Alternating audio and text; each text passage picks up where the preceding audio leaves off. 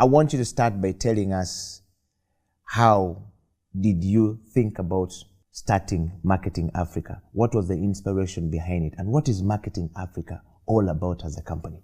When I was at the university, we had a publication. It was called the Marketing Review. And we were able to publish that magazine and get 18 full-page adverts at that time, which was a first. I've never seen it up to today.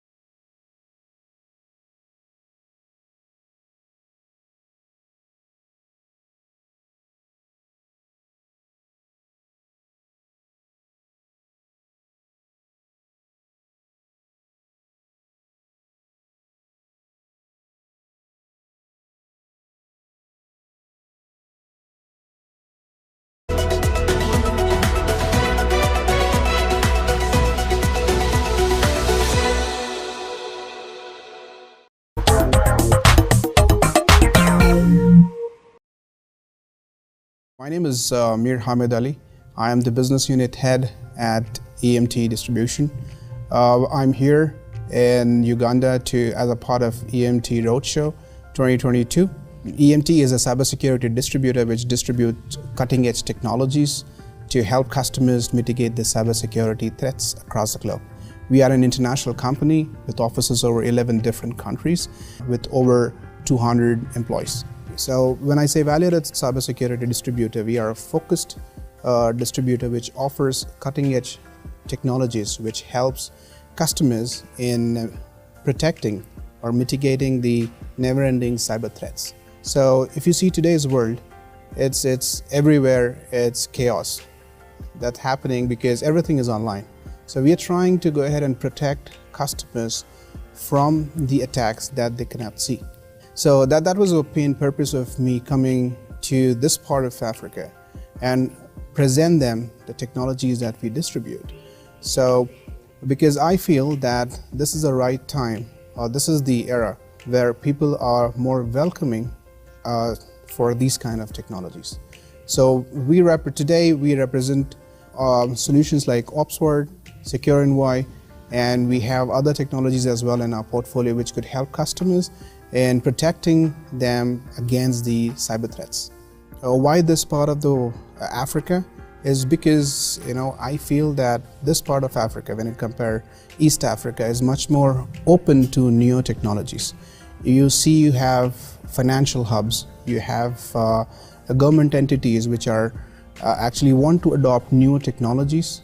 That's where we think that this is the right time where we could present them solutions which is great and which is going to help them in securing themselves.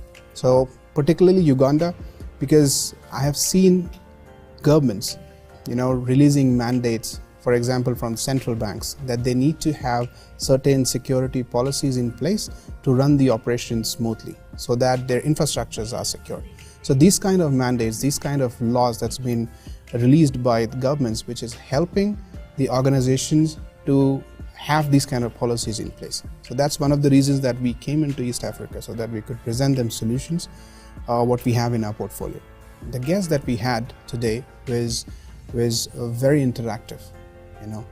That shows that the solution that we presented actually addresses the pain points that they're facing on a day-to-day basis, or they see that they might face in the future. So that was one of the key reasons that we thought that this OpsWord technology that we presented is helping the people across the globe. So why not here? So we tried to replicate and it worked. And I'm sure that's going to help the customers in a way where they would be protected with the new cyber threats. See, the future for cybersecurity is very bright because cybersecurity is evolving on an hourly basis. It's not daily, it's hourly basis. We have solutions which caters to almost every segment of a cybersecurity framework, starting from endpoint to securing critical infrastructure. For today, as we have limited time, so we couldn't focus on the whole portfolio, so we pick and choose 2 technologies which we thought that, okay, this is the technologies which is going to help and the customers that we're trying to focus on. So moving forward, hopefully by next quarter, we would again come back with another 2 solutions where we present them to much more larger audience. And my name is Mir Hamid Ali. I am the business unit head at EMT Distribution. I'm here in Uganda as a part of EMT Roadshow 2022. EMT is a cybersecurity distributor which distributes cutting-edge technologies to help customers mitigate the cybersecurity threats across the globe. We are an international company with offices over 11 different countries with over 200 employees.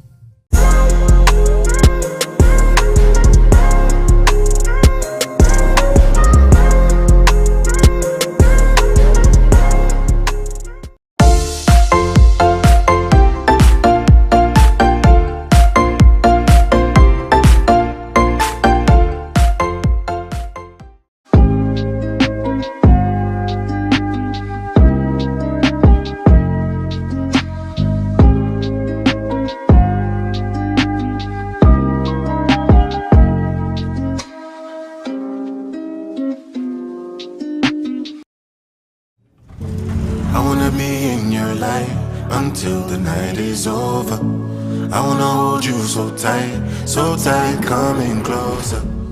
Jesus, you've given us a good day today, and you've given us a good reason. We know marriage is a gift from you. We thank you for the blessing of their parents and the blessing of their friends. We pray that as Jalia drives this car, she'll be safe and reassured that there is love and there is hope. Bless Atine, bless Jalia, bless all of us together. In Jesus' mighty name.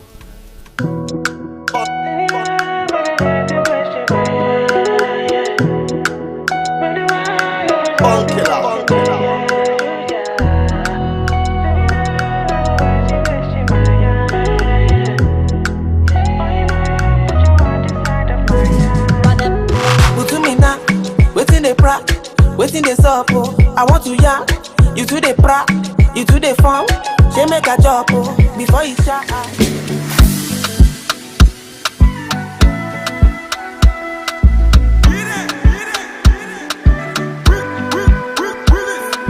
The last time that I checked, now before I digress. My girl, you told me that I'm not your love interest. See my girl, the last time that I checked, see nothing ain't changed yet, except that I got a big bag and a big flag. Don't make nobody tell me nonsense, my nigga. Jaria, I give you this ring as true testament to the love that we have for each other, and that we shouldn't wait for too long to formalize everything.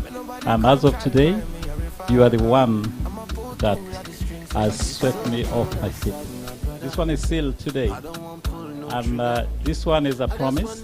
17th of December this year, we will go before the Lord to formalize everything. That will be our wedding day. I love you, Jaila. Surely you the person for me, oh. I know nobody matter more. Nobody matter. Hey. Nobody matter. It be like I don't win a lotto. I know if you cool it down more.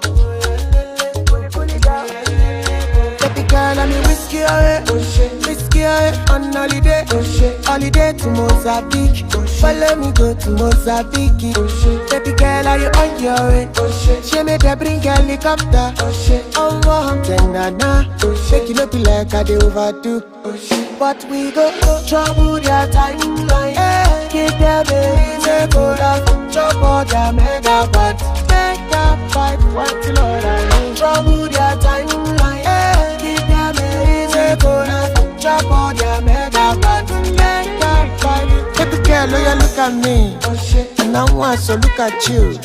Keep it tight in a wine wine. Keep it tight in a wine wine. Baby girl, oh yeah, look at me. And I want to look at you. Keep it tight in a wine wine. Keep it tight in a wine wine.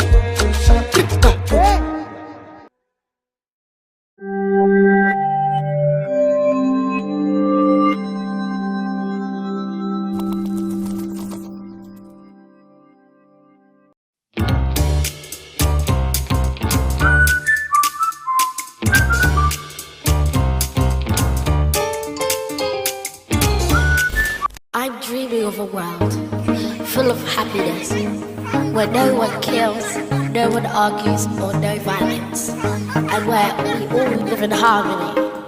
We all celebrate all the things that we have with our families and each other.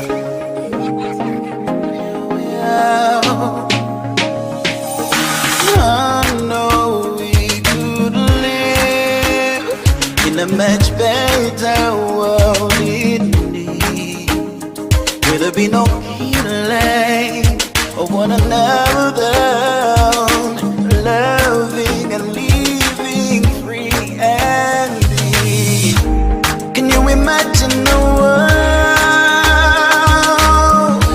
full of peace, love and joy, where every boy, girl, woman and man live in harmony? That's what we need.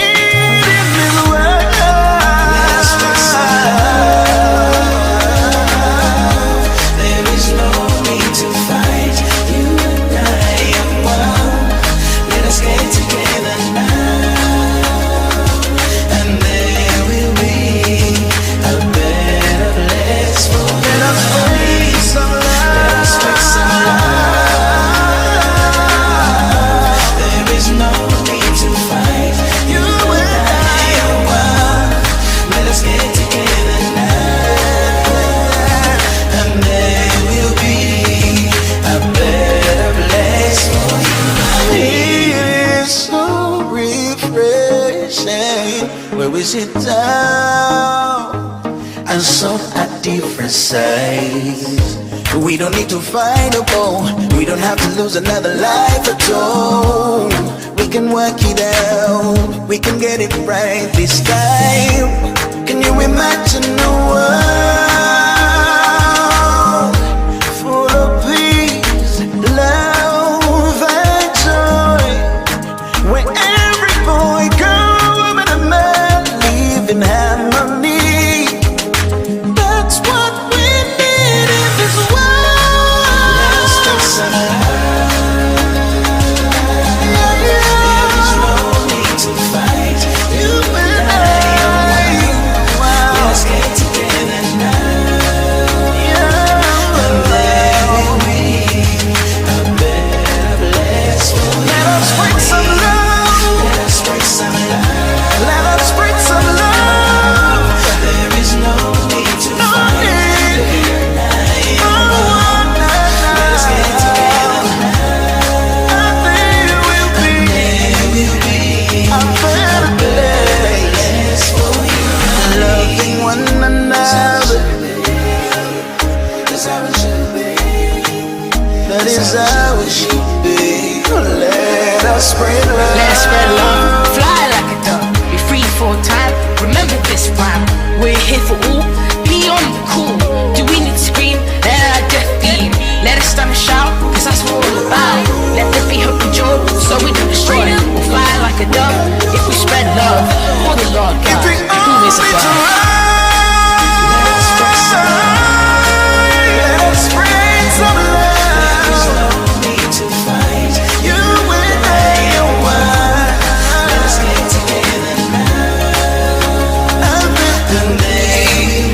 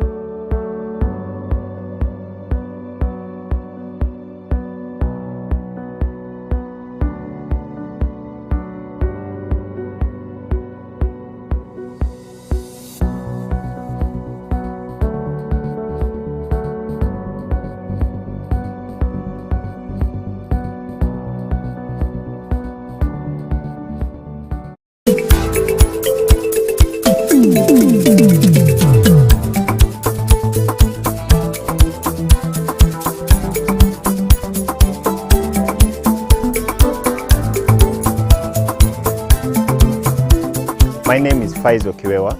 I am the founder and the artistic director of Baimba. Welcome to this year's edition of Doa Doa 2021.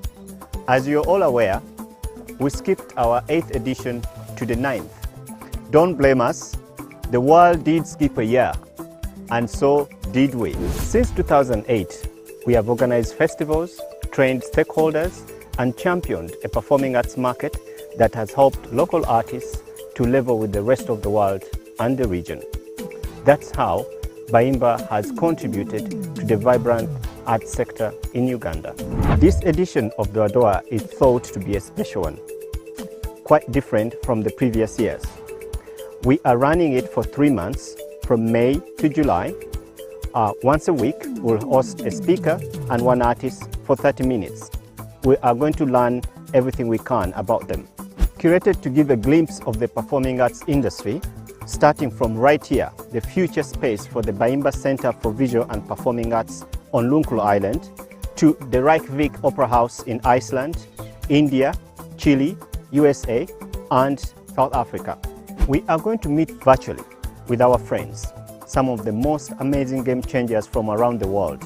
They are going to tell us about their spaces, their initiatives, the opportunities, and the possibilities. We thought this edition of Doa Doa would take us around the world, and we think we owe our audience what others have got to offer, and hopefully they could be inspired.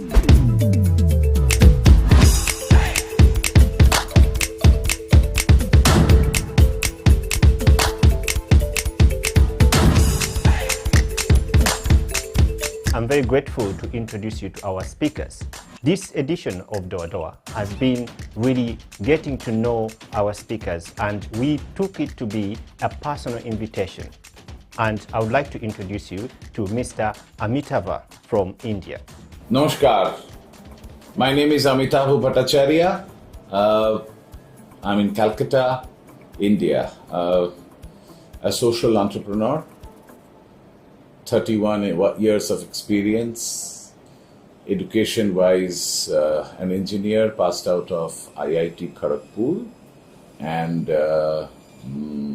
Gurukul Chevening scholar from London School of Economics. 10 years I was in software, returned from Silicon Valley, US in 99, and then started banglanatak.com. Social enterprise focusing on culture and development. How the rural traditional culture can alleviate people out of poverty, how it can move towards an inclusive development. And slowly, with time in 20 years, what we see is that when pride and recognition returns, and when the socio-economic gain happens in traditional artistic communities, then they come forward, participate in development, and the village, the artist, and the art form get vibrant. The art form gets safeguarded, the artists are on their own, and overall it's really a holistic development. With this background, let me go through a brief journey with you. I'll start with North Bengal and then come to the South Bengal. The city of Kolkata, which was the capital in the British days, but now capital of West Bengal.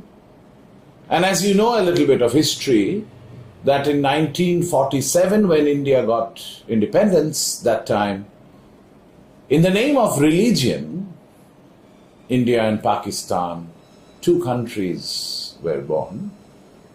Pakistan was born and Pakistan got separated from India. And that time, two states which were divided, one is West Bengal, Bangladesh, which is Bangladesh was part of Pakistan, used to be known as East Pakistan, and then became Bangladesh in 1971. And another state which got impacted is Punjab. But coming to Bengal, we share many of the cultures, the language with Bangladesh because it's our neighboring space. We were together, but now we are separated. Starting North Bengal, we get Bhawaiya, the music of North Bengal. It's a wonderful music. It's a music of daily lifestyle. It's a music talking about the essence of daily life. When husbands go out to work, women wait anxiously when their husbands are coming back, when they're returning. When there is flood, what is the disaster? What is the trauma people go through? All these were part of Bhawaiya. There are almost 4,000 practicing Bhawaiya singers in Alipurduar, Jalpaiguri, Kuch Bihar districts. These are all, you can say, forest fringe areas and called duars. We have duars and hills in North Bengal. Coming to hills, Darjeeling, Kalimpong, these are basically the Himalayas foothills, and there are 16 communities, the indigenous communities which have their own traditional art and culture, and they have their lovely music too, and the indigenous instruments and everything. When we come to middle of Bengal, we see the music has changed. There, the primary music, we see the baul music. The bauls of Bengal, one can say, is the soul of Bengal. Now, bauls basically, unlike other folk music, baul is not a lifestyle music. It is a music with philosophy. It is not a religious music, but it is a spiritual music. It talks about crossing the barrier. It talks about no barrier of religion, no barrier of caste, class. It talks about respect our opinion, include all, and it's a music of brotherhood. To me, it is a music of democracy, it is a music of socialism, and music of mankind, celebrating the pluralism and cultural diversity. There are almost 2,300 practicing bauls in 5 districts of Bengal, in the middle of Bengal: Nadia, Murshidabad, Birbhum, Bardhaman, and Bankura. If I come to south of Bengal, we see Bhatiali, the music of river, music of boating. And there, again, it's a lifestyle music. Your boat travels, you don't know when they will come back. The enjoyment and the turmoil with the nature. And that is exactly the Bhatiali music. There are almost about 100 Bhatiali singers. With the motorized boat, now you don't get to hear that music in the boat anymore. But the community still practices, enjoys, and leaves it at its leisure time. Coming to the west of West Bengal, which is primarily again a forest fringe areas and also the indigenous people again, the Santals and other indigenous people. There you get to see the Jhumur, the music, the song and dance. And also it's used to be known as Chotanagpur later. And also we see the Chow dance, the mass dance. In 2011, UNESCO accredited that with the Masterpiece Heritage of the World. So, and even Baul got it in 2008. It was a shared heritage between Bangladesh and India. More or less, one can actually talk about these are the musical. And from the handicraft side and the other culture side, I'll say Dokra which is the metal. That's a very traditional space that few artists, they live in Bardhaman, Bankura. That's one of the primary one. Patachitra, the scroll painters, they still use natural color. That's the beauty. There were 8 artists in 2004. Now there are 352 artists. I think that's something is very essential to understand that this is... Now, what is our initiative? Our initiative, as I said, that we are primarily focused on how to save these traditional art forms, but saving is not by us, rather by the community. So that means how to empower these communities to come forward with their traditional art and culture. And when we do that, so what we do? When we go to a community, we try to build their capacity, we link them directly to the market. Directly, it is a very important word, so that there is no one in between. And then thirdly, we do a lot of exchange collaboration, and then we plant a village festival in their villages, celebrating their art and culture, and it should be calendarized. And that's how since 2004 we started working, but the village festivals we started planting in 2010. And till 2020 February, we did all the things, then onwards, the corona situation took over worldwide, so we couldn't host that. Now, these are, you can say, the more or less the significance, and is that these are significant art forms, and instrument-wise, dotara is a very, very important instrument in Bengal. Of course, we have the bamboo flute and the dhol. And the city of Calcutta, which got influenced by all the music and everything, and also the Tagore's songs are a big part, because Rabindranath Tagore, the first non-European Nobel laureate, is part and parcel of our culture, and his influence on our part is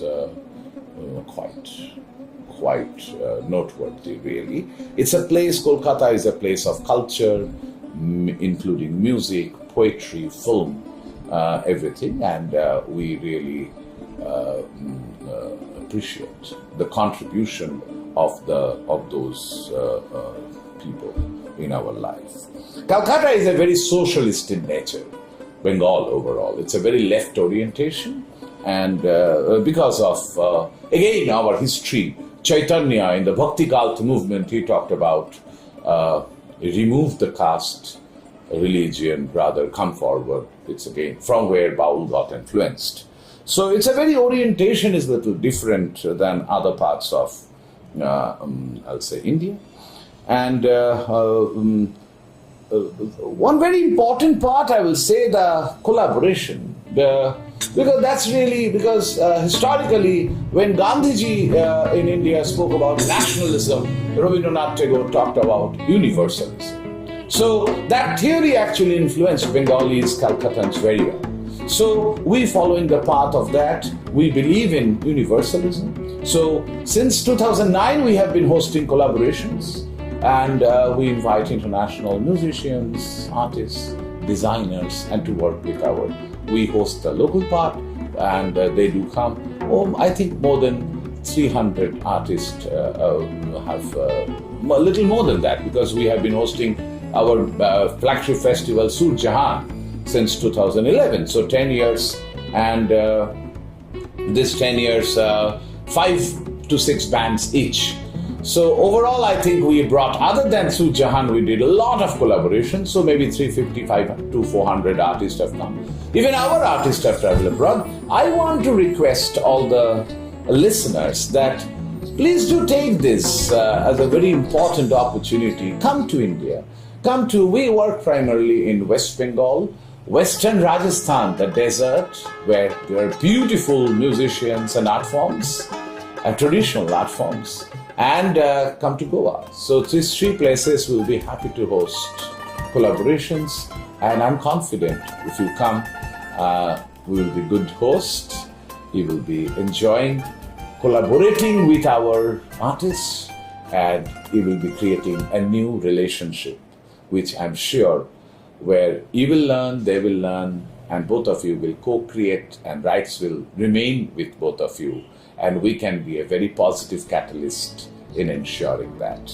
So with this small note, my urge, my request to all of you, invitation to all of you, that please do keep in touch and check our sites. We give always the calls: www.banglanatak.com, www.bncmusical.co.in.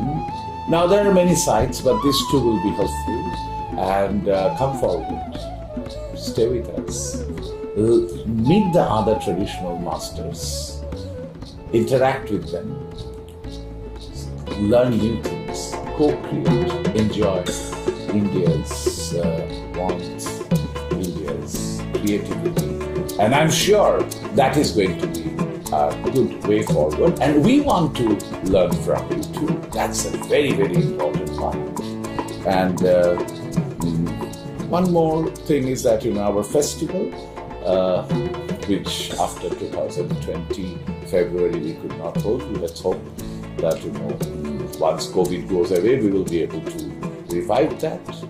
Now, the unique part of our organization, we have never taken donation in 21 years, and so we are not driven by any agenda. The agenda is created by us. An entrepreneur or any business makes the profit if they can, and takes the profit to the owners. A social enterprise does the profit, if possible, and then shares it with the communities. And that's a very important definition and participative approach that we have. Music is our passion, because we feel that with creativity, innovation, and music, we will be helping, we will be working, we will be together, we shall overcome, and we can be part of a much more peaceful world than we are in today. It is a journey not of mine, it is a journey of ours.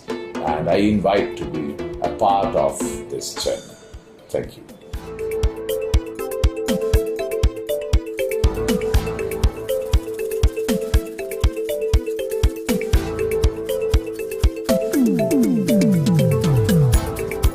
As you've heard from our speaker, I would now like to introduce you to the Artist of the Week. This year, we really tried to focus on getting to know the artist, and I would like to introduce you this week the Entenga musical drums from the Central Buganda.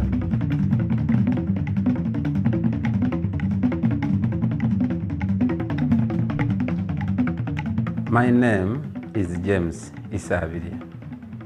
I am a doctor of music education. I graduated in April 2019 in a doctor of music education at Auckland University, Rochester, Michigan, in the United States. And Entenga music is actually publicly known to be royal music that is performed in the palace and for the Kabaka, or if you might wish, king of Buganda Kingdom. Amanya gange zedi Livingstone musisi mukalazi. Mukalazi lyachika musisi banzala musisi ayita. Ngombe yo Entenga yo yajja Kabaka kyabaggu ngava esese. Kwagaba waliwo abazimukubira ali sese. Nazimunyumira najja nazo mu Buganda. My full name is Professor Sempeke John. When I start talking about music, I don't want to stop because it has made me who I am. I started playing music when I was 9 years old because my dad and had a group, and the group is still existing. It's called Aboluganda Kwagalana, which he started in 1945, and up to today, I'm still learning it, although he passed away. As a student of music when I was growing up, I read about it. And I was interested to know what it is. Then at one point I saw in a book that was written by Edward Galazimukasa, Anthology of Ugandan Musical Instruments, and I found a picture of a line of drums with the people holding the sticks that are carved, and that I had never seen in Busoga. So I thought I should listen to this music somehow. Ngoma ezo ndi musiige mu lulimi lwa Ssaabasajja Kabaka. Nasiigibwa mu mwaka gwa 58 mu lubiri ebaamunaanika. Kati entenga ezo zaaliyo. Kati baazikubanga ne zinnyumira. Ne njagala okugenda abazikuba ndabe bakuba. Naga kinyeganyege ne kinkwata ng'omwana ne njigirawo. They are royal 12-tuned drums plus 3 of them, which makes them 15. They are played rarely in the palace, and especially for the king. Once you hear Ntenga playing, then the king is in the palace. My dialect alone connects me to these drums and forces me to find out more about them. Could they be connected to my own, heritage, to my ethnic society? And in the process of working with Musisi, he actually kept on insisting that Ntenga came from Busoga. It was brought by one of the early kings of Buganda. Engoma ezo buli kika mu lubiri kirimu engoma z'ekikuba. Abakondeere, abaki, kati ekika ekyo kya Lugave. Ab'Olugave be bannannyini engoma ezo. Be bakuba engoma ezo nga mujaguzo biki. Era Kawuula yatwala engoma ezo mujaguzo, Entenga, byonna yabizingiramu. Za buwangwa. I contacted a friend who happens to be a director of Bayimba. He's called Faizo Chiwewa. Those of us who might know him. I said, he actually talked to me that, James, I'm having an event of Doa Doa, which I had, known of even years before. And I said, yes, talk about Doa Doa. I have something that would be exciting. We have revived the King's Ntenga music, but I doubt that I even have a chance to meet the king. First of all, I'm from Busoga. How do I go through the processes? And I'm a teacher. Really, I'm focused on this music more than I'm focused on other big things, including the politics of our cultures and our nation and things like that. I want to be a simple citizen who is free to do my things.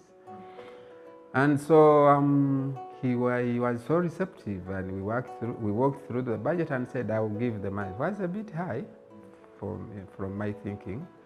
And so they came out to perform at Doa Doa in the National Theatre. They were actually playing opening act of the Doa Doa event. And so somehow this made it known that actually there are some Ntenga players. Following that Doa Doa event, there was a coronation ceremony for the king. And some Baganda leaders, Baganda kingdom leaders said, by the way, there were Ntenga performers in Doa Doa. We have to find them. Each tribe has got its own culture. And so these are for, Buganda. And we are related a little bit with Basoga.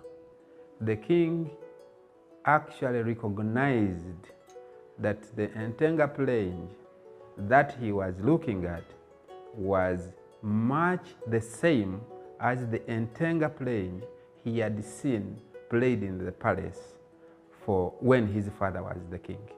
He actually said, I want to thank the Ntenga players because they played the music in exactly the same way as those Ntenga players who played in the palace those days. Ekivuga ekyo kyekusifu mu lubiri lwa Kabaka yabwa yakitumyanga nekimuvugira ng'ennaku emukutte oba nga ayagala okusanyuka nagamba nkubira engoma Ntenga. Nakutali bivuga birala naye ng'ekyo kyokka kyekusifu kyeringa n'ammanju watwekobe. Going back to look at this music and what makes it really unique, for me, it is the interlockingness of these skins.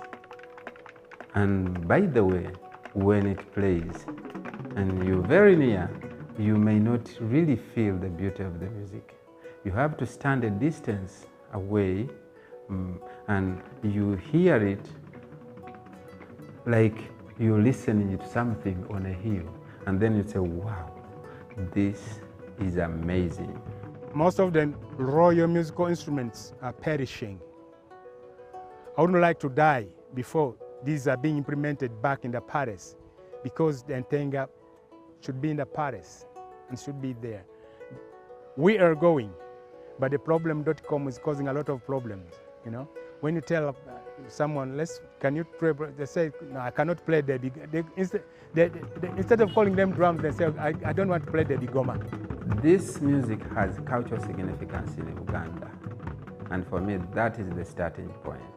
I really needed to respect the context, the cultural context in which this music was birthed.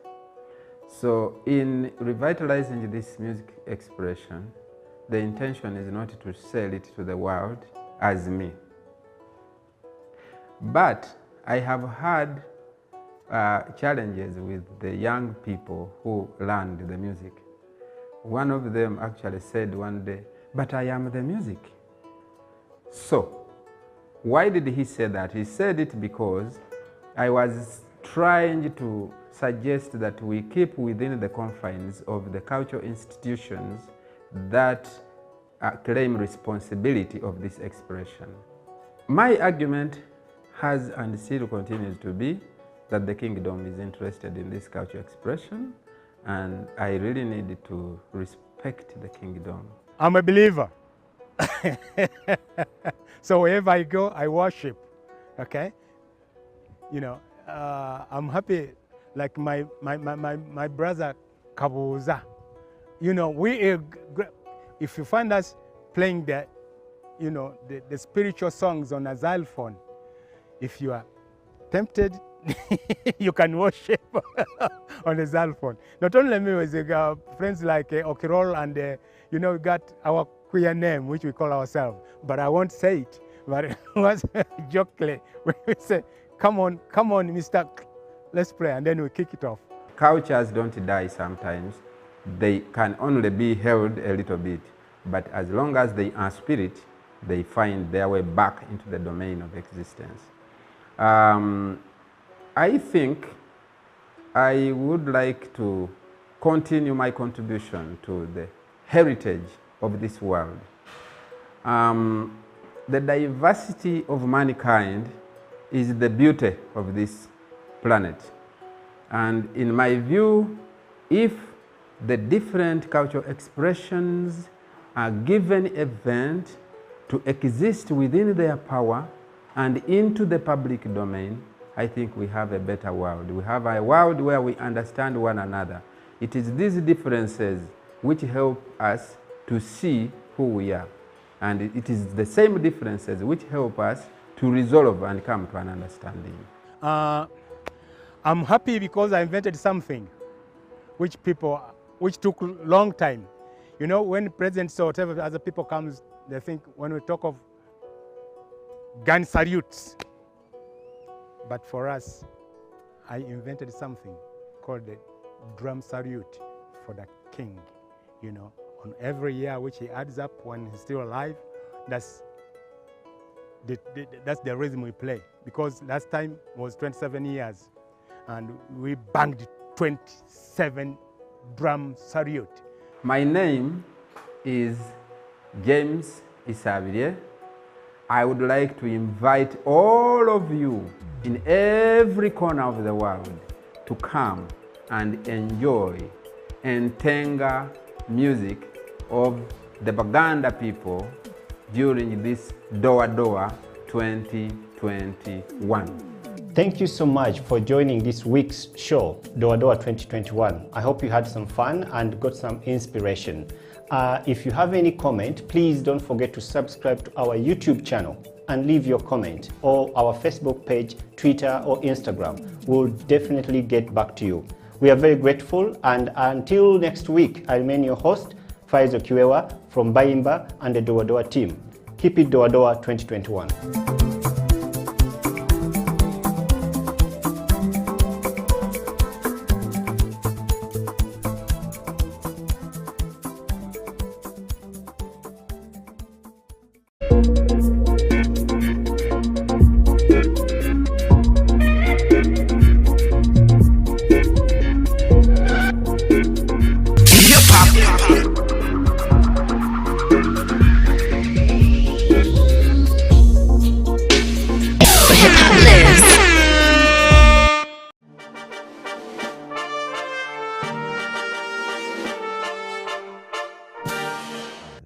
I want you to start by telling us, how did you think about starting Marketing Africa? What was the inspiration behind it? And what is Marketing Africa all about as a company?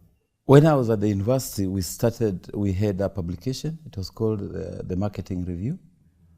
And we were able to publish that magazine and get 18 full-page adverts at that time, which was a first. I've never seen it up to today.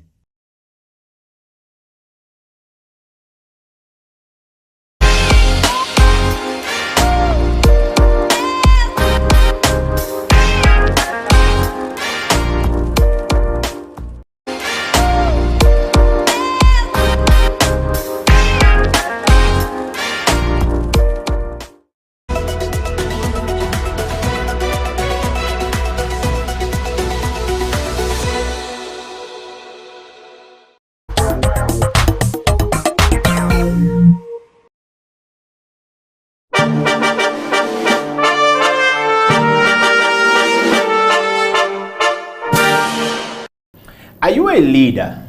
Do you know what leadership is? Do you understand change management or even transformation? What are you doing to change your life? A lot of people don't know what to do and how to do it, and how to go about the situation they find themselves in. And quite often, so many people are confused. But on the CEO bench, we strive to give you opportunity to be able to learn from those who are doing it well, those who have done it before, those who are doing it, those who are on the rise to the top, and those already on the top, and as well as those who are on the top coming down.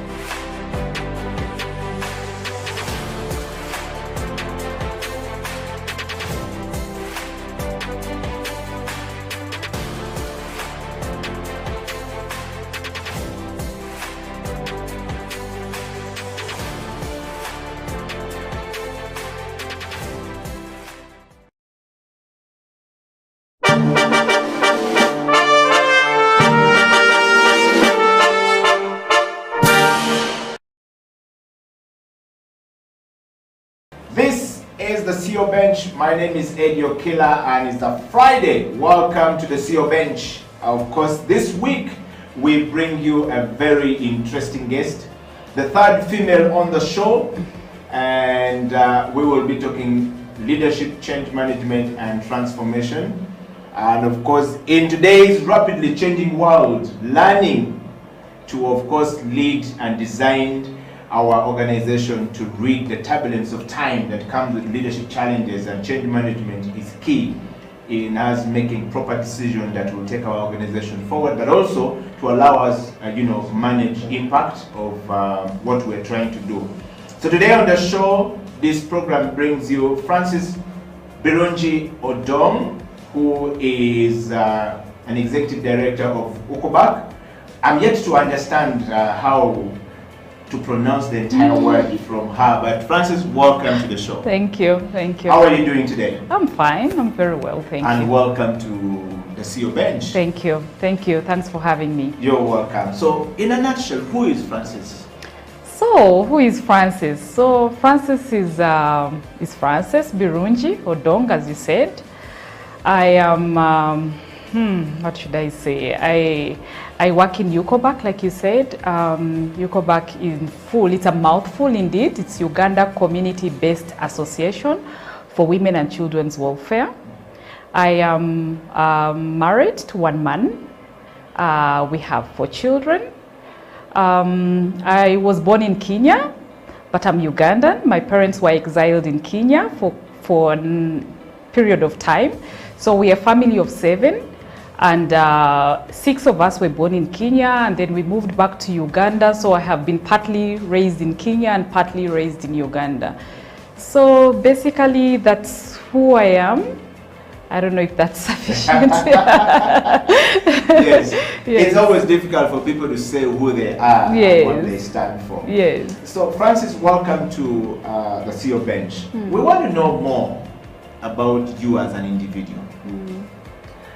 How did you end up where you are in what you're doing today? Since you said you were born in Kenya because your parents were exiled in Kenya, why did you choose not to stay in Kenya than to return to Uganda and to end up to what you're doing today? Yeah,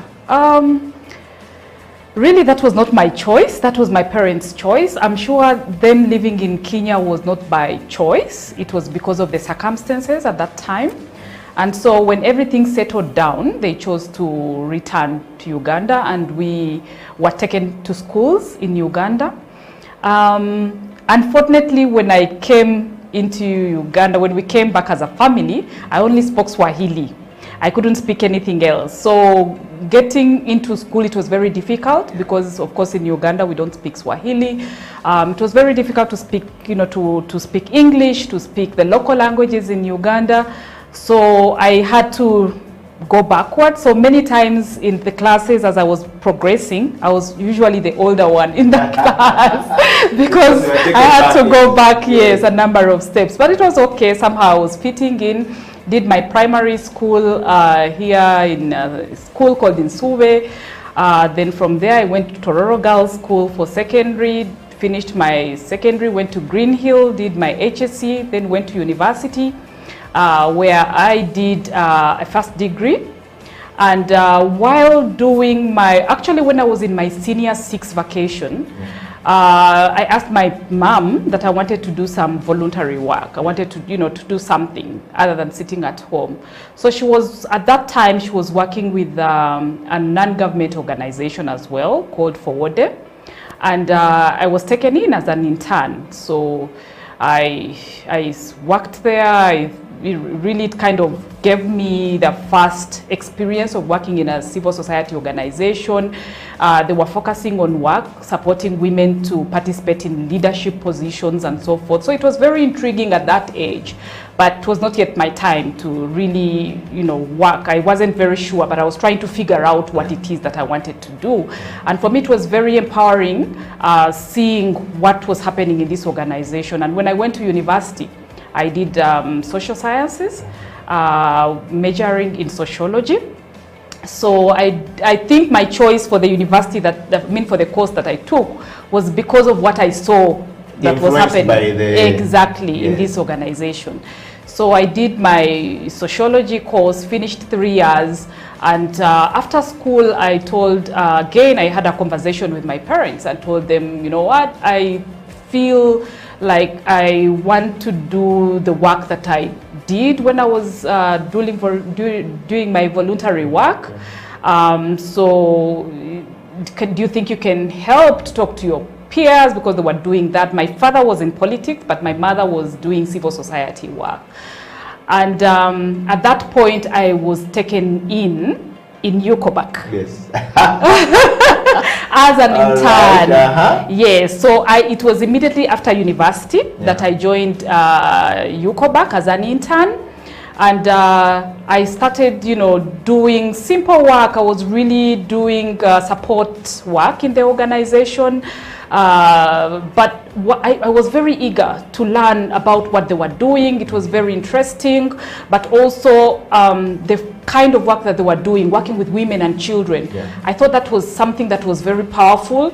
I moved to the field with the staff that were in Yukobak at that time, and did, I would do the support work of giving out paper or serving tea or serving, you know, anything that I could be, you know, asked to do. But in the process, I always sat in the classes for the women and the children, and I would look at how the staff were impacting on these lives. It was very interesting to see how people's lives were transforming, you know, from nothing to something. So really it built, it built my interest, but also I felt that I wanted to know more about how I can contribute in a more meaningful way in this sector.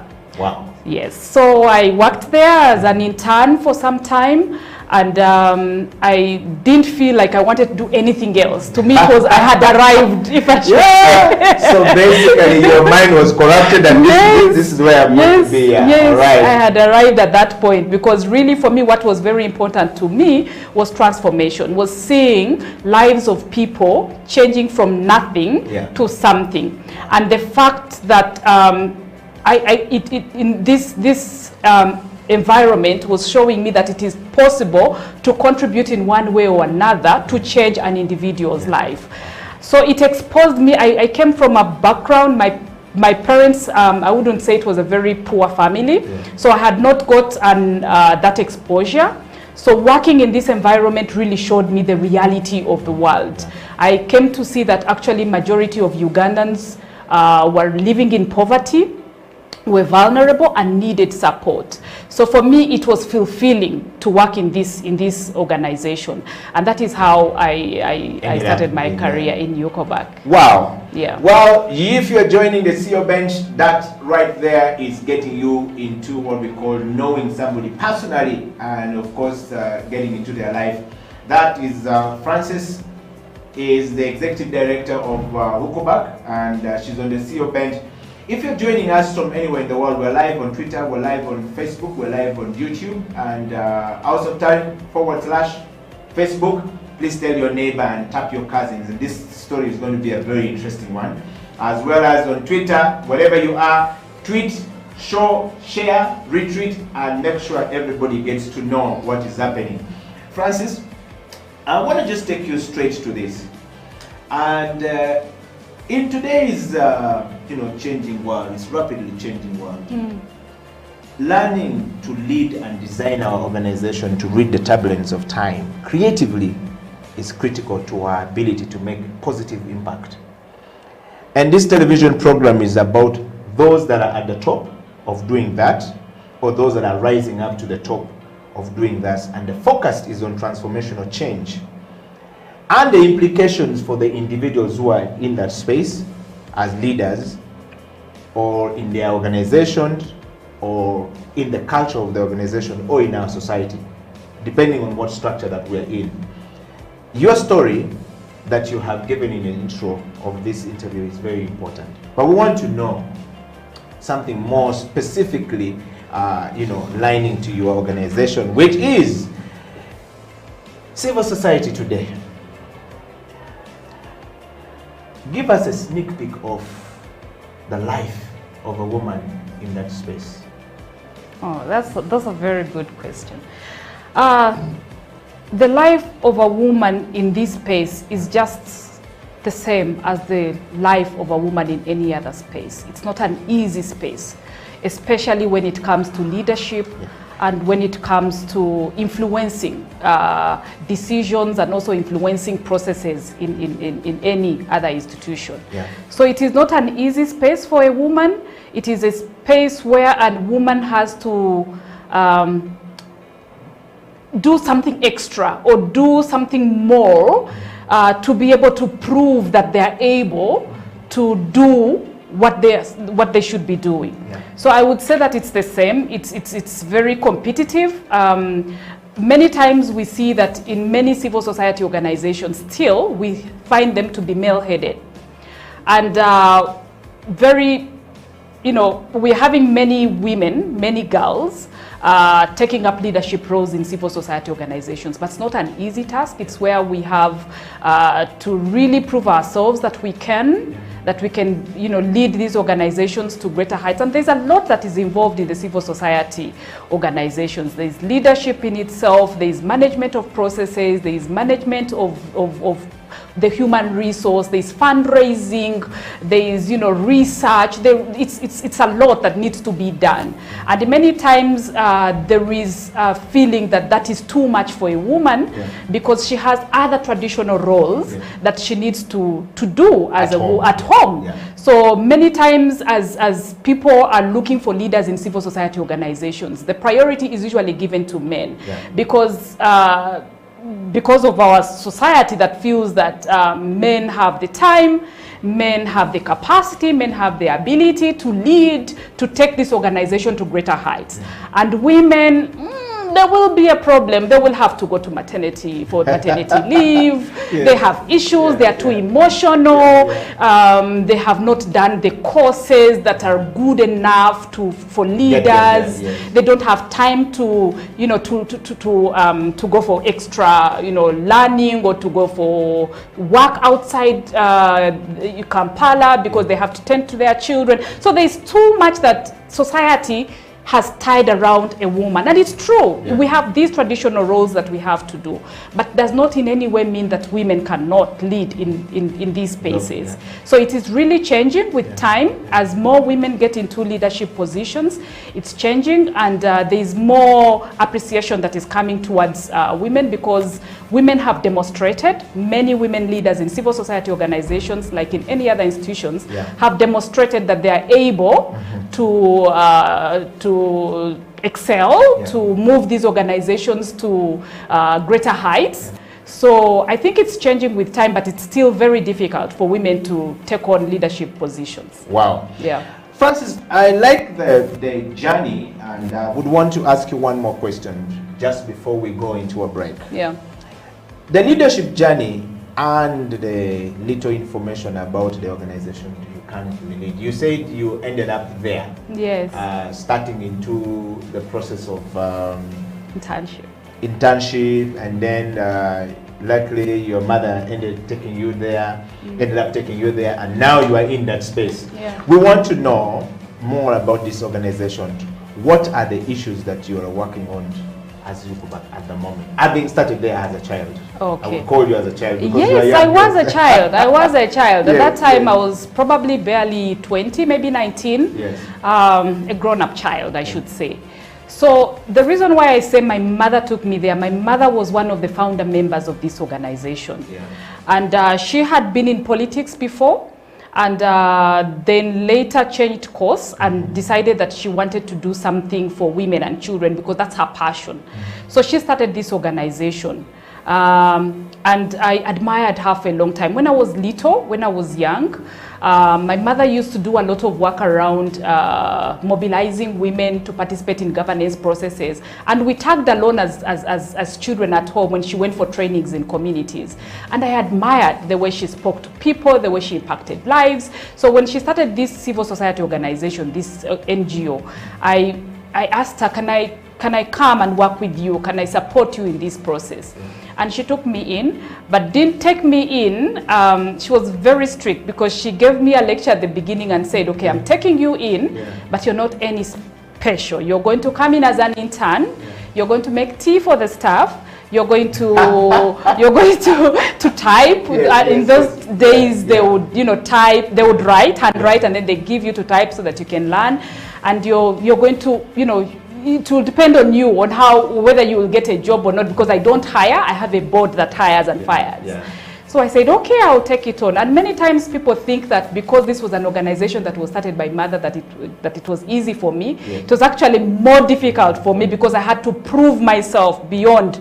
I had to prove to her. I also had to prove to the board that I can be, I can work here. I am not taking advantage of this. I can do my best. I can contribute to this process. So so I got into this organization, and one thing that I did is that I worked hard. I worked hard at that time with the roles that I was given. I did them to the best that I could do. if it was typing something or going to support staff in the field, I did my best. I did not at any one time feel like, oh, I am someone's daughter, I am special. My mother is she's the founder member here. Yes. No, I did not have that at all. I worked hard, I proved myself. And when there was an opening for program officer, I put in my application. And I competed with many other people, and I was taken on as a program officer in the organization. And still as a program officer, I worked hard. I delivered. Excellence is always something that I strive for. Yeah. So I worked hard, I delivered, I proved myself. I moved the organization to the level where I felt it should be at that level as a program officer. Yeah. And I have moved in this organization from one level to another. I started off as an intern, I became a project officer, I became a program officer, and now I am the CEO. So it has been growth within the organization that has not been handed to me, but I have worked hard for it. Yeah. I have had to prove myself. And and I think really what I can say around that is that many times when girls or people are given opportunities in the organization, we take things for granted and don't put in a lot of effort to make sure that we prove ourselves and grow our careers within that organization, or move the organization from one level to another. And for me, that's what I did differently, and that is how I've been able to reach where I am. Wow. Yeah. So it was not like come here, hand it over a silver plate, and receive it, go with it. No, it's been really hard work. Yukoback is actually governed by a board. So even if we had we had other CEOs, they saw the work that I was doing in this organization. I was a young girl, but I was working hard. I was striving to learn, went back to school, did my master's degree. I got a master's degree in human rights, came back and tried as much as possible to apply what I had learned.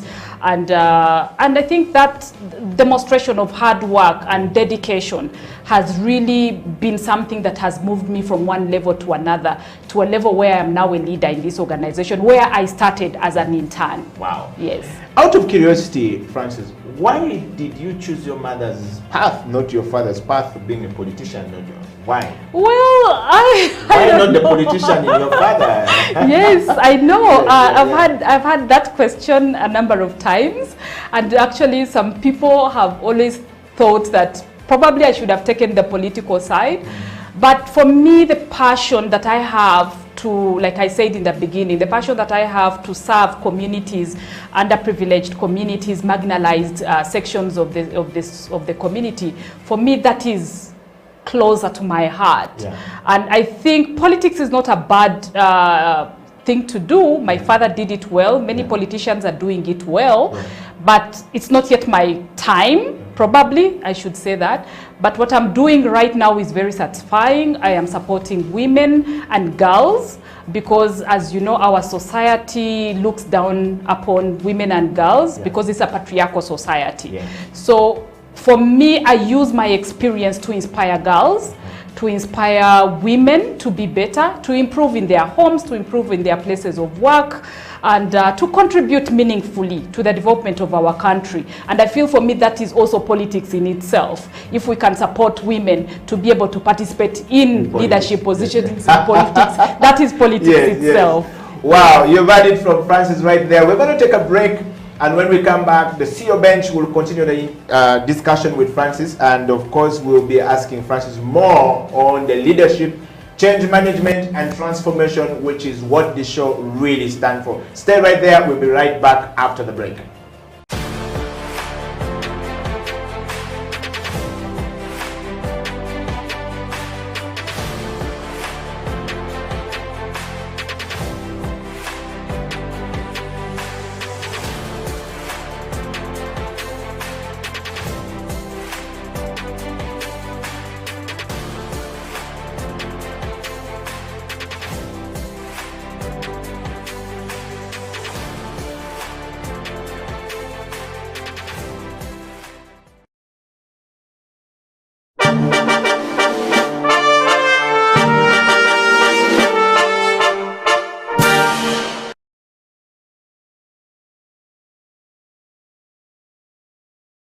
On this show, we brought you the former executive director of KCCA, Andrew Chitaka. You've had a beautiful story coming from him. And we brought you a business philanthropist and, of course, a business mind trainer. Dr. Jean-Paul Olowo was here on the show, as well as, Tony Toa. We brought you Mona Faces. But this particular show today brought you the person with the heaviest vote, the fourth female on the show, Santa Nzo. Welcome back to the program. It's a pleasure. And Eddie, just before you ask me, I just want to thank you for using your huge platform to educate, to inspire and motivate, Thank you, Santa. Others. Thank you, and Santa. also for giving me this opportunity. Thank you, Santa. Thank you. In fact, we didn't give you the opportunity. We have no power to give you the opportunity. Those who you serve, who have interacted with your brand, who have interacted with you as an individual, are the very same people who said, we want to see Santa Nzo, and they voted you overwhelmingly. And so we said, our job is to provide opportunity and the platform for you to be here. And in so doing, we are happy that you are here and you're able to answer some of these questions. So we want to say thank you everybody out there who voted Santa Nzo to come on the show. And I would like to say thank you to my sister from another mother, who is the assistant professor for design communication in Washington University, Professor Penny Nachayo. One of the people who follow what you do. Yes, Daniel Engole, all the way in the US, Soul Reverend, if you remember him. Oh, wow. Yes, and Chigola Mwendo, all the way in Germany. Edwin is a resident panelist of coffee at Endiro. We drink coffee together, yes, so from the coffee place. Thank you. So there are quite a number of people, and my wife, who is at home, who follows you quite a bit. So there are a number of people who voted for you. Unfortunately, we cannot pronounce or rather list all their names out, but we want to say thank you very much for them. And Santa, welcome back to the program. We want to dive straight into the question of change management. Santa, change management is a very systematic approach all through your life and your journey as an MD of Arapapa. I hope I've gotten this time right. Arapapa. Arapapa. Yes. It's very key. It's tagged and pegged on change management. You are managing change from every angle of your movement to where you are. And we've learned quite a bit in that journey. But I want to take you straight to change management, which is a systematic approach to dealing with transition. The transformation of things, you're transiting from one end to the next end. You've told us the story of how you started as a group.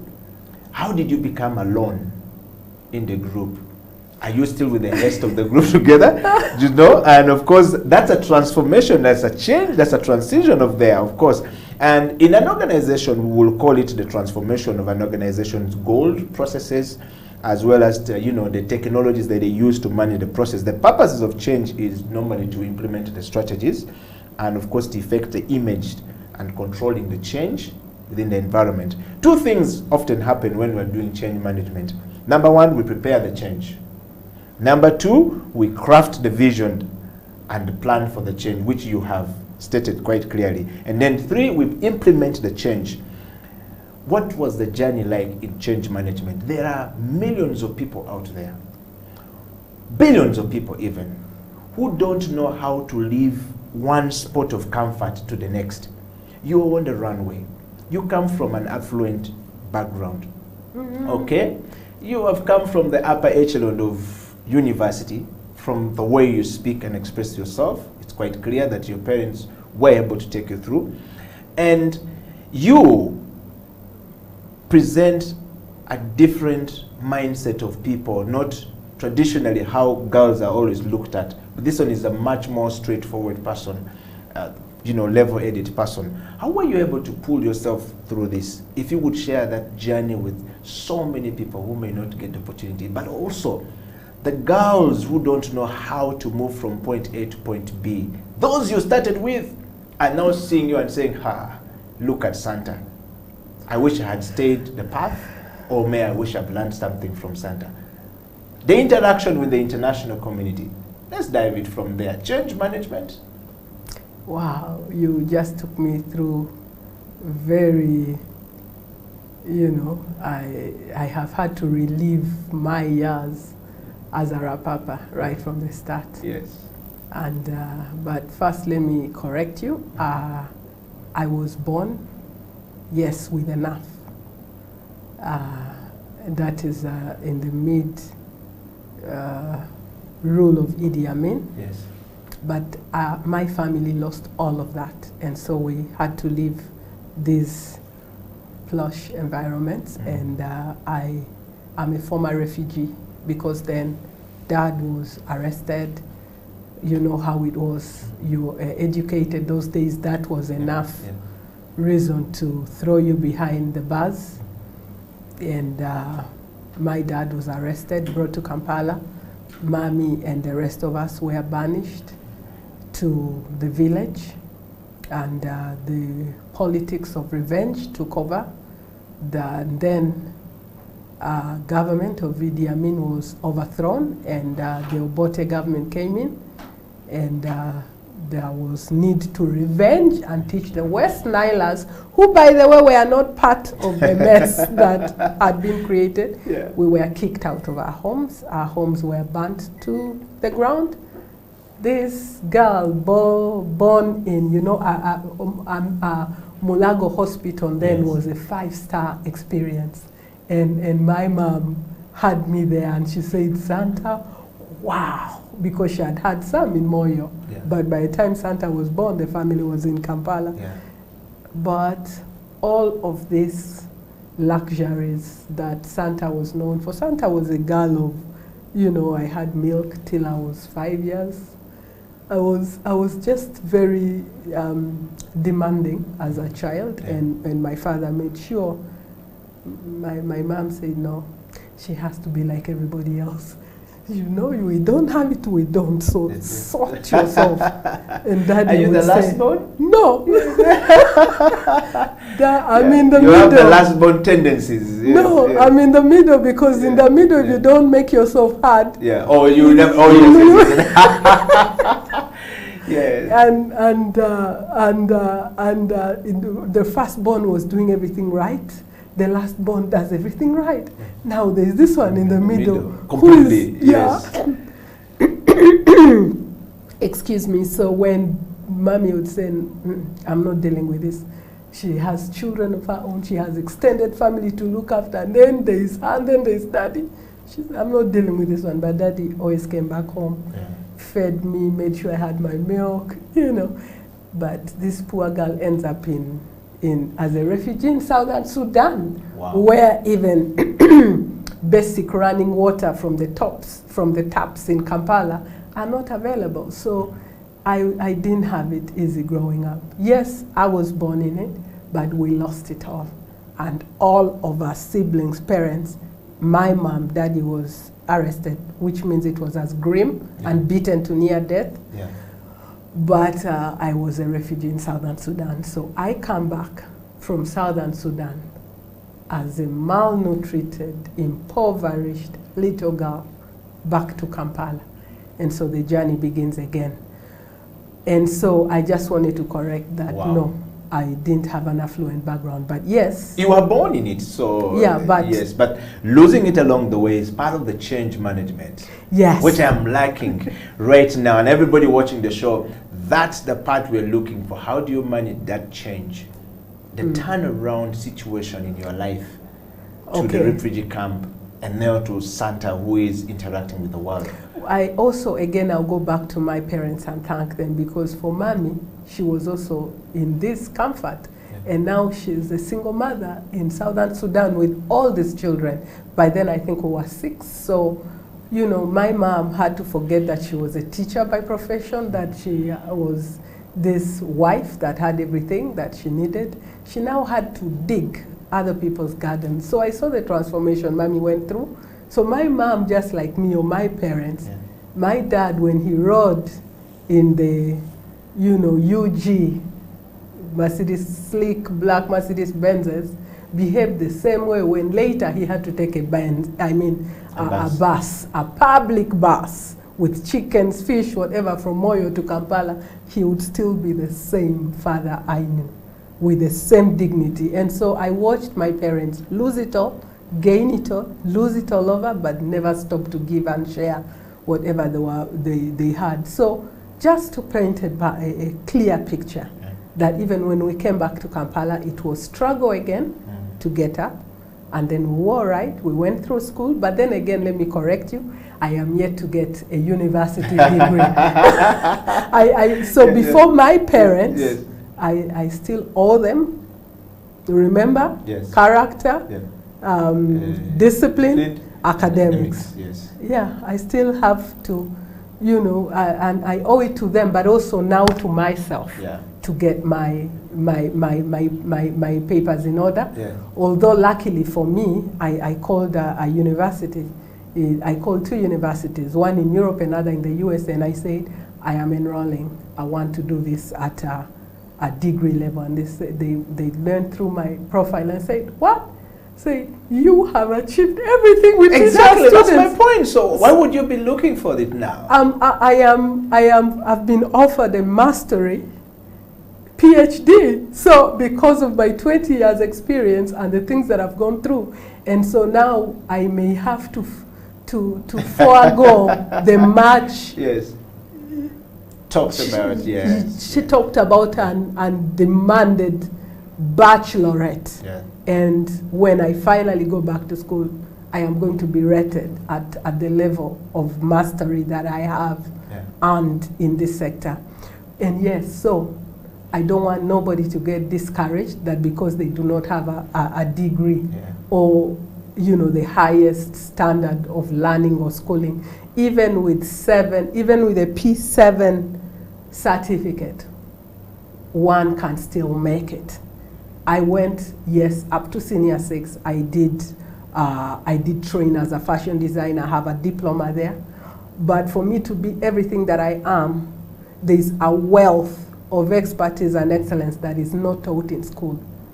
It's taught at home. You get educated, very academic in school, but then life experiences, the experiences we go through day to day, give us the wealth of knowledge and wisdom that we need to actually make it in life. So don't think that because you don't have a degree or, you know, that you're not, no. A degree is actually nothing if you do not have the required value systems of successful enterprise. Wow. Wow. That already, let's just take a moment to just take in that one, Santa. I think that on the change management, on a scale of 1 to 10, to me, you've already scored 9, if not 10. Because a lot of people don't come out very clearly to talk about this because they fear that there will be stigmatization happening or will come to them. But to see where you are now and what you're talking about now, those two are completely a mismatch.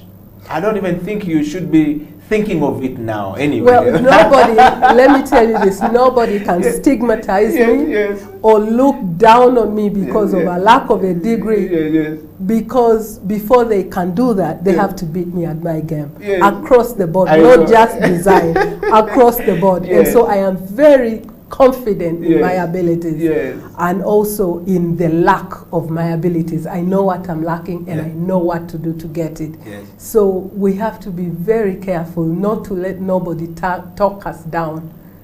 The Christ we follow as a Christian that I follow, I don't see a master's or a degree anywhere.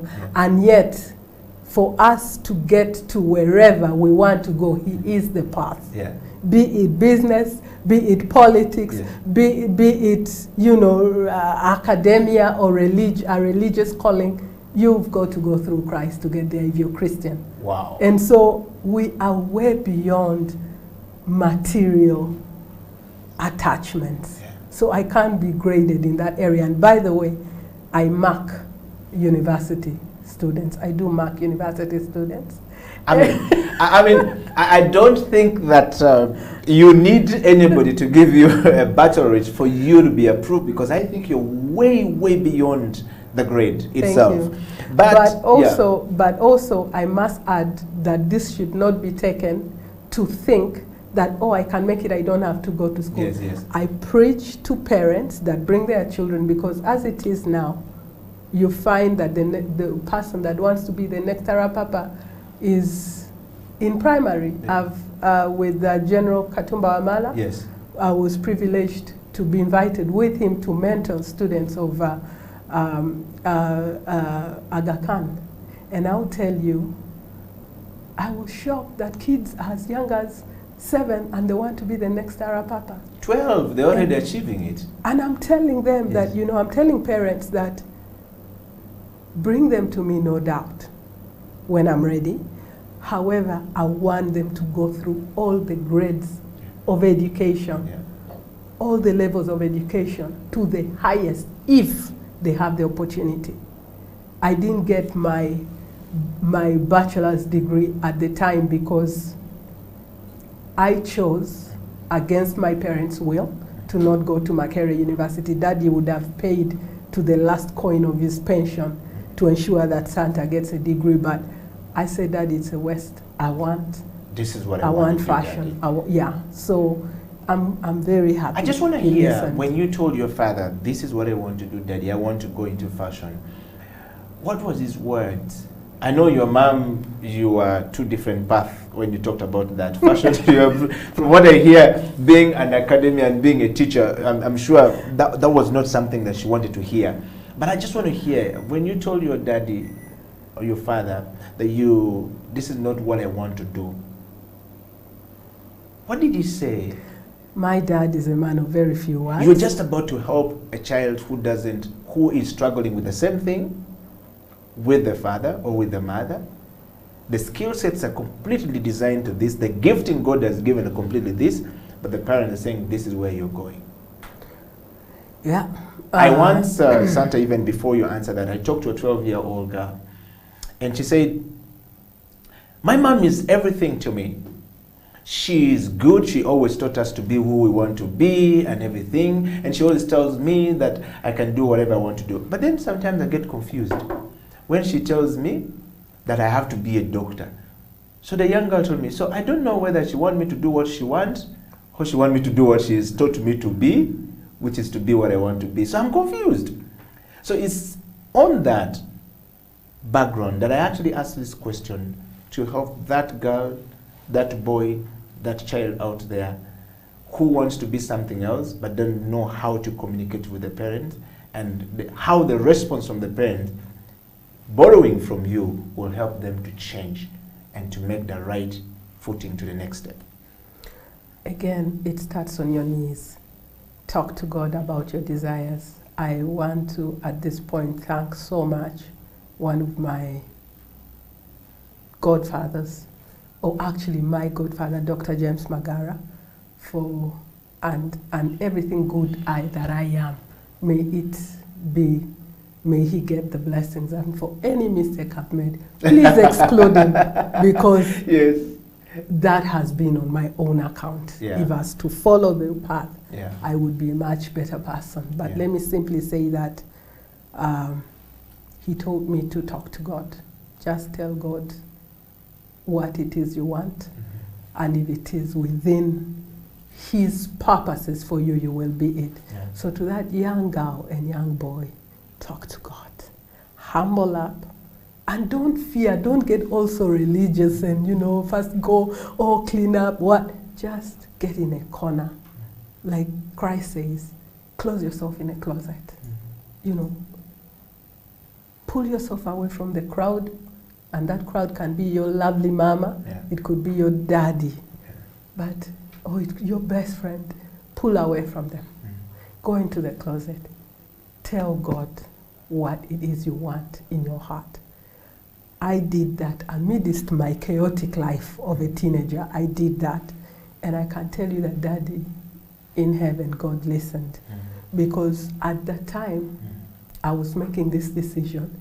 God had nicely moved out my mom out of the equation in Kampala, yes, took her back to the village where she was so thrilled to take up more children younger than Santa and groom them, to grow her orchard, you know, to... Forgotten about Santa. She didn't forget about me. Her Forgotten ears were on the ground. Yes. But, what is she doing? But I thank God that my mom was not in Kampala, because I'm telling you that she went on national TV, on NTV to apologize and to advise parents. I think about a few years ago, she was called and she had to go and apologize and say, I am sorry.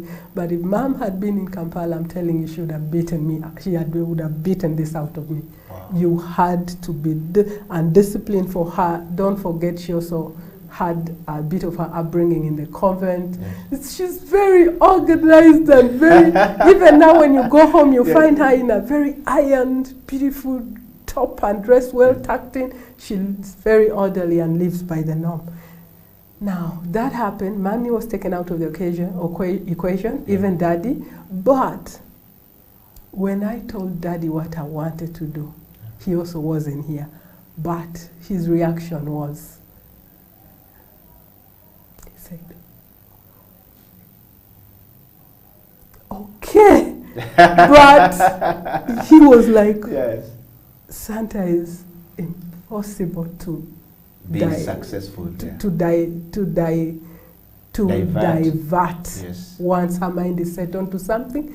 But I believe when he went quiet, he was talking to God as well, like, help my little girl. And so I then had to get a job with a little pocket money he had left me.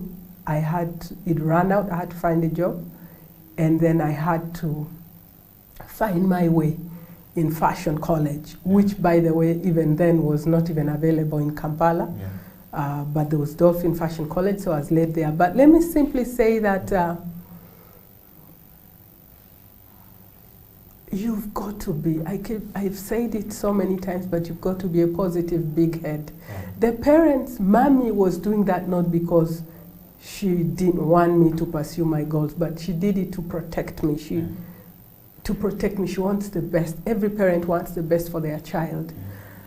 But you, the child, the onus is on you to prove to your parent that you're actually going to put your very best foot forward and try, as you may fail, to be a success story, whatever success would mean. Money, achievements. For me, it wasn't money, because also that wasn't told to me as a child. I'm just learning now that money is a good thing, and I should love money. But it's not everything. But, oh no, money is very important. Now, that will be another topic. But I'm having to unlearn the very Catholic background I came from, to unlearn the teachings about wealth and money. Let me tell you, money is very important, and every child should know, without money, certain things can't happen.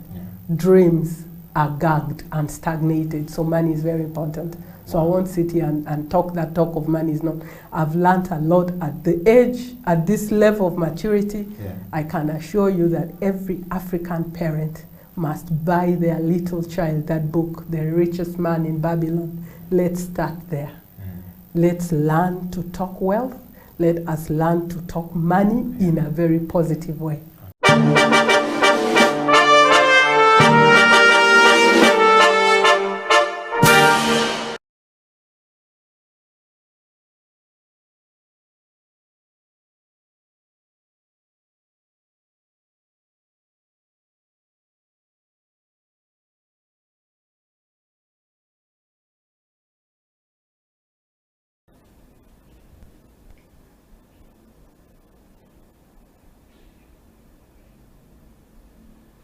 Welcome to the CEO Bench, ladies and gentlemen from all across the world. My name is Eddie Okila, and of course the CEO Bench exists to bring you the stories of people who are on the top, doing it on the top, leading on the top, people who have been through change management, and of course are transforming lives, and they have transformed their own personal lives to reach there.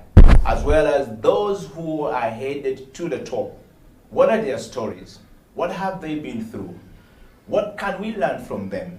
Do they have some really interesting experiences to share with us? Yes, they do. And of course, on the CEO bench this week, this morning, or this evening, or this afternoon, depending on which part of the world you are located, is the one and only the man who needs no introduction, the African youngest man on planet Earth that is doing great and amazing stuff.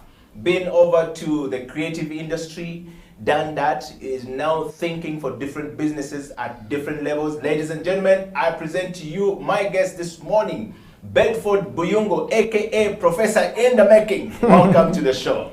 Thank you so much. Great to have you on the show this morning. Thank you so much. How have you been? I'm great. You have been overwhelmingly nominated to come back to the CEO bench. Oh.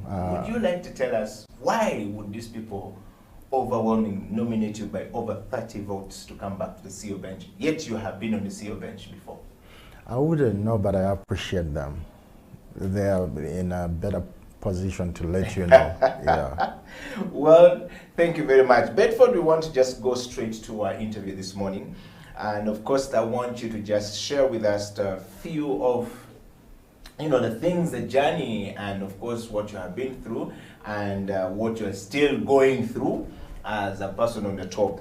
The CEO bench is a very interesting, place to be. Mm-hmm. We look at things from a different perspective, and I want to just give you a small background to what the CEO bench is about. Mm-hmm. One, we focused on individual people who are leaders and in position of leadership. Yeah. The program, of course, is focused on discussion about leadership, change management, and transformation, both at individual level and as well as the corporation levels where you are, as well as the community where you live, and the nation where you lead or where you reside. All of us are leaders in our nations, but people often think that only people who are defined by political boundaries are the ones who are leading. But all of us are leaders at our levels, and it's important that we keep reminding people that even as a border man on the streets of Kampala or in the streets of any streets of the city anywhere in Africa, you are a leader. Because the things you're doing at that level is leadership. How you change your life from a border person to becoming a taxi driver, to becoming a bus driver, to becoming a pilot is what we're calling change management at that level. Mm-hmm. But also, if you're moving from being a creative person at your level to becoming a creative thinker, to becoming a strategist, to becoming a research and developer person, and for being that person that think for brands and think for businesses and create things, that's change management. True. When we're looking at transformation, we look at the foray of moving from this one space to the next space to the next space is key for us going forward. And that is what the CEO bench exists for. And so this morning, I want to ask you this question which I've asked you before. Yeah. If I am looking for a small and fast and quick definition of who Bedford Buyungo is, what would be your definition of who you are? First, I identify as a Pan-Africanist who has passion for research and development. Yeah. And yes, I'm an entrepreneur, and I think in there has many things. When you talk about Pan-Africanism, it means you're pro-Africa, you're pro-African progress. When you talk about research and development, it has an element of research, it has an element of development, developing products or brands or whatever field you're applying R&D. And when you talk about entrepreneurship, still it speaks to something. And there is reason why those three things. There is reason for Pan-Africanism, there is reason for R&D, there is reason for entrepreneurship. Yeah.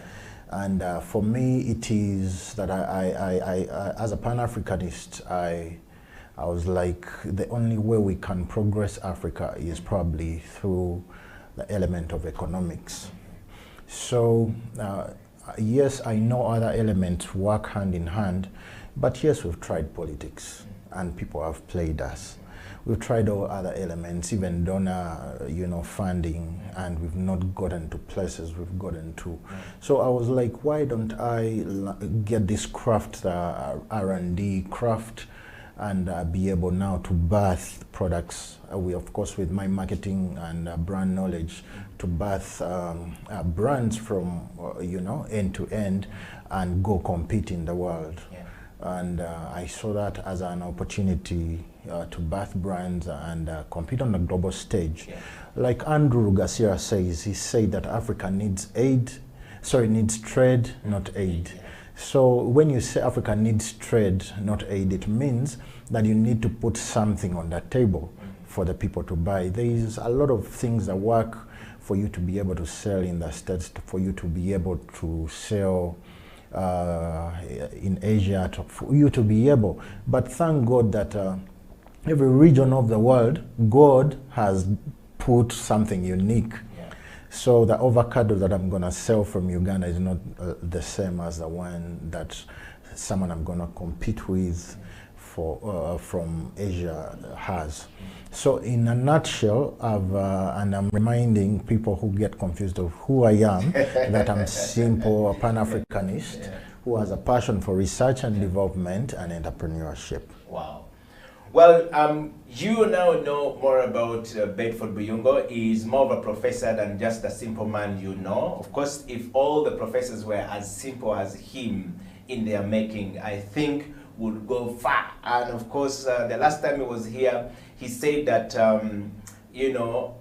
I am a self-proclaimed professor. And of course, you can see from there that you don't have to have a definition beyond the boundaries to understand what he has just said and to believe with him. But I would like to welcome you to the CEO Bench, and I would like to encourage you today to make this program as interactive as possible. Share with us what your comments are and even your kisses and disses. When we say kisses and disses, I mean, tell us we're doing very good. We will be able to take that feedback. And if you think we're not doing very well, tell us what you would want to see. And the CEO Bench is here to make sure that you actually have that information. And now straight to our discussion, Bedford. I just want to take you through to a couple of things that people have been talking about. Yeah. You have been the newest CEO on the bench of your company. And by definition of a CEO is not just that you have too many. We often believe that to be at a CEO bench, you need to have many layers of system put in place or structures that put in place. And I'm saying, yes, that's true, but what about the CEO who still starts the company from scratch, gets it to a certain level, and start to cross the boundaries and moving to continents? And when you cross to the continent, you of course fully now become the CEO definition we're looking for. And you've been doing this from the Saint Africa. We've seen the brand cross the borders and become something of a development. You're working on another brand called the Voyage Africa, if I get the name very right. African Voyage, which is the boat building company. And the thinking is great. The motivation is great. We just want to start from there. Where do you draw your motivation to think like this from? I partly tackled that in the first question. There's something called vision, and I think I talked about it last time we were here. Once you have a vision, then your picture is about 70% clear. The 30% I'll leave it to God. So when you have a clear picture, then the Mzungu or the white man says the end justifies the means. When I want to go to Kampala and I'm using public means, I behave differently from the man who is using public means from Kampala to Masaka. One is going far, one is going near. And by default, when you're seated in a taxi and you're going to Ntinda, the normal saying is Momasao. So you know that it's close, but because you're very clear of where you're going, your behavior follows automatically. It means I don't need to greet my neighbor because soon it's going to be the posture even changes. Yeah. When I'm, for example, at the front seat, I'm looking, you know, looking around, and soon I say, conductor, Masao. But the guy going to Masaka or Kigali using Masaka Road, by default, the posture is going to change. The first thing you do is, how are you, you know, because you know anything can happen along the way. So the vision is very important, and my vision is deeply linked to where Africa is going. And no one has come out to tell us about where Africa is going. The 54 countries have not sat, or African Union, and probably made it clear that Africa needs to be this, Africa needs to be that by this time. It might be there, big documents, but not be this. So many of us Pan-Africanists, the doers, the talkers, the many Pan-Africanists or people who are pro-Africa, everyone has, you know, their contribution to African progress. Now mine is deeply linked to African economic, you know, African progress. And since I come from the brand world, marketing world, I decided that I will champion the global brands that are coming from Africa. I know many people have gone before me, but mine is to contribute to many African brands and see them compete globally. Because I know when the African brands are competing globally, that means jobs, that means many things. And that means good life, good health, many things. Wow. Yeah. Bedford, a lot of the nomination that came this time around to bring you back to the CEO bench, where a number of people who started their companies, from the data we're seeing at the CEO bench here, a number of people who started their companies, and just in 2019, some of them had great aspirations. Yeah. They had moved out from their jobs and started something else, and you know, they were doing really great, and they had plans, the visions were clear, the missions were clear, and then the pandemic came from nowhere, and it is accounted for to have started somewhere in China, and nobody saw it making its way in January or by December 2019 and January 2020. It arrived here. Most of us were expecting it to be here a little bit much later because China is really far away from Africa. Yeah. But it made its way here quite faster and quicker. Yeah. And a lot of these companies, a lot of these individuals that started these companies, that moved from their formal employment to start these companies, are now facing a big challenge of even extinction and, you know, slipping back to employment. Some of them are really running mad. And talking about guys who started the company by employing from 10 to 15 to 20. I met one of them yesterday that says he employs 45 people from when he started, and now he's going to have to cut down everyone because the vision is not going where it's supposed to be. Pandemic has happened. Yeah. How do we help such fellows move forward? How have you been able to do it? Because you've been in the same space, almost around the same time is when the Saint Africa comes. True. And you know, it rolls out and it's working. What would be the best advice to give from one, the background perspective of a marketer, brand developer, an advertiser, and now an entrepreneur, as well as you know, a Pan-Africanist who is thinking from a different perspective altogether? Yeah. Thank you so much for that question, and for the people who nominated me along those lines. It's sad what is happening and what is going on in the world, then Africa, and of course our country. It is sad, and no one saw this coming. But even in what I call such career, there is always a blessing. So I'll start by encouraging these people to accept that the foundations are shaken. Yeah. You did mention around 29 people had started business. I think we were online in 2020. South Africa started selling globally in 2020. Yeah. And so the first thing is to accept. So acceptance really takes you far. It means it's going to manage your posture. It's going to influence your posture towards the issues. And I did, when you told me about this, I did write something. Probably that's the reason you call me professor. Yes, it's an interview, but I take the opportunity to teach.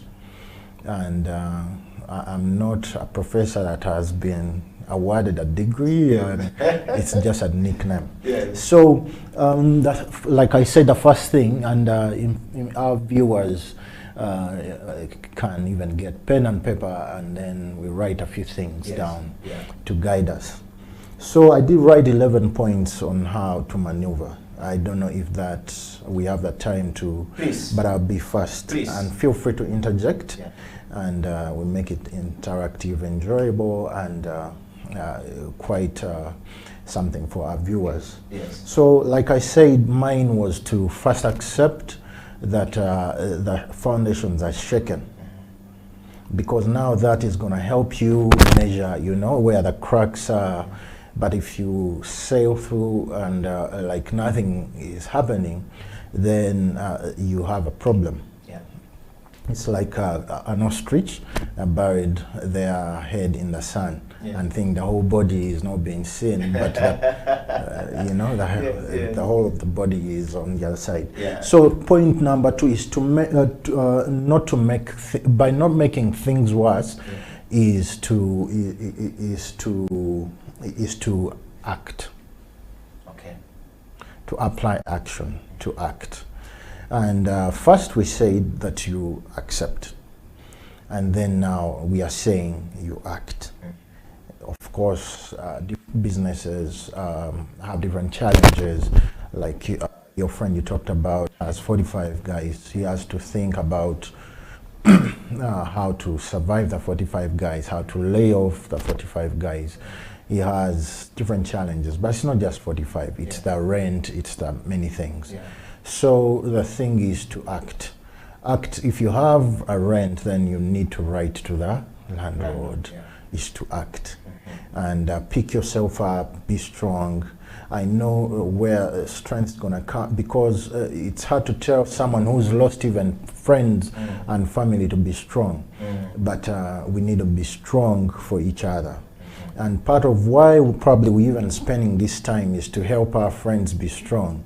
Is to help them, strengthen their resolve in them, making a way through this pandemic. So the point number 3 that I wrote is dealing with reality, not fiction. Wow. You get what I mean? Yes. So reality, I talked about in a previous point about when you're talking about rent, for example, that's the reality. You probably rent an office of, say, $1 million shillings, Uganda shillings, and yes, you need to deal with that reality. You need to write to your employees, to the landlord. That's the action we talked about. But the reality is not dealing with fiction, what people are saying, what you had the other side. You analyze and then you act. Wow. The other day, I think I was seen on social media walking, but I wasn't walking for fun. You know what I mean? I wasn't working for fun. I had a deal. The business. I had a business in town. And someone was paying some money for me to do something, and I was like, okay, You can't drive. I can't drive because I'm not amongst essential workers, and I didn't have a bicycle. So I was like, and in Entebbe, I thought about where to buy a bicycle. Probably I thought they would be more expensive. So I'm like, you know what? I'm going to walk. So I prepared that night, ate fruits, did all what I thought would take me through the 42 kilometers, and I walked. So as people are enjoying my walking moment, because I shared it on social media, internally I knew that I'm going to finish something. So that way, I managed to walk and get to Kampala after 4.5 hours, and I was able to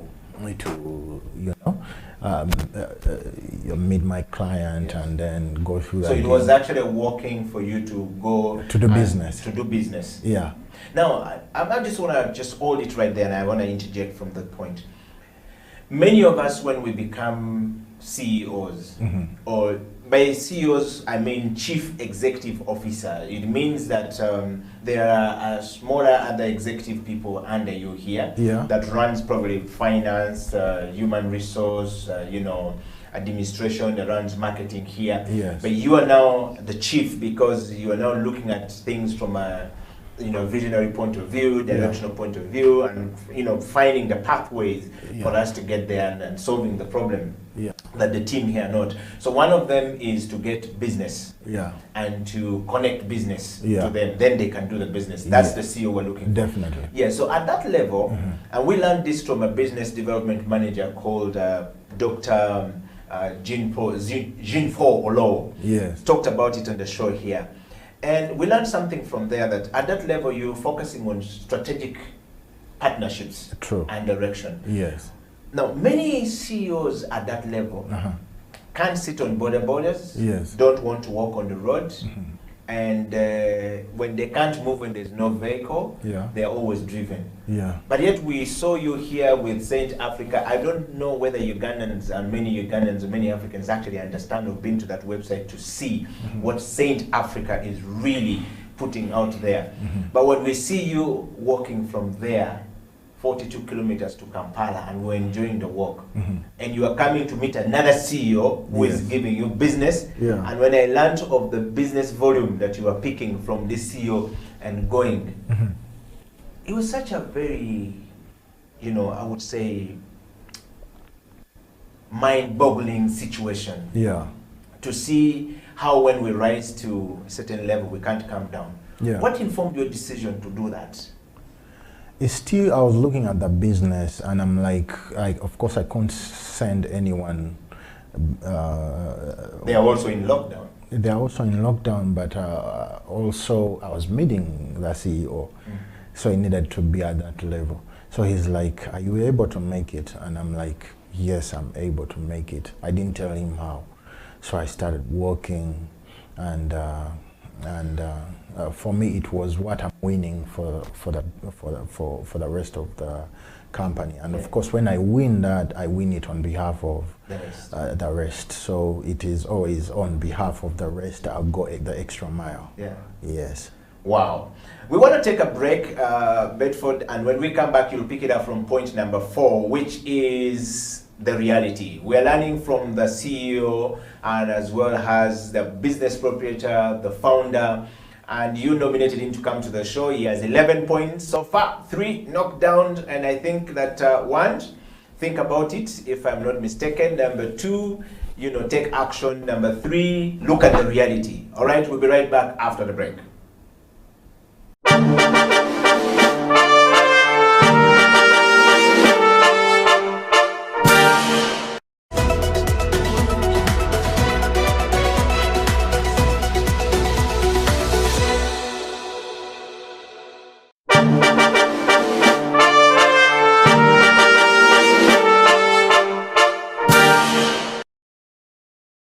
An army of sheep led by a lion will beat an army of lions led by a sheep.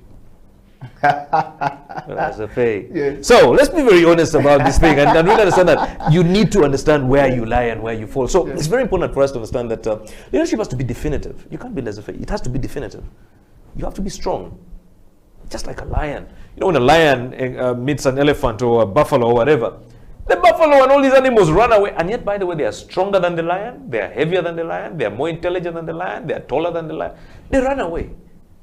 The lion, because of its attitude, it sees lunch. That is a leader. Mr. Tonatra, thank you very much for coming to the CEO bench. And I want to ask you, so if you were elected the President of the Republic of Uganda today, what would be your first State of Nation address? now as you look into the camera and close the show? I think my first State of the Nation address would first of all to I think I'll just close it down.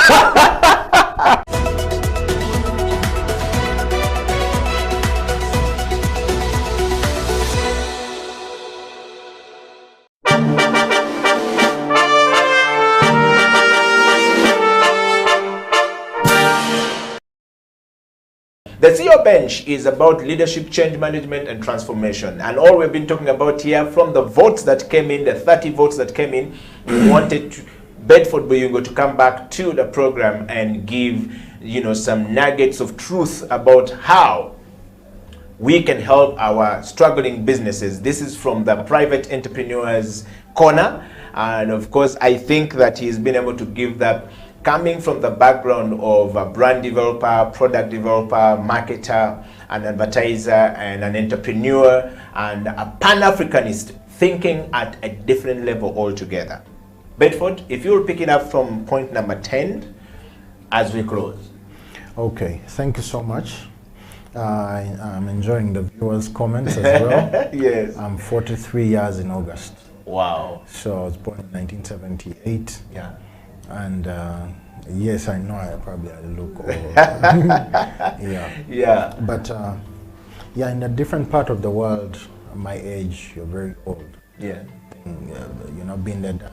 Yeah. In this part of the world, You're just starting. We're just starting. In fact, we make money when we're 40 plus. They said we start to become serious at 45. Yeah. Unfortunately, we don't live a very healthy life to see us enjoy that, because at 40 we are dying. I mean, how many of our colleagues have died at 40? Yeah. Because they are not living a very healthy life and a fit life to be able to enjoy the start of this process of the journey. Yes. And so one of the things that I'm trying to do in many of my thinking right now is to turn my skills and my training of health and fitness to be able to make other people become successful. Yes. And I believe that if I make them become successful in being healthy and fit, I will make money off all my life.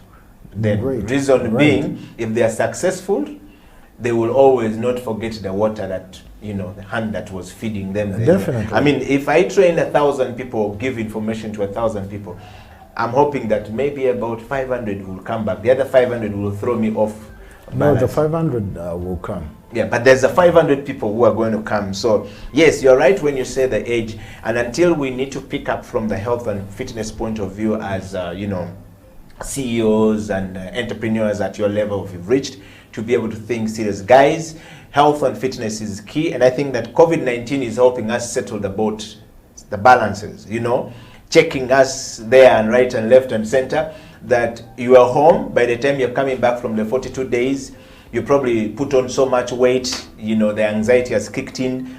You cannot think very well for your business because you are unfit and unhealthy at the same time. And that means that your productivity, like Bedford said, in the other part of the world, 43, they are retiring.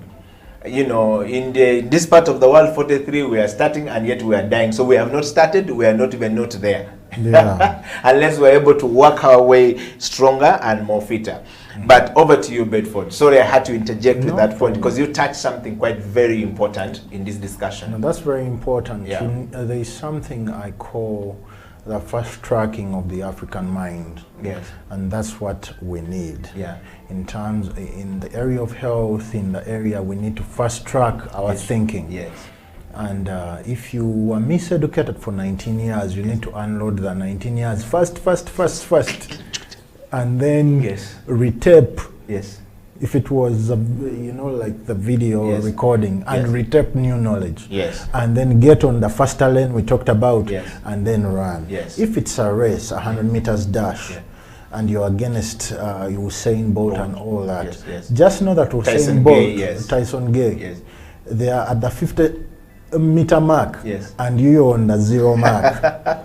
Appreciate it that way. That's how we started. Yeah. That you need to appreciate that you are locked down for 42 days, But the other world is moving, Yes. and they are much more better than you. They have system, they have addresses, which mean everything. They have social security, they have everything. Yeah. And you are at the zero mark trying to catch up with Yeah. them. So my 10th point is find someone to mentor you. Yeah. My 11th point, I guess. Yes. Find someone to mentor you. Yeah. I touched about it a little bit, but let me stress it out that we need to find someone. That is actually point number 10. Yeah. We wrapped up 10 and 11 years. You said Yeah. you put 11 point, yes. Yeah. We need, you need to find someone to mentor you in the area of health. Yeah. If that's the need you have. You in the area of business. Like I have a few mentors and I treat them like fathers. I told you the guy who taught me how to calculate, how to use the calculator was someone who even has no degree. But I appreciated his touch. I mirrored him against people who have degrees and economists, and I'm like, I'm going with this guy who employs 3,000 people, pays them every 2 weeks on time. Yes. And runs the company that supplies East Africa. And now I think it's Africa. He's in 9 countries. Yes. I'm like, this guy, he has to be my mentor in the area of finance, in the area of numbers. Yeah. So occasionally I check on him. Even yesterday I sent him, MZ, I hope you're well. And he said, yes, I'm good. How about you? I said, I'm good. So in the area of spirituality, I have my mentor. In the area of excellence, I have the Michael Jackson guy. You know, he's 64. Dorian Hall is 64. He's retired. He's still doing, you know what I mean? Yes. But I'm making use of him. Yeah. And guess what? If Michael Jackson paid him, he's giving me free knowledge. Wow. I have Professor Lumumba, because that is the direction I'm taking. As a Pan-Africanist, I need a Pan-Africanist who can easily introduce me to people. I need a Pan-Africanist who tells me, I think you're going on the wrong trajectory. I think this is it. We need Pan-Africanists who don't just talkers but doers. So that's what Professor Lumumba tells me. So occasionally, I think for you to hire Professor Lumumba to speak, you'd have to pay 6,000 USDs. He gives me that knowledge for free. You get what I mean? Of course, a mentor will have to appreciate your hunger and then start, you know, feed the hunger. Yeah, but these are people who've done things, and I'm saying they are not leaving me behind. I'm going with them. Let me go under Kameme, but I'll reach. Eventually, I'll be able also to mentor others. Wow. Let's go to point number 11 as we close the show. Of course, point number 11 is learning from experience.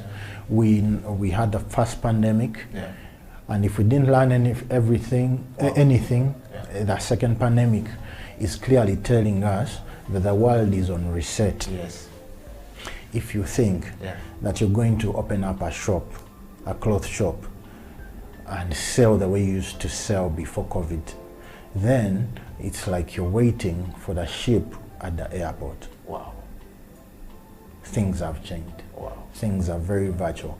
If you think that your human resource staff is going to be able to work the way they used to work, then you're wrong, because these people, while at home, they've been introduced to many other things. Some of them are learning new skills. So if you view them the way you used to view them before, it's like waiting or winking at a woman in the dark. Wow. You better stand and appreciate that things have changed. Take stock. Wow. Sit down with a paper and pen and say human resource. Plot it and say things have changed. Interview your staff. You know, ask them what they want to be in 5 years. I promise you they'll tell you different things. They've learned things. Some of them know what is working and what is not working. So I want to thank you for the opportunity of hosting me here. For the viewers who you know, who've been watching us, the people who nominated me, and I want to tell them that or give them encouragement. I shouldn't give. They should still have hope that things are going to be better, and they should look north. And of course, if they are spiritual, God will come to our rescue. And but God has to find us doing something. They need to learn. They need to have their visions clearly written, because that will help the posture they're going to take. And also to remind them that we as research and development fellows are constantly coming up with ideas of how to make things better. For example, we are going to have the cheapest mortgage in the world. And you and I are going to work on that. We'll have the cheapest mortgage in the world. Housing is going to be something that has never been discussed before, something has never been thought about before. Definitely. Something that people have never even thought about in their wildest imagination. Yeah, housing is going to be a human right. We're going to make it here in Uganda. You and I and our team, we're going to make it happen. It's not going to be that for you to own a house, you've succeeded. That will be the foundation and not the limit. Wow. To your success. Wow. Thank you so much. Well, Bedford, thank you so much for coming to the CEO Bench today. I would like to say we are really extremely humbled to have you back on the show today. And I think that those who have nominated you have not gotten anything short than their expectations were at the beginning, and that informed their decision to nominate you to come back to the show. And to everyone out there, thank you very much for being part of the show. I would like to say thank you, and we're looking forward to having you anytime we have the vote. The CEO Bench is purely about the vote. You see the person, you don't understand them, but you hear about them and you want them to come. We created this platform so that they can come and share their ideas. 1 hour and a half of them sharing their ideas, sharing their thoughts, and of course their experiences in the area of leadership, change management, and transformation. Until then, we want to say thank you and keep it the CEO Bench. Like Bedford Buyunga said, we're working on something. Again, don't wink on that woman in the dark. As the pandemic comes, that's a learning for today. As you come out the 42 days, please put the light, put the glasses, and see the beauty of that human being called the business that God had placed before you. And like you said, you have to make sure that you don't wait for God to find you when you are seated. Rather, God should find you when you're walking. Until then, keep it the CEO Bench. Bedford Buyungo, Edio Killer, signing out.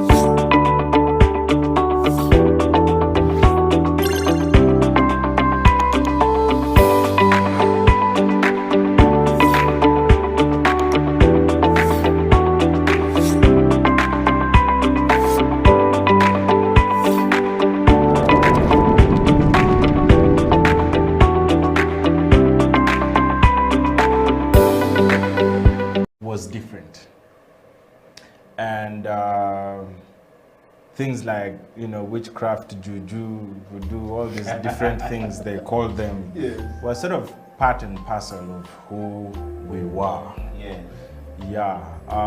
So there are many angles and schools of thought about it generally, but it has ended up affecting us in many ways. Important to note though, it doesn't only affect Africans and doesn't only affect African families. On the contrary. So you said the white magic is better. They say white magic is better than the black magic. White magic, black magic, it's all magic. Yes. And I mean, have you ever seen any African books on witchcraft? Well, maybe because we don't write. But the point is, it's everywhere. It's not just an African thing. Witchcraft is everywhere. Okay. And it has effects. Right. Patricia. Yeah. You've had the question. Does witchcraft affect our families? And if yes, to what extent does it affect our families? Witchcraft affects our families. It shouldn't be a question. It should be a full stop with an exclamation mark for emphasis. Okay. It affects our families. And how do we actually know that this is witchcraft? Yes, as you say, divinity wasn't one of the things that we understood, but we had divinity in a way. We had our own divinity of understanding, but still the divinity that we had also had witchcraft against it. I don't know if that makes sense. Like, we had our own cultural, traditional way of worshipping and understanding, which could rhyme actually with what the white man brought, even if the white man brought us a white Jesus. We had our black Jesus. But even when we had our black Jesus, witchcraft was against our black Jesus. So when you look back traditionally backwards, you would understand that there existed that fight still in the back end. Yeah. So witchcraft, generation to generation, 7 generations in front, still following us through. Okay. Yeah.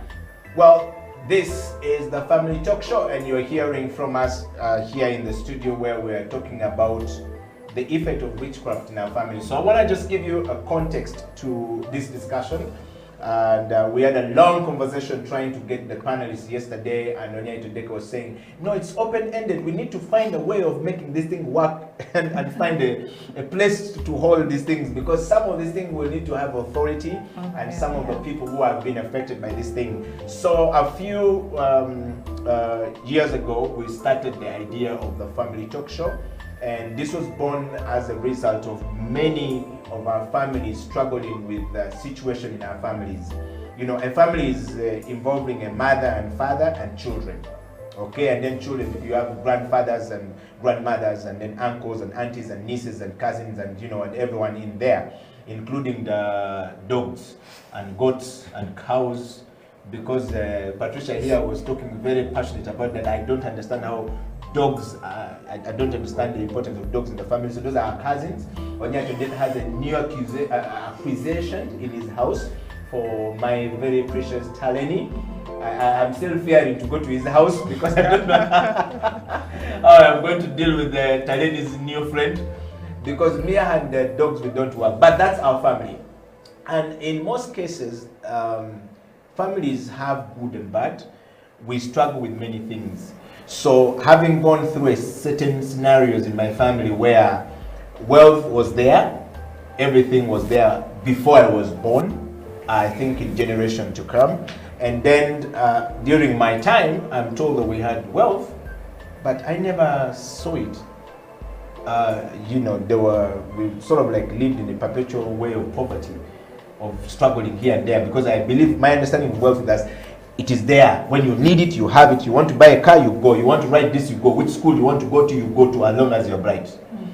But then it wasn't the case. So I started struggling with this thing, and as a young man, I was struggling with it.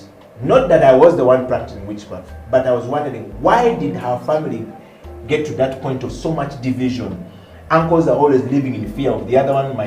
My mother's side is always countering my father's side. There's always something going on. And so as a child, I watched this thing.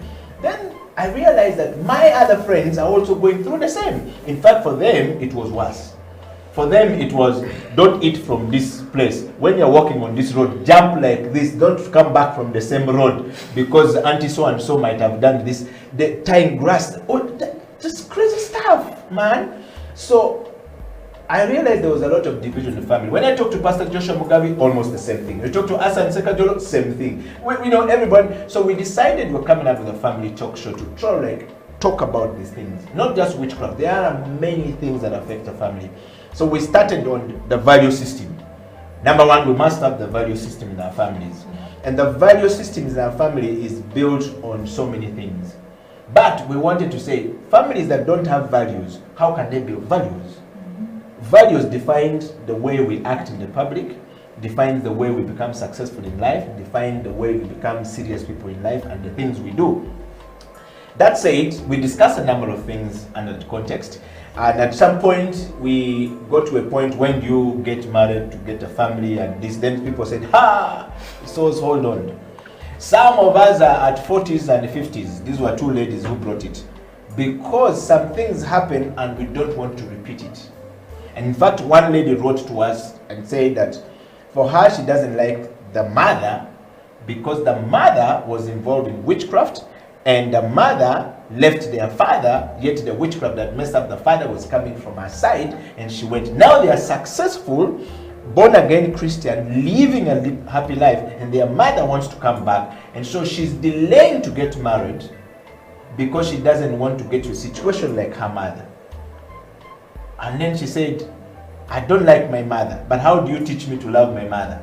I love my father, she wants to come back in her life, she moved on. Again, where did we find that? Witchcraft. Why is she delaying to get married? She doesn't believe certain things that has happened in the past. So we said, what do we do? In that context, somebody offered an advice and said, you know what, guys? There are many people, before you tackle when to get married, you need to tackle why do people stay long without getting married? What are some of the fears? Witchcraft came top of the discussion points. So we said, building families, first value in the families. That's the series that we're discussing right now, Mr. Onyaitodeke and Patricia. And now we started with how does witchcraft affect our families, the ways of building. And then we discussed the ways to live above the effects of witchcraft in our families. And then we talked about how to love in our families. We discussed that last week. This week, particularly today, we are discussing how and the ways to bring back our people, family members who are still obsessed with witchcraft, but we want them back in the family and they are useful to our families. My question therefore goes to you, Patricia Kahil. Number one, what are some of those ways? First of all, do you have any family member who has suffered from some of these things, or have you been through this? No. Have you heard about a family member? Not heard about a family member. Friend? I have friends, I have people, it's all over. You can't just say you won't see it. And mainly for us who have chosen Christ as our Lord and Savior and who listen to the speech and the intercessions of the Holy Spirit, you just see it. Even before someone tells it to you, the Holy Spirit just says, that one, yeah, this is happening. The other one, so yeah, it's all over. It is kind of crippled into people's lives that they don't even understand that it's what is holding them back. Okay. Yeah. So we're discussing that topic, and I want the team to put that topic up so that everyone can participate, and I want to encourage everyone out there to be part of this discussion today. The topic is very simple, and if you would just remove the graphics from it so that we can see it properly, and yes. So first of all, forget the family system values the other way around. Supposed to be the family value systems. That's the best way. But we're saying how families can work together to bring back members who are obsessed with witchcraft. Now that you have said you have had and other families, you are aware of what goes on and what is happening. What are some of those ways that you think, when we discussed here, we can deal with some of those? I will give you a background very quickly. What happened in our family for us was to confront those who are doing it. We confronted them. Some people said, leave them out, ignore those people, don't ever talk to them, they are bad people, they are messy situation. And I, as a young person, 15 years of trying to deal with this situation, called a family meeting, said, let's get home. Who is doing this? And we called them in, sat them, says, number one, you've been doing this, you've been doing so. We don't agree with you. We don't want this to continue happening, but we're telling you your ways cannot be entertained anymore. If you continue with that, we will basically leave you out of the family. Now, when you leave them out of the family, they are going to live in perpetual poverty. Because the mindset, like Ochom told us here, you cannot pray when people are going to work for you. You think witchcraft is going to give you money. Ochom told us that last week. So you will remain in poverty forever. Jemima said that if you don't change your mindset, poverty will keep you there. You will continue to do witchcraft, and if that person doesn't believe in witchcraft, they will never be affected. You will remain a poor person all your life. Now, we have to talk about this thing, and I'm giving you guys time to process it. So for us, how we dealt with it, in summary, call them out, talk to them. Now, those who did not listen, we left them. I can tell you, they are not educated, they can't express themselves, they live in the same streets with poverty, okay? Their mind, the way they think and the way they process things are very twisted, and I cannot help them because we told them and they have failed. But if they are willing to drop their ways and come, we're willing to receive them. Okay? And then we say, so that you're willing to receive them, first you need to accept Christ as your Lord and Savior, because you can't come, you are coming, and then you are still going to be running back the other way around. Yes. Yeah. So now that I've given you a context, starting with you, Odeke, do you want to jump on? Well, I can. I've been listening to you, and yeah. There are a couple of things. I think we start from assumptions. Yeah, that's the right There is an assumption that they want to be helped. Yes. Yeah. If someone doesn't want to be helped, it doesn't matter what you do. Thank you. Yeah, I'm sure. But if I don't know, Odeke, I don't know that I need help. Actually, you while you can talk to them, yes, you have to have some operating assumptions. Yes. That's what the first assumption is, they want to be helped. That's the first assumption we're operating on. Assumption number two, we need to understand the function, the purpose of witchcraft and why they are engaging into it before we can help them. Because they have an agenda, they have a purpose, they have an end goal. And since they are family, you're sort of stuck with them. So if you try to understand the reason, the motive, the rationale behind them engaging in witchcraft, you stand a better chance of helping them get out of it. One of the reasons that people engage in witchcraft is on a human level, it's a need. Humans have a need for certainty. They want to know, will tomorrow be okay? We want to be sure. As a result, there are lots of different types of witchcraft and sorcery. There are palm readers and fortune tellers, and all this kind of stuff. So witchcraft is broken down into so many things, including horoscopes. Yes. People who read horoscopes. How will my day be like? How will my month be like? All of that is an attempt. Serious? Horoscope? Yes. Yes, it's a big deal. It's also published in the papers every day. Yeah, I know. I've heard about it before. I didn't think it was that serious. It is. It is, but the question is, yes, who is the author of the horoscope? Because it's published in the paper. You guys are now being too scientific on this matter. No, but that's no, actually, this is the real truth. There's something. When he mentions palm reading, yes, I accidentally went into palm reading, yes, without even knowing. And when the guy was reading I'm like, hold up a minute. Yeah. How do you know? Yes. Who is feeding into you? And then I said, Holy Spirit, am I in the right place? He just said, pack and go. I just picked my things and walked away. Like, there are things we do naturally tending to think that they're actually not witchcraft, but they are actually witchcraft. Yeah. Horoscope is totally witchcraft to the beam. Wow. So sorry. Yes. So again, here we're sort of defining what is witchcraft. So witchcraft in Uganda and Africa is defined by shaking and going to the witch doctor and all of these things. Yes. So that's what's in our head, that's what we know. Yeah. And since we are discussing about how to help those family members who are involved in that, correct, I was talking about why, because we want to understand why they do it. And I had mentioned the point about certainty. They want to know. Also, witchcraft, apart from knowing, has elements of, I don't have the right words, laziness. I call it ignorance. No. Or There are deliberate many things. ignorance. But you want to shortcut a process. Thank you. It's not ignorant. So we're all working hard, okay? And you consult a sorcerer, a witch doctor, a wizard, or fortune teller, whatever it is, and say, what are my fortunes? I want to do this business. Shall I succeed or not? Yeah, that's witchcraft. And then if they tell you maybe you're not going to succeed, it is so and so who's going to succeed in place of you, and then you want to go and remove what they're going to succeed. affect Yes. their success, apparently. Yeah. And then, this person is aiding you affect someone else's success. Yes.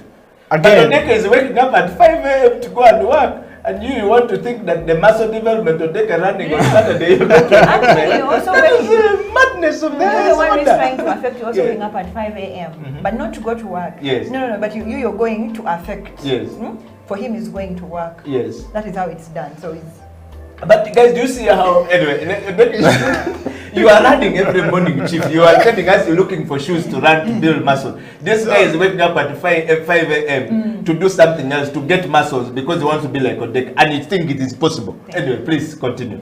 But you see, you've raised a valid point, which I hadn't even talked about or thought of. That if you can put the same amount of energy in waking up early and calling on the ancestors and checking all these things, if we just diverted that same energy into thinking and then acting, you still have the same chances. So what they don't understand is the laws of the universe. Witchcraft or no witchcraft. When you go up there on top of the roof and you jump from up to down, gravity will work on you. Witchcraft or no witchcraft. So meaning, what does that tell us? It means that there are certain principles that have been established in the earth. That the earth rotates around an axis. Okay. That the sun is in a particular place and the moon is in a particular place and the earth is in a particular place and there are different planets and it's a constellation and galaxies. There is an order. So what these guys are trying to do is to disrupt that order. That one of the principles that have been set in the earth is that the principles of seed, time, and harvest. And it's not a biblical principle. It's a universal principle. That when you plant a seed, you don't eat the fruit the next day. 3-4 months. Exactly. And you have to tend to the fruit and then weed it and then hope for rain. So again, if you understand, so if you try to explain that, hey, I know you're participating in witchcraft because you want to shortcut processes, but look, if we just worked hard, we can achieve the same thing you want to achieve without us having to go through all of this shaking and whatnot and getting cobra skins and getting a leopard this. Some lizard, poor lizard is dying. You guys are laughing about human beings are being killed on those surfaces. Yeah, that's a sad part though, yes. So maybe if I'm to get back to the point, No, but you've given us a good context to understand. We're talking about this on the Family Talk Show, and I think it's important for us to understand this. I actually like what you've said, because some of these things we're not looking at it that way, but you've given us a very huge context and a lot of rich stuff for those who are practicing witchcraft to think about it. All right, Odeka.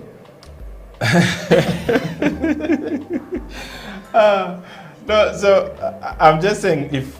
So how do we help those who are obsessed? Yes. So one of the ways is to reason with them. Yes. And tell them, okay, if you believe in this and I believe in this, how do we come together? What are you trying to achieve? What am I trying to achieve? Are we on the same team? Okay? Are you sure you're on the same team? Technically. I mean, and most times you are. Using the certainty, like but you said, the yes. means. Yes. You want to use witchcraft, I want to work hard. You get? You want to shortcut the system, I want to follow the process. Because the process will work on you. Remember, you get on the roof and jump, whether you shook or not, gravity will work on you. Yes. You get? So one of the ways is to reason with them and show them that, okay, you know, there are universal principles to this, that we cannot we don't have evidence or not on whether Bill Gates and Jeff Bezos shake. But if it's money you're looking for and you're shaking, clearly those guys have it and they didn't shake anything. And if they did, the probably shaking was working very hard or whatever they do are doing work. Exactly. Yes. You are just working. And that is a far-fetched principle. I mean, a far-fetched example, but it's what people look at as one of the world's wealthiest people. So you can come back here to Uganda, and there are a lot of people who have worked hard and didn't have to shake anything, didn't have to pay any homage to different spirits and all of this kind of stuff to get to where they are. There's certain principles of just hard work. And there are principles of belief. There are certain universal principles. So we're trying to tell these people that, hey, the witchcraft you're doing it isn't necessary. You're trying to shortcut a process. Just understand processes and give them live examples like that. Like, imagine you were given onions and baking flour and cooking oil and all of these things, and instead of doing the work and kneading them into dough and trying to make some delicious maybe chapati or baking something, you want to wave around a wand, okay, and sort of the ingredients will begin to come together on their own, and the chapati will fall in the frying pan. You see, it's process.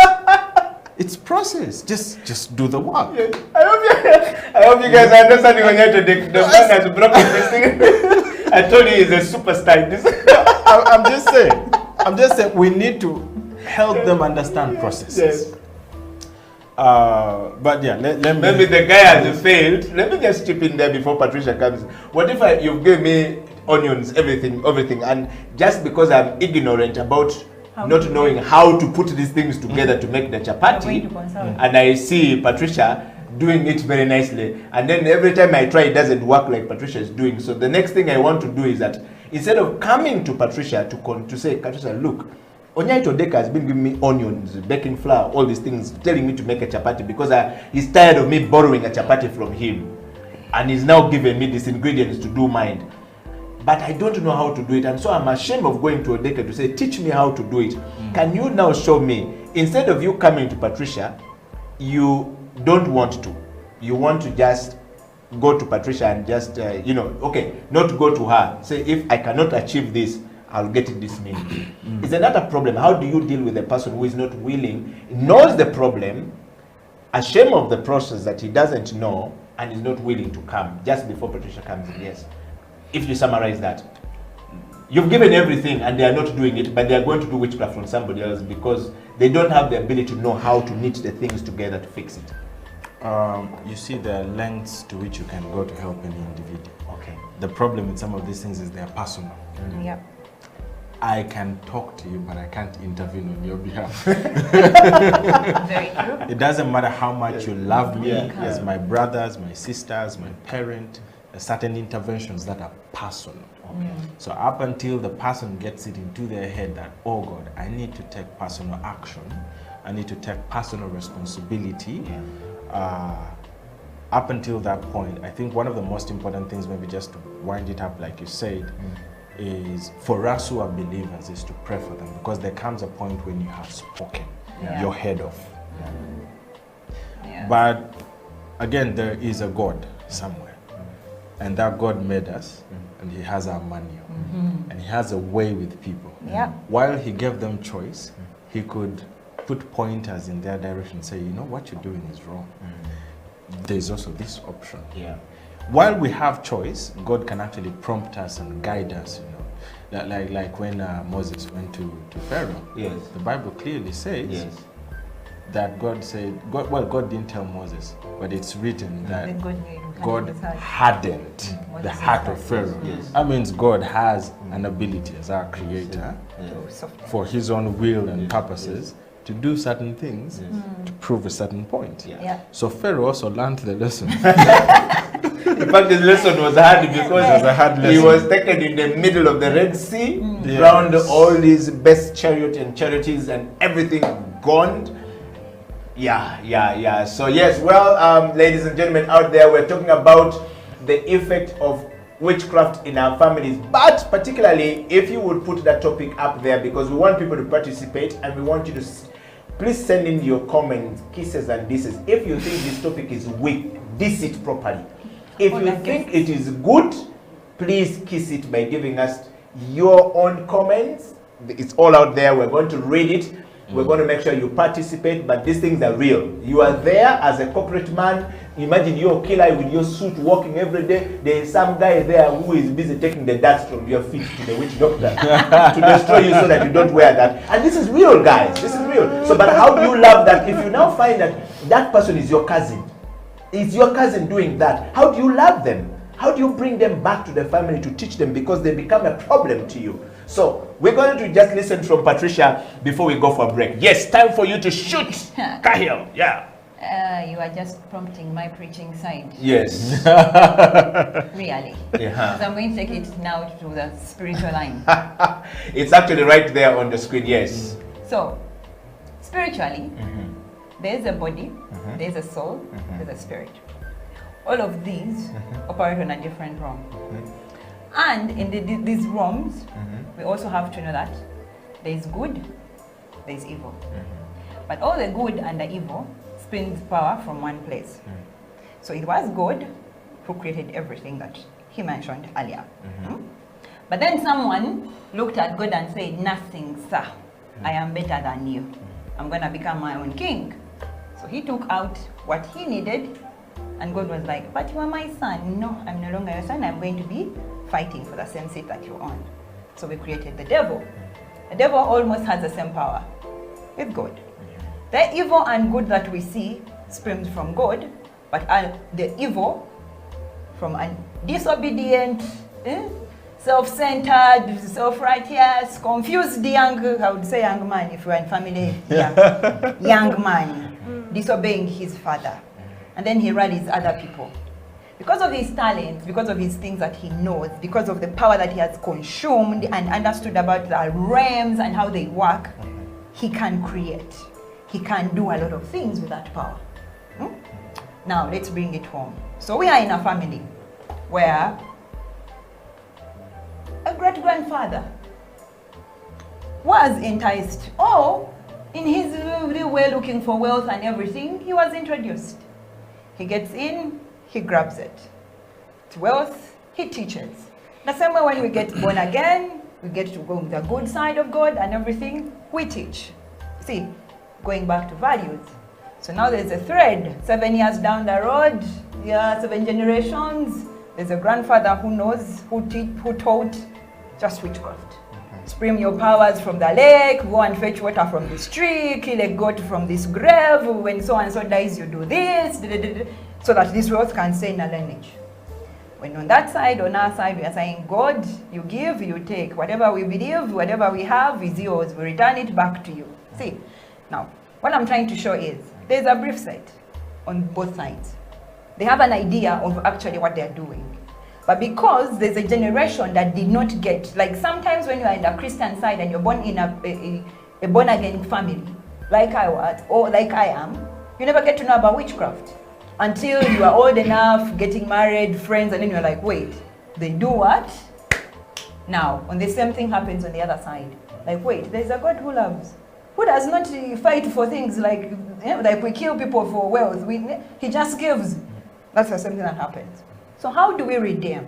First, Jesus just said it, preach my gospel, bring people to me, call them in, let them know how good the Father is, let them know the sacrifice I've made actually to destroy every other sacrifice that will come through. The ducks, the cows, all those other ones. Even the human beings, the normal human beings that they kill, cannot overtake what Christ gave. So that is the message that has to come through. Before you even go into understanding how they do it, you have to first bring in the brief set, revalue them and say, you know what, the value that you're looking into, the value that you're working with is not the right value because it sprung from this. You have to take it home to the ground that says the foundation of everything of this world is God. And because God is the foundation of everything, there was rebellion in heaven, there was a fight, and someone, the devil, did this. So you are following this trend, which was not the original line. We need all of us to go back to the original line, and the original line is this. Yes, I understand your mother introduced you, your jaja did what, your grandfather did what, you had thought this is the best way, but it's not. Because some people actually do not know that it's not. Others are on this side, but because our God takes his time, in his right sense, because he's all-knowing at whatever time I know I will give it to you, we tend to think, God delays, But so and so said it will come tomorrow, so let me try. We have also to evaluate that and teach more. To believe the faith. What does the faith mean? What does it mean to just continuously be patient with God on God's word and what He said? What does it mean to just be faithful to what you asked and stay in the same line until it comes to you? Because the impatience that we have tends to dwell us. It dwells you because I need the money today. Okay, you need the money today, but for what? We never actually have an answer for that. That immediate need that you're saying you need now that is going to make you fall off. Buy a car. Excuse me, why? Odeke is driving a 2016 Why? Let's continue. Subaru, my friend. You want to buy a Subaru. Why? Yes. Why? Because I want to feel to be like Odeke and also why do you walk want to in the feel like festival. Odeke? Are you Odeke? Because Odeke looks cool. Are you Odeke? No, I'm not Odeke, but Odeke look cool You see, with my friend. no, that is where the problem is. You don't know yourself, so you want to be like Odeke. So find yourself so that you know what you need. You get? Yes. People do not know themselves, so they try to imitate the other person, want what the other person has. But everyone has a destiny. We have a purpose. We have a place where God said, Patricia, your name will be Kahil, not what your parents gave you. Your name that I'm giving you is Kahil. That is the purpose, that's the line I'm drilling you in. You're going to walk in that line. You're going to be Okila. And Okila, this is what you're going to do. Follow this path, this is what it's going to be. But then you want to be Kahil. How are you going to be Kahil? Because it's cool to be Kahil. No, you're cool. Your side is also cool. Just because you're not patient enough to get to the point where your coolness comes in, you the want coolness to be manifests. Me. Yes. My manifestation maybe I've been in fasting for 50 days. Yes.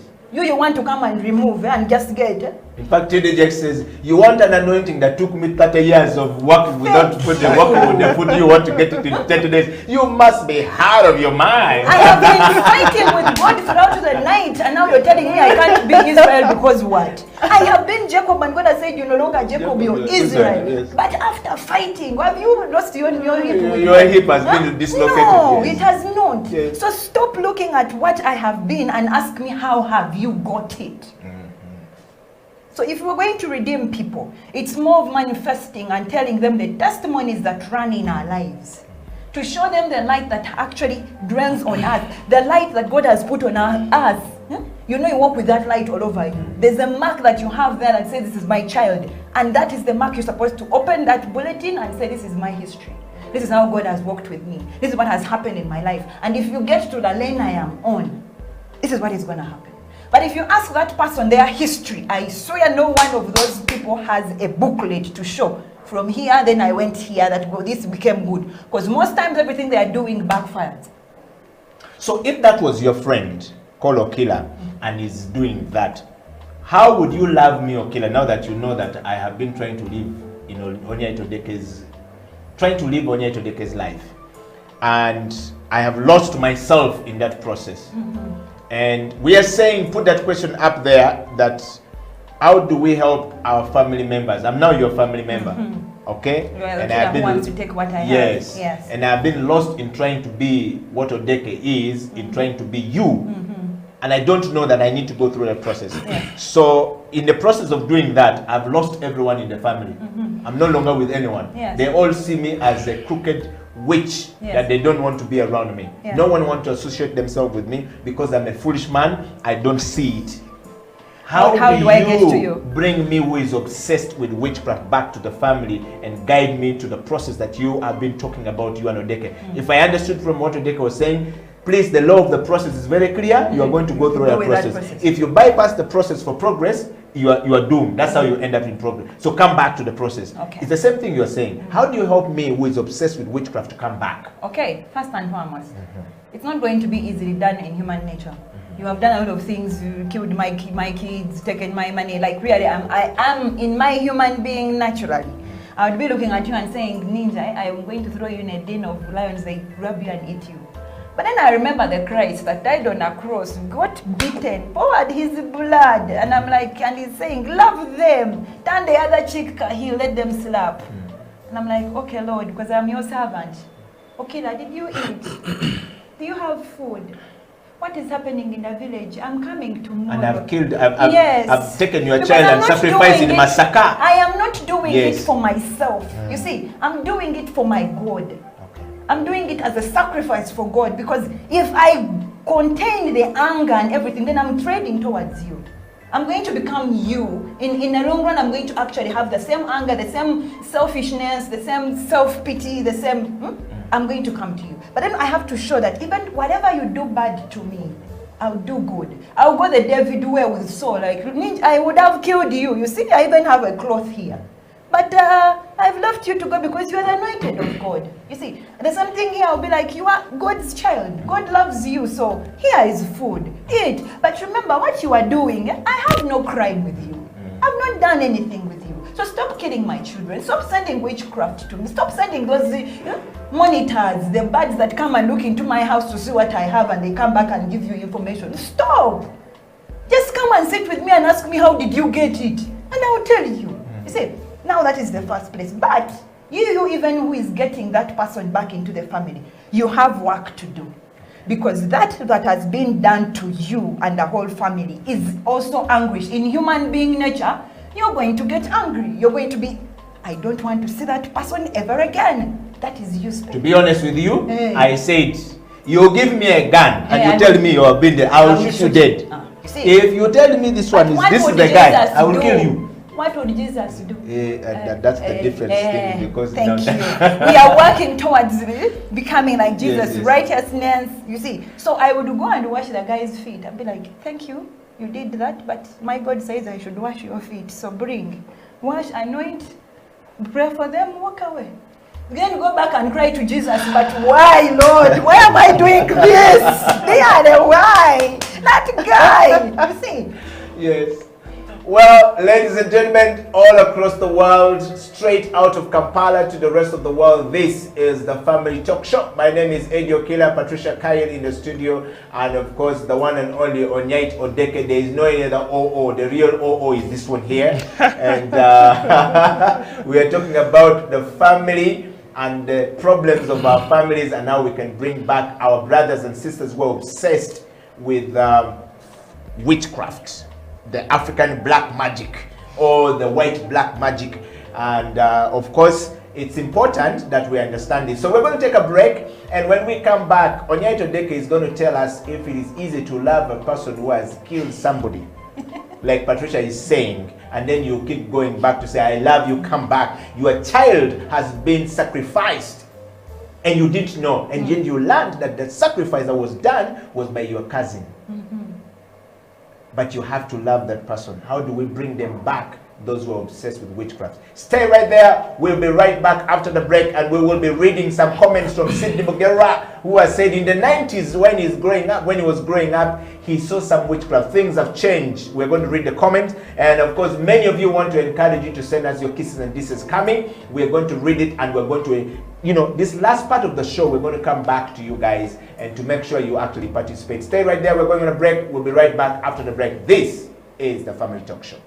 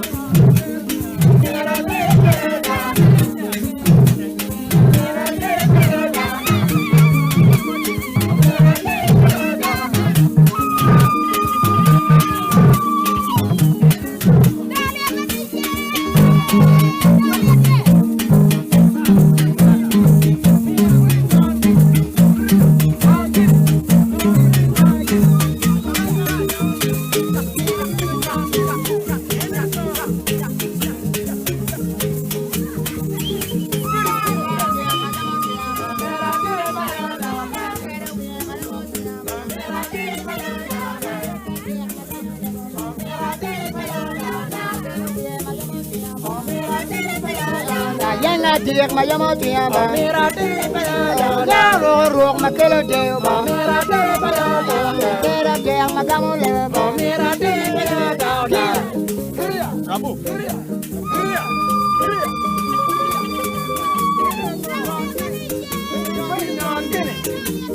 Nyana get it, man, baby, nyana get it, nyana get it, go nyana get it. I will down every year, I will down every year. One wood,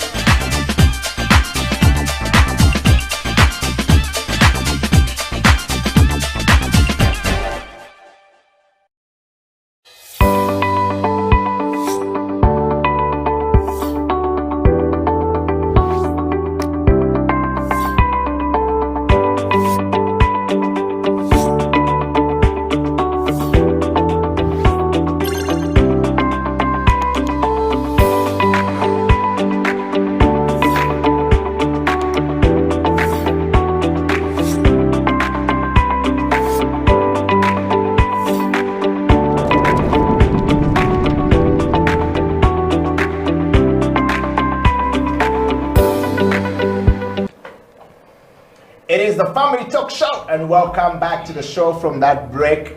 My name is Eddie Okela, sitting in for Asan Seka Jolo and Pastor Joshua Martin Mugabe. Pastor Joshua Martin Mugabe is the family pastor at Wachoto Church that also under the counseling office. He deals with families, and so over the last 40 or plus as a pastor, He's been marrying people, and he's married so many people, including myself, and all of us have gone to them with our problems when we're getting married. It's only like Patricia said, when you're getting married is when you start to hear many stories that you've never had before.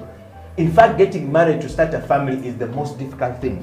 Dating is the easiest part. You buying the cake and the ice cream and all these things are okay.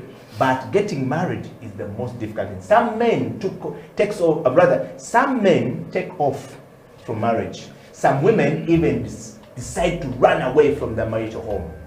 But only the strong fix the problem.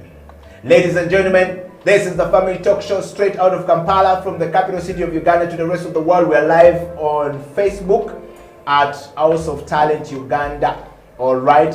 And of course, from our YouTube studio for all our international, citizens of Uganda who are living in many countries.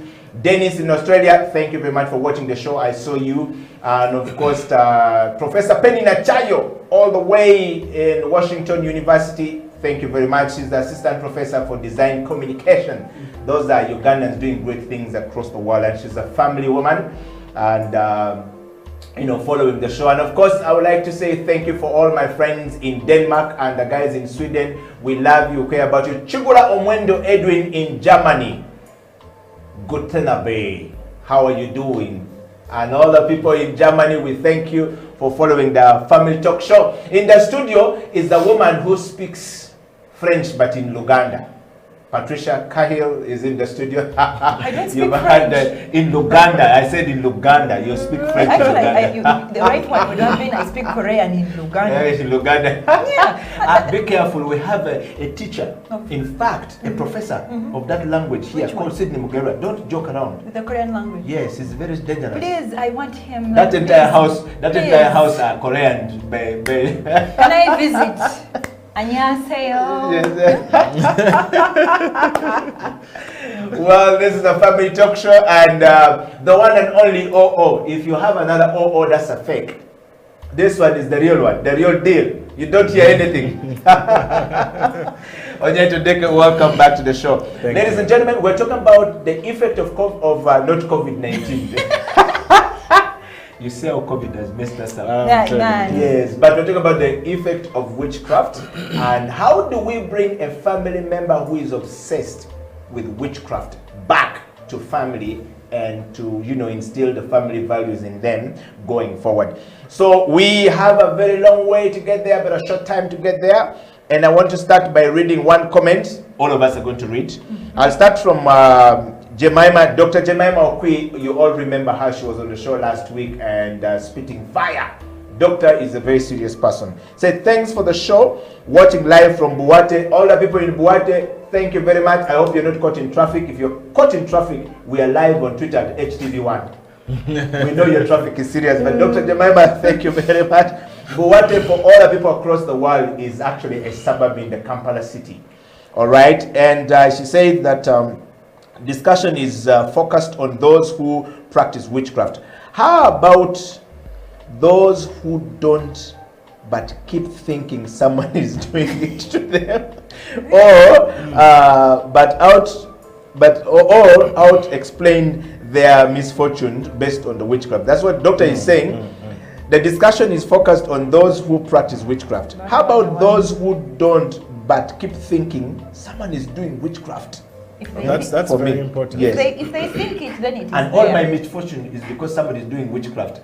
And that can run you crazy. And I've also known so many family members who say, I think somebody is doing witchcraft for me, and I'm going to get mad. Then he goes to the witch doctor and says, I suspect Onyetodeke. The man is innocent in his own world, doing nothing, doesn't even know anything. There's something that we tend to forget. Yeah. We are born of the Spirit. Yes. That it doesn't go away. We are born of the Spirit, and the Holy Spirit is always available, always there. Even if you don't invite him, he's there. He's just there waiting for you to just, please come through. But he's still speaking. Even if you don't call him, he speaks. So he speaks to the believers and non-believers. He speaks to everyone, because humanity is his. Because the Holy Spirit is God, so humanity is his. And he will continuously nudge you at any moment to let you know that this is happening. So I believe the one who thinks that, man, someone is doing witchcraft on me, it's like God telling them, look into this thing. Look into this thing. The problem is when they hear that, they don't also ask, but where am I thinking like that? That's a very good one. Because when you start looking in the direction of where am I thinking that someone is doing witchcraft on me? How is witchcraft done? How will it not be if it was not done? You see, when you start examining things, then you can actually get to the root point. But when you think it and you're like, and then they told me witchcraft is bad, then you can't say, you see, you've not even analyzed. Why is there a knowledge in your mind that witchcraft is happening to you? What if God is just saying in your background, in your foundation, this is what happened? Look into it so that you cannot be limited in that way. Why do you have to think that because you fought with Okwi, you will have what? He was the one sending it to you because you fought. Why does it have to be that because so and so's child I punished them, they have sent it to me? What if it is not it? So we tend to go into conclusions because of the nudges without even examining the nudges. Wow. Well, my friend, Professor Engineer Okwi David, I always talked about critical thinking for us, and he says that I am always talking about critical thinking. What you have just talked about here, jokes aside, is me telling people critically analyze everything that is going in your head. Thank you. People, think fast. Think fast, always. Before you go out thinking somebody's doing something to you, you are doing it to yourself because you're not thinking. So you are the problem. You get it? So what Patricia is saying here is very important. Onyai Todeke said the same thing, and he's saying again. Thank you, Patricia, that critical thinkers will always have problems solved at their feet before they go out to step on somebody's feet. Just on that point, yes. I'd like to mention something. Yes, please go on. As human beings, we are designed to find answers. Like I said, people want certainty. So when something happens, we ask ourselves why, how, when, what is next? It's by nature, it's by design. So part of a resort to witchcraft is to fulfill the need for why. And in the quest to fulfill that need, you get people resorting to mediums and different ways to try and find answers to questions that they probably don't have answers for. Yeah. And what I would also like to mention there is it's not just non-believers. It's not only people who don't know Jesus. Actually, you'll be shocked. I think we're shocked with that believers that the ones there are a lot of people, because God is not working on their schedule. Yes. They want to accelerate the process and get the answers faster. Also, not having peace by the fact that there are certain things you will never understand, and you need to know that it's okay. It's okay. So, well, some people actually get into witchcraft by trying to answer that all their misfortunes are because someone is. Now, the problem with that mentality also that I want to, since we're dealing with helping our family, the problem with that mentality is you're quick to look at who is, but not what is my contribution to what is happening. You heard that? You know, that's a hard one. And that's a huge problem. That's a huge problem. Let me tell you, whatever issue you're facing in your life, it might look like you're the reason, or maybe you're not, but there is a contributing factor, whether you like it or not. Yeah. And you need to ask yourself, what is my contribution to what is happening to me? Because your decisions design and decide your future. So if your go-to response is someone is bewitching me, we're going to have a problem, because God designed failure to be a springboard for success, such that every time you fail, you learn another way not to do that particular thing. Correct. Now, instead of taking the lesson, if you choose to blame that someone is bewitching you, you're going to create a loop. And when you create a loop, unless you get out of it, it will keep looping, and that's one of the reasons why people don't progress, and then they say someone is bewitching them. Why? Because they created a loop.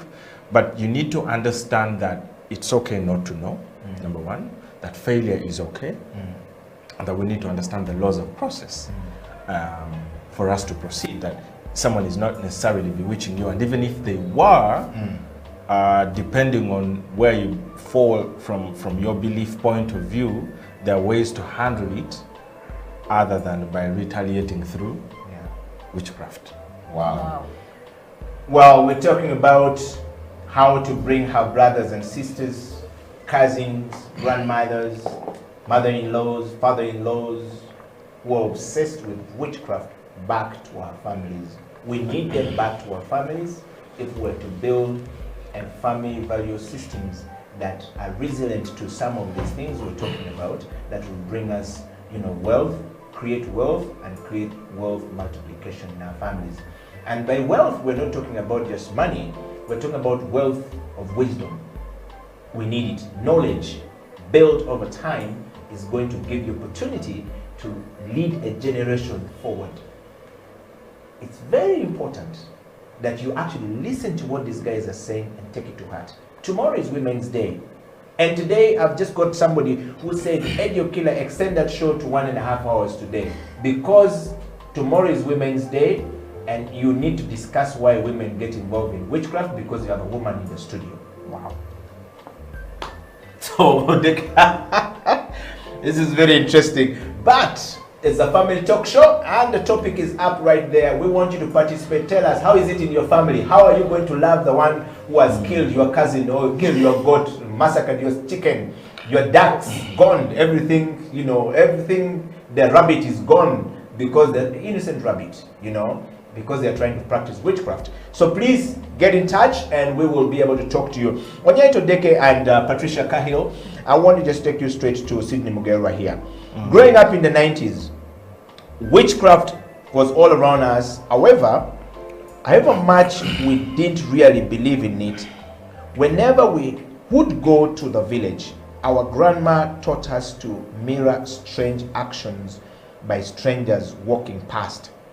If they stretched their chin, you scratch your chin.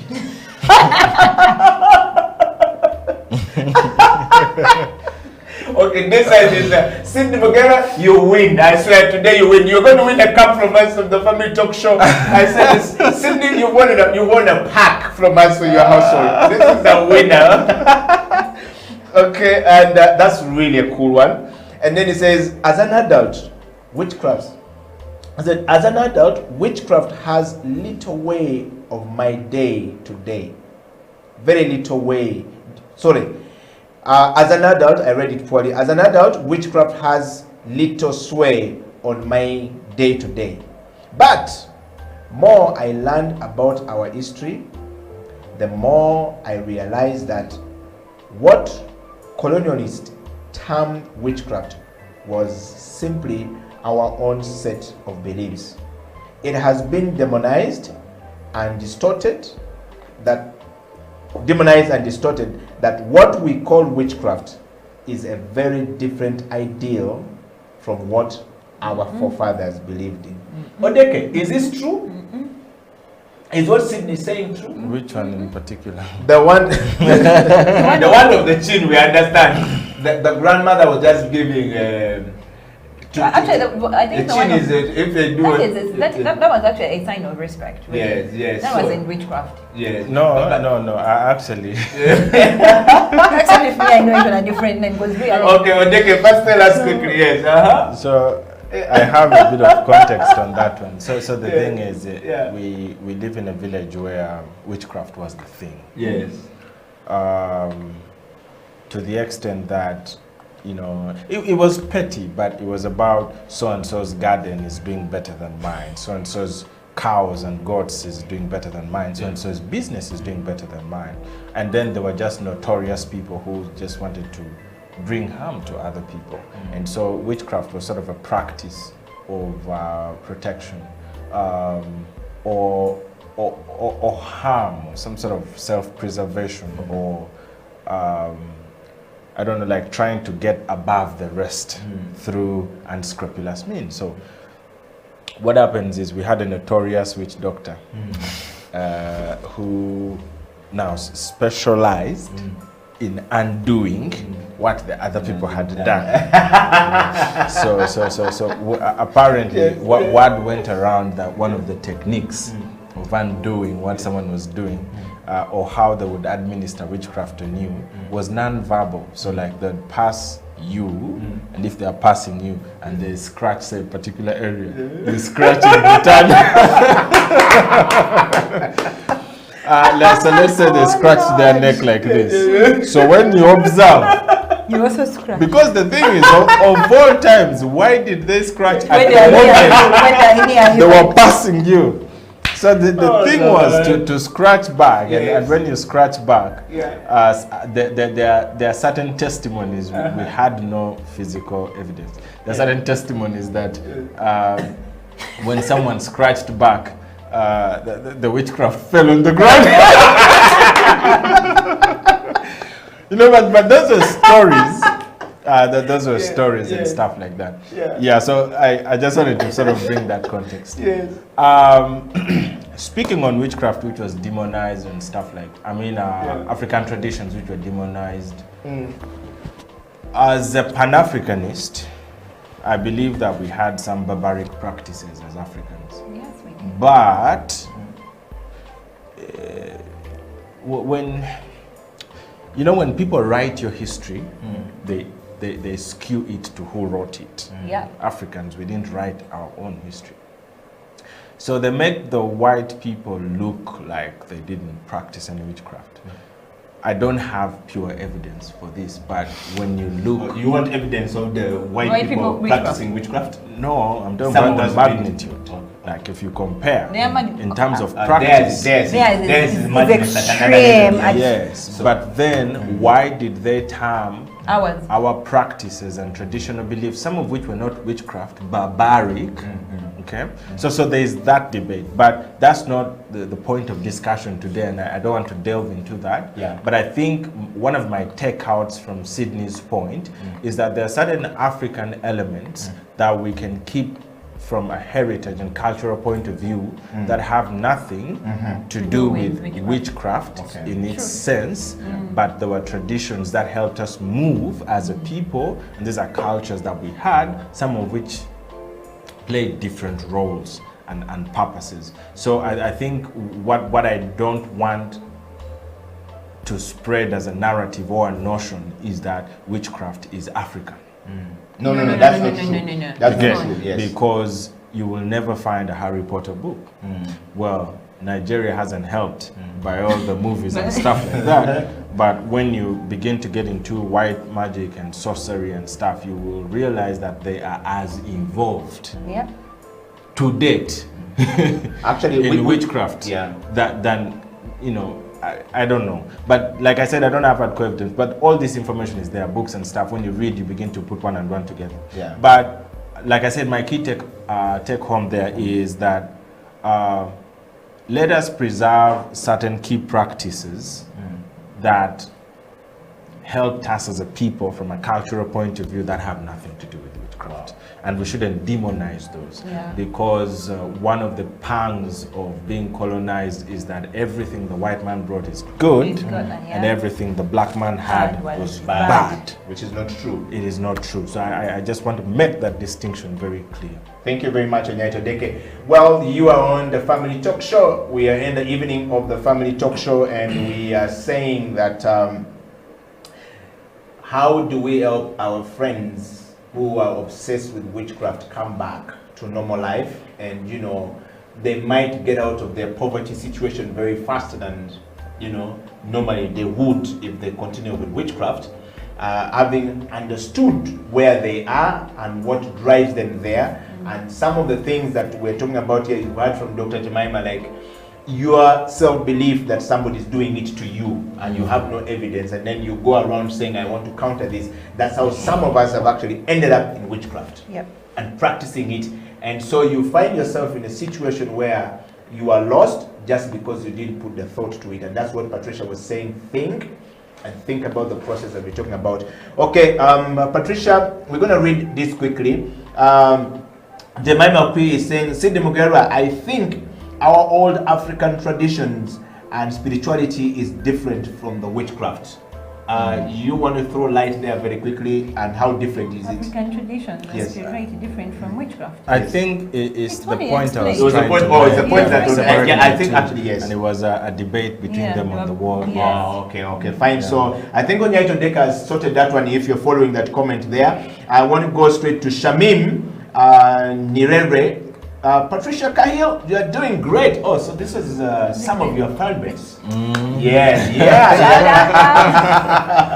So shout out to you, Shamim, from her, and James Odongo. Thank you very much for watching. We want to look at Dr. Jemima. You're always a resident panelist. We are very happy to have you on the show anytime. And I want to go straight to Esther. Esther is just watching, and I see another one here from Sydney. It is different, but I think we answered it. Sydney is saying it is different, but of late it's part and parcel of the blanket term witchcraft. How do you separate the truth from the quacks and the devil worshippers? Holy Spirit, please invite the Holy Spirit. That is the only answer I can give you, because you can't really know which is good witchcraft, which is not witchcraft. It somehow it tethers on. It's like on a borderline. Is there a good witchcraft? That's what I'm saying. So you can't differentiate. The only way you can differentiate is asking God, like, am I on the right line? Like when we started the show, I didn't know about palm reading, and I went in. I was all this palm thing, and I'm like. The nudge came like, but my daughter, and I'm like, Lord, what does that mean really? And he's like, you are going in the wrong direction. Please come back. You see, but me, I didn't even know that palm reading was. I had even started writing and researching and getting all these books to read. And I realized, this is not the Holy Spirit way. So it's the same thing. You have to invite the Holy Spirit to tether for you and say, yeah, that herb. Mobility is nice, it is good giving you mobility, but when it is used in this direction, then it is no longer mobility, it is now a different thing. But then there was a question that you mentioned about women being the most involved. Yes. And so we're going to close with that one. Odeke, I want you to knock on that one. Sydney is saying here, thank you, Onyaito Deke, for voicing my sentiments to the T. I couldn't have said it better than you have said, so there's kudos there for you, Onyaito Deke. But Onyaito Deke, on this part here, how do you differentiate if they are? Differentiate? Yes, what Sydney was just saying, that of late they have become part and parcel, but then how do we separate the truth from the quacks and the devil worshippers? They are quacks and they are devil worshippers. The question is a bit confusing for me, honestly. So he's saying, it's referring to what Jemima was saying, which you have just answered. Yes, the submission which you've just answered. But now he's saying, Jemima is saying that it is true. Let's not, in fact, let me read it to you. Sudi Mugera, I think our old African traditions and spirituality is different from the witchcraft. And then Sydney has come back to say, okay, that's true. Yes, but then how do we know the difference? So he's saying, how do you separate, how do you quickly distinguish that this is a devil worship? I'll give a one-word answer. Yes. You will know them by their fruits. Okay.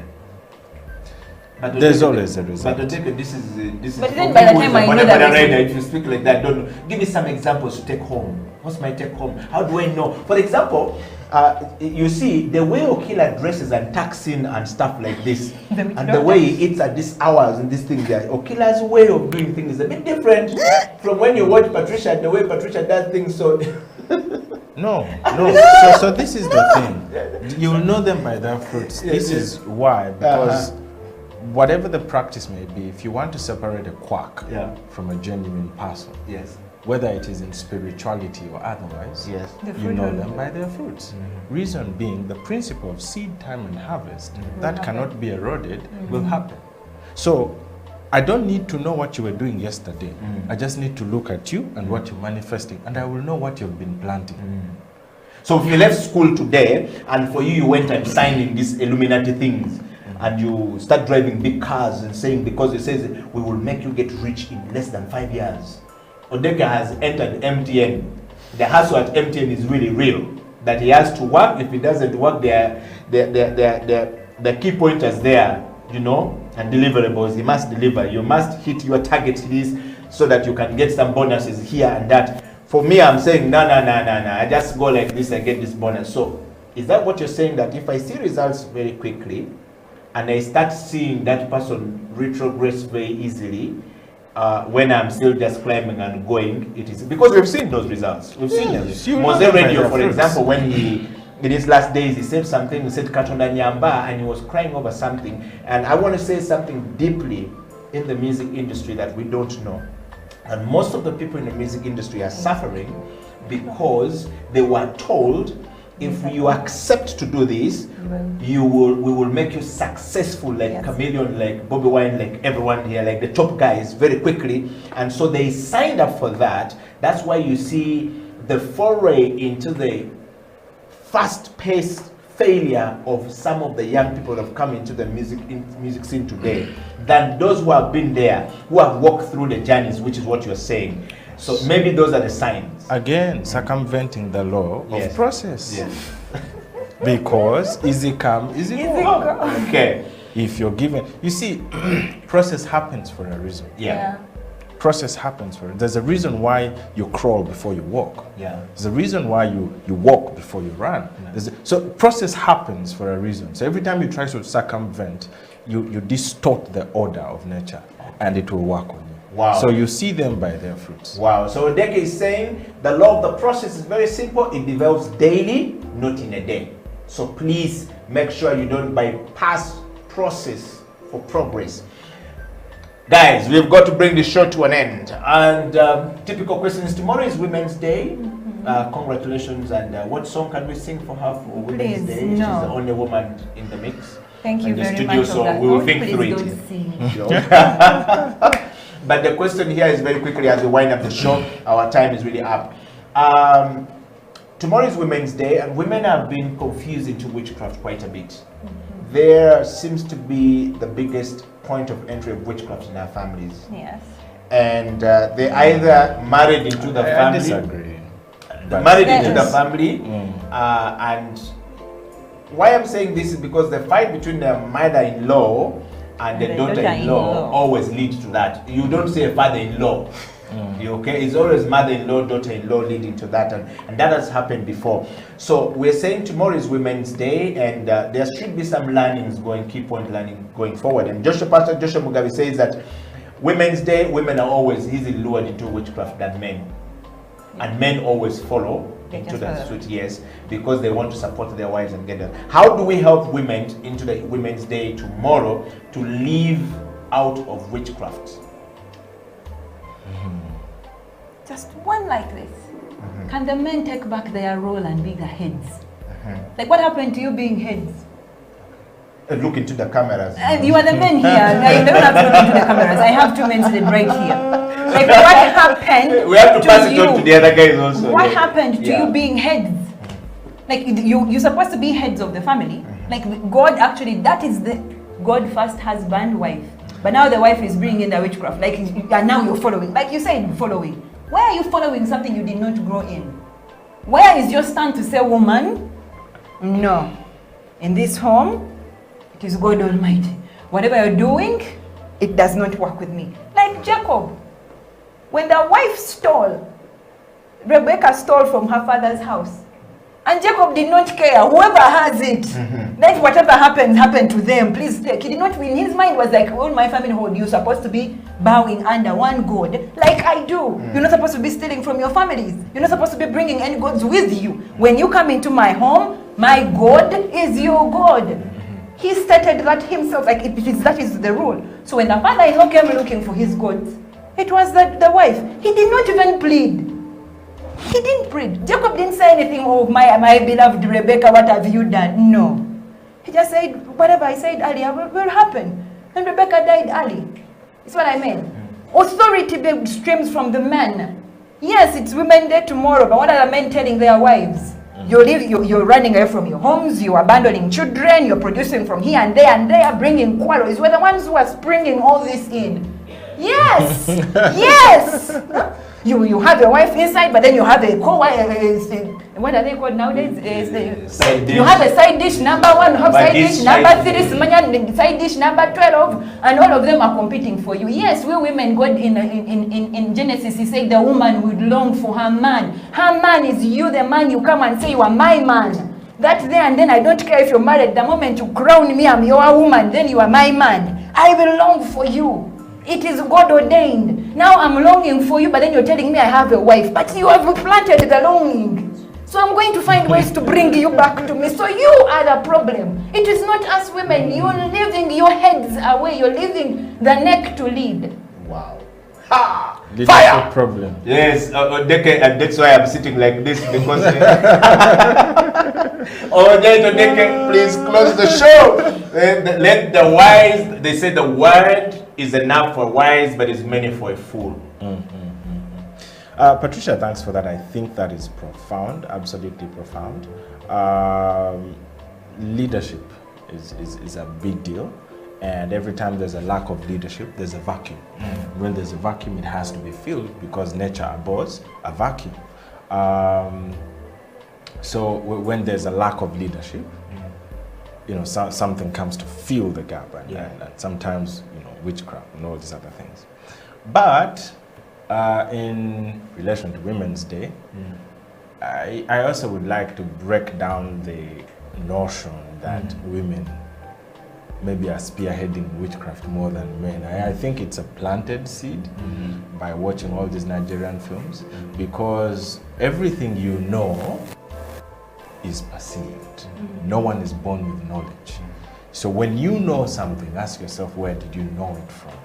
But because we've been watching all these movies that tell us it's the women who are doing this, it's women who are doing that, I'm not saying they are not. What I'm saying is that then there will be some men hiding behind the fact that it is women who are, yet they are also the ones who are, including, you see, the acts of omission or commission. So omitting to lead your family, omitting to lead yourself first, could also be, you know, you're collaborating to bring the issue. So, but yeah.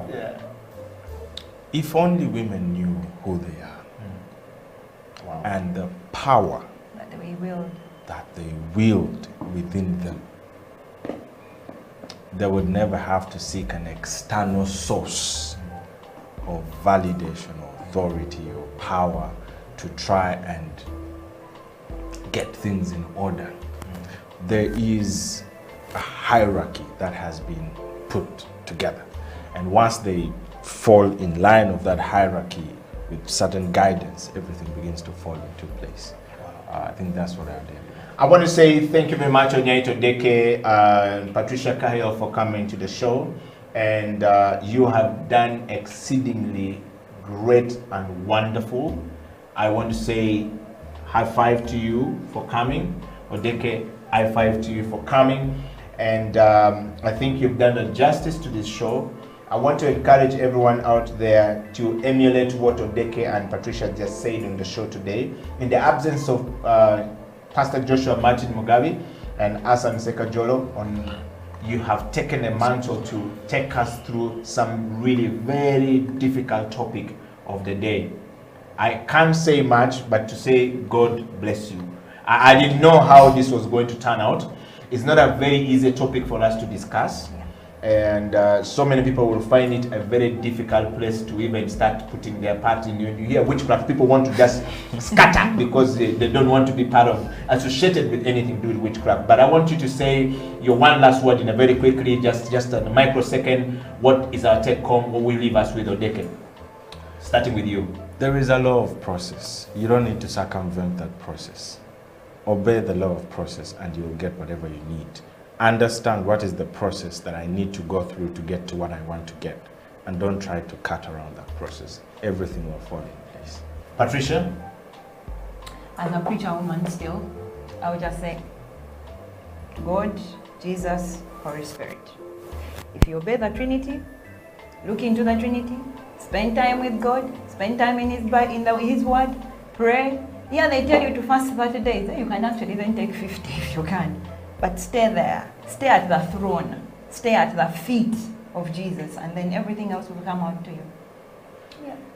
Thank you very much, Onyaito Deke. Thank you very much, Patricia Cahill. I want to just close the show by reading one more comment from Okware Tom, saying, how do you define a devil worshipper? He asked the question and even answered it. He says, I think the devil is the devil regardless of the tradition.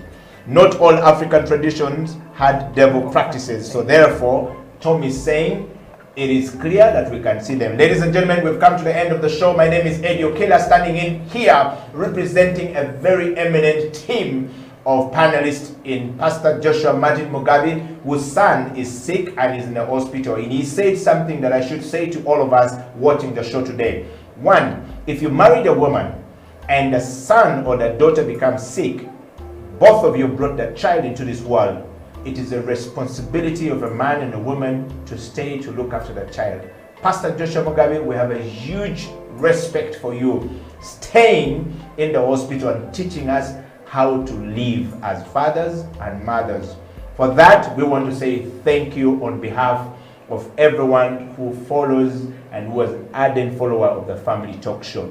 We thank you for the sacrifice that you're able to still give us the topic. Even when you're inside the theater, you're still thinking about families. That's a huge sacrifice that you make on behalf of everyone out there. We would like to say God bless you. And to Asan Sekajolo, reaching out to us all the way in Koboko and trying to be part of the show, we want to say thank you very much, Asan.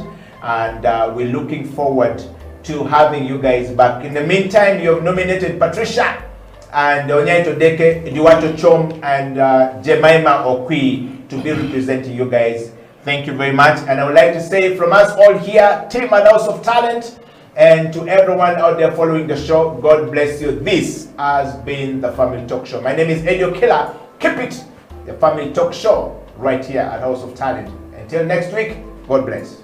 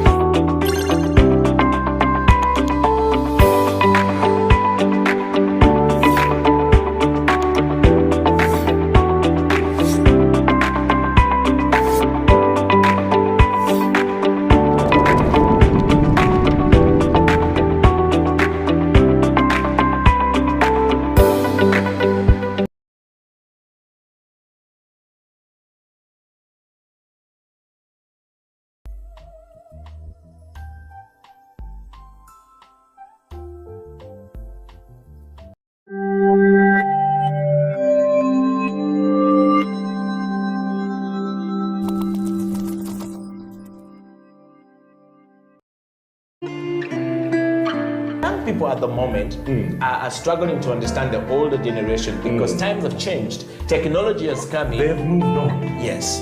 We're the ones sitting back and wondering, what is my child on to? TikTok has surpassed WhatsApp. The other one I call, I never call it Facebook, it's Bookface. Why are you on Bookface? Dad, it's Facebook. Yes.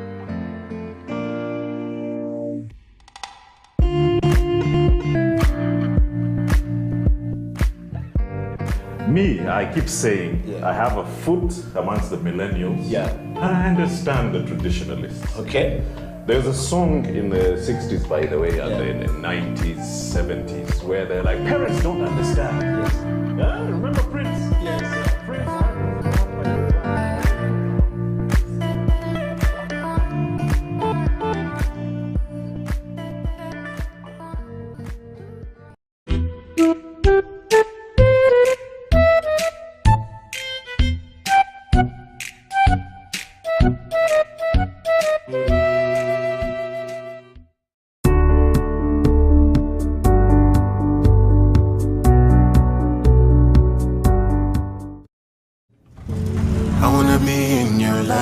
until the night is over.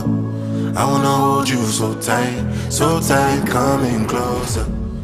Jesus, you've given us a good day today, and you've given us a good reason. We know marriage is a gift from you. We thank you for the blessing of their parents and the blessing of their friends. We pray that as Jalia drives this car, she'll be safe and reassured that there is love and there is hope. Bless Satine, bless Jalia, bless all of us together. In Jesus' mighty name.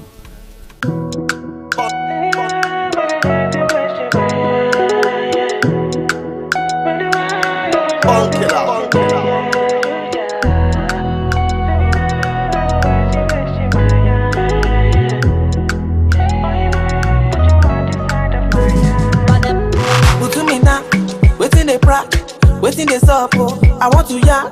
You to the pra, you to the farm. She make a job, oh, before you shot.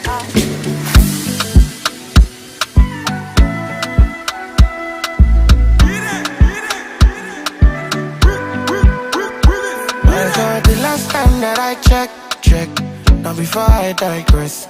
My girl, you told me that I'm not your love interest. See, my girl, the last time that I checked, see, nothing ain't changed yet. Except that I got a big bag and a big flag. Don't make nobody tell me nonsense, my nigga. Jalia, I give you this ring as true testament to the love that we have for each other, and that we shouldn't wait for too long to formalize everything. And as of today, you are the one that has swept me off my feet. This one is sealed today. And this one is a promise. 17th of December this year, we will go before the Lord to formalize everything. That will be our wedding day. I love you, Jaila. Surely you the best thing for me, oh. I know nobody matter more. Nobody matter. Hey. Nobody matter. It be like I don't win a lotto. I know if you cool it down more. Girl, I'm whiskey away, on holiday, holiday to Mozambique. Follow me, go to Mozambique. Baby girl, are you on your way?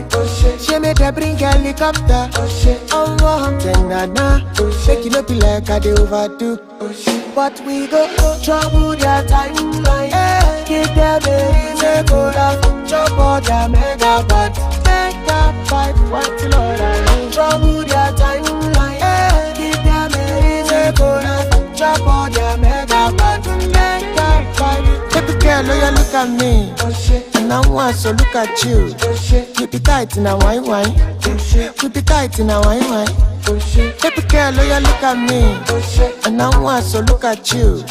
Keep it tight in a wine. Keep it tight in a wine.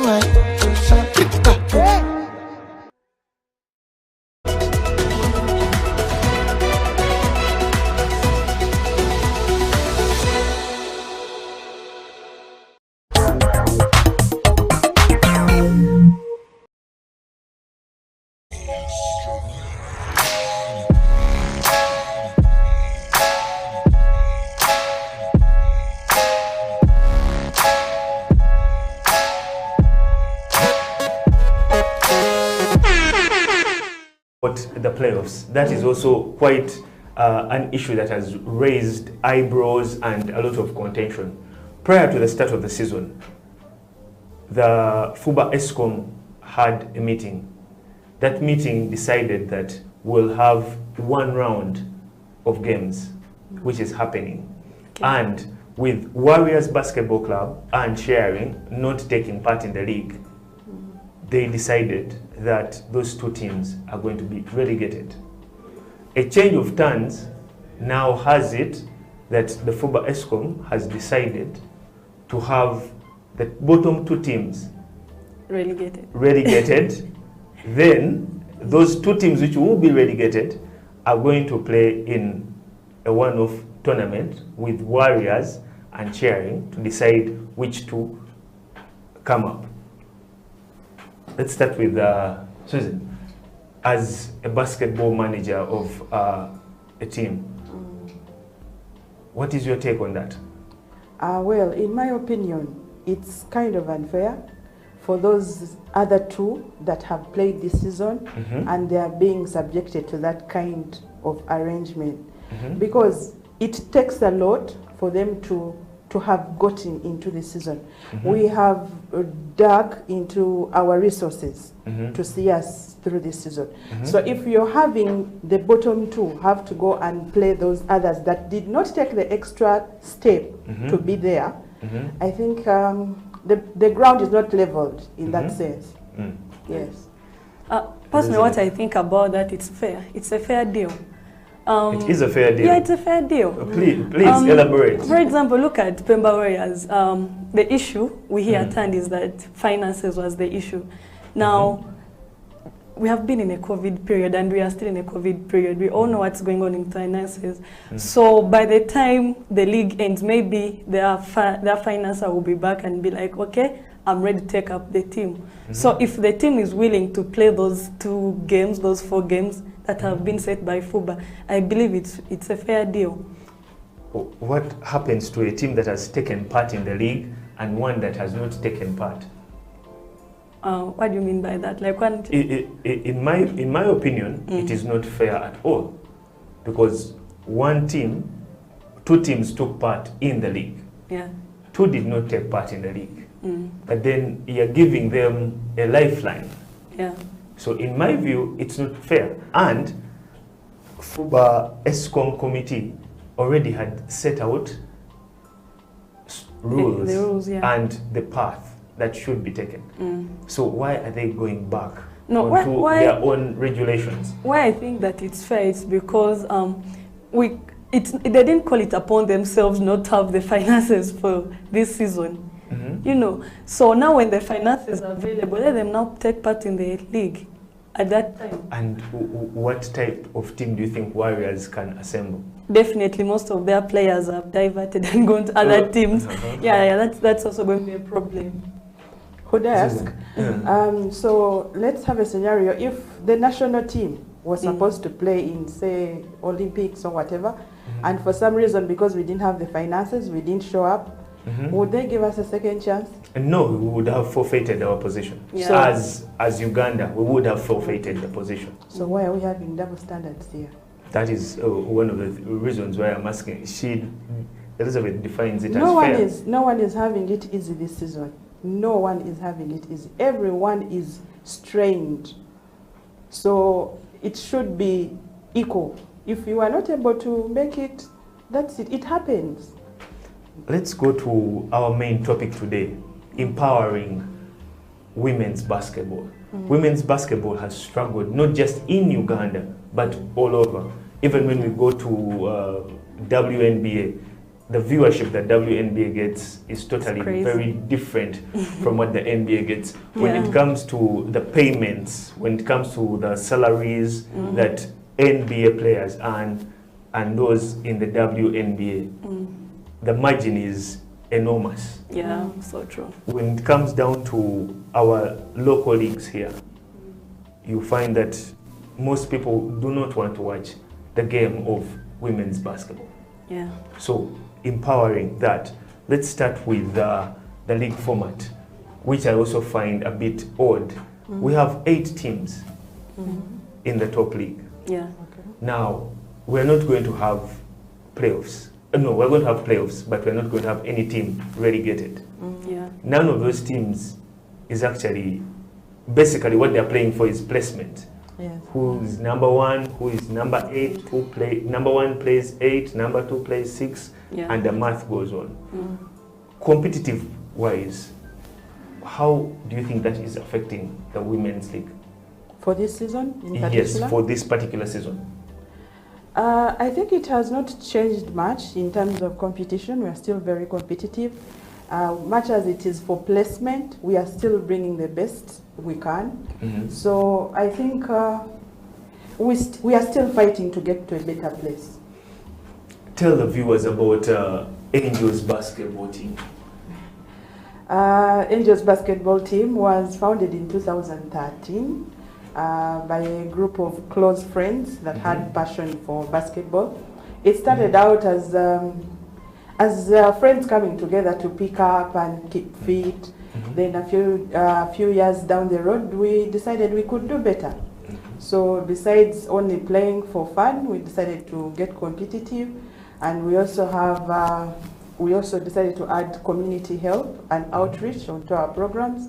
So we are a limited company that does a lot. So Angels is a limited company? Yes. It is an organization? Yes. It is not just a club? It's not just a club. Okay, so when is Angels getting a male side? A male side. For now, we are concentrating on the girl child and the women. Okay. Yes. Maybe sometime later, we still have a lot to do with the women and the girls. We want to get more girls into school. We want to allow the girls that are excelling in the game get other things besides game. That's why our hashtag is We Beyond the Game. Besides excelling, we beyond the game. Yes. Okay. Besides excelling at basketball, you as a person, what else can you do? What else can you achieve? That is what we are about. That is what you are about. Yes. And your target for this particular season, are you willing to and ready to actually see off JKL and lift the title? Or? Believe me, we are trying. We almost beat them. How is Angels placed on the table? I don't have the latest standings from the federation. We are not so bad. You'll see it. Define not so bad. Define not so bad. That means you have quite a number of losses. Yes, we have had only 2 wins so far. 2 wins? Yeah. Out of how many games? About 6 games? Yeah. 6 games, 2 wins, 4 losses.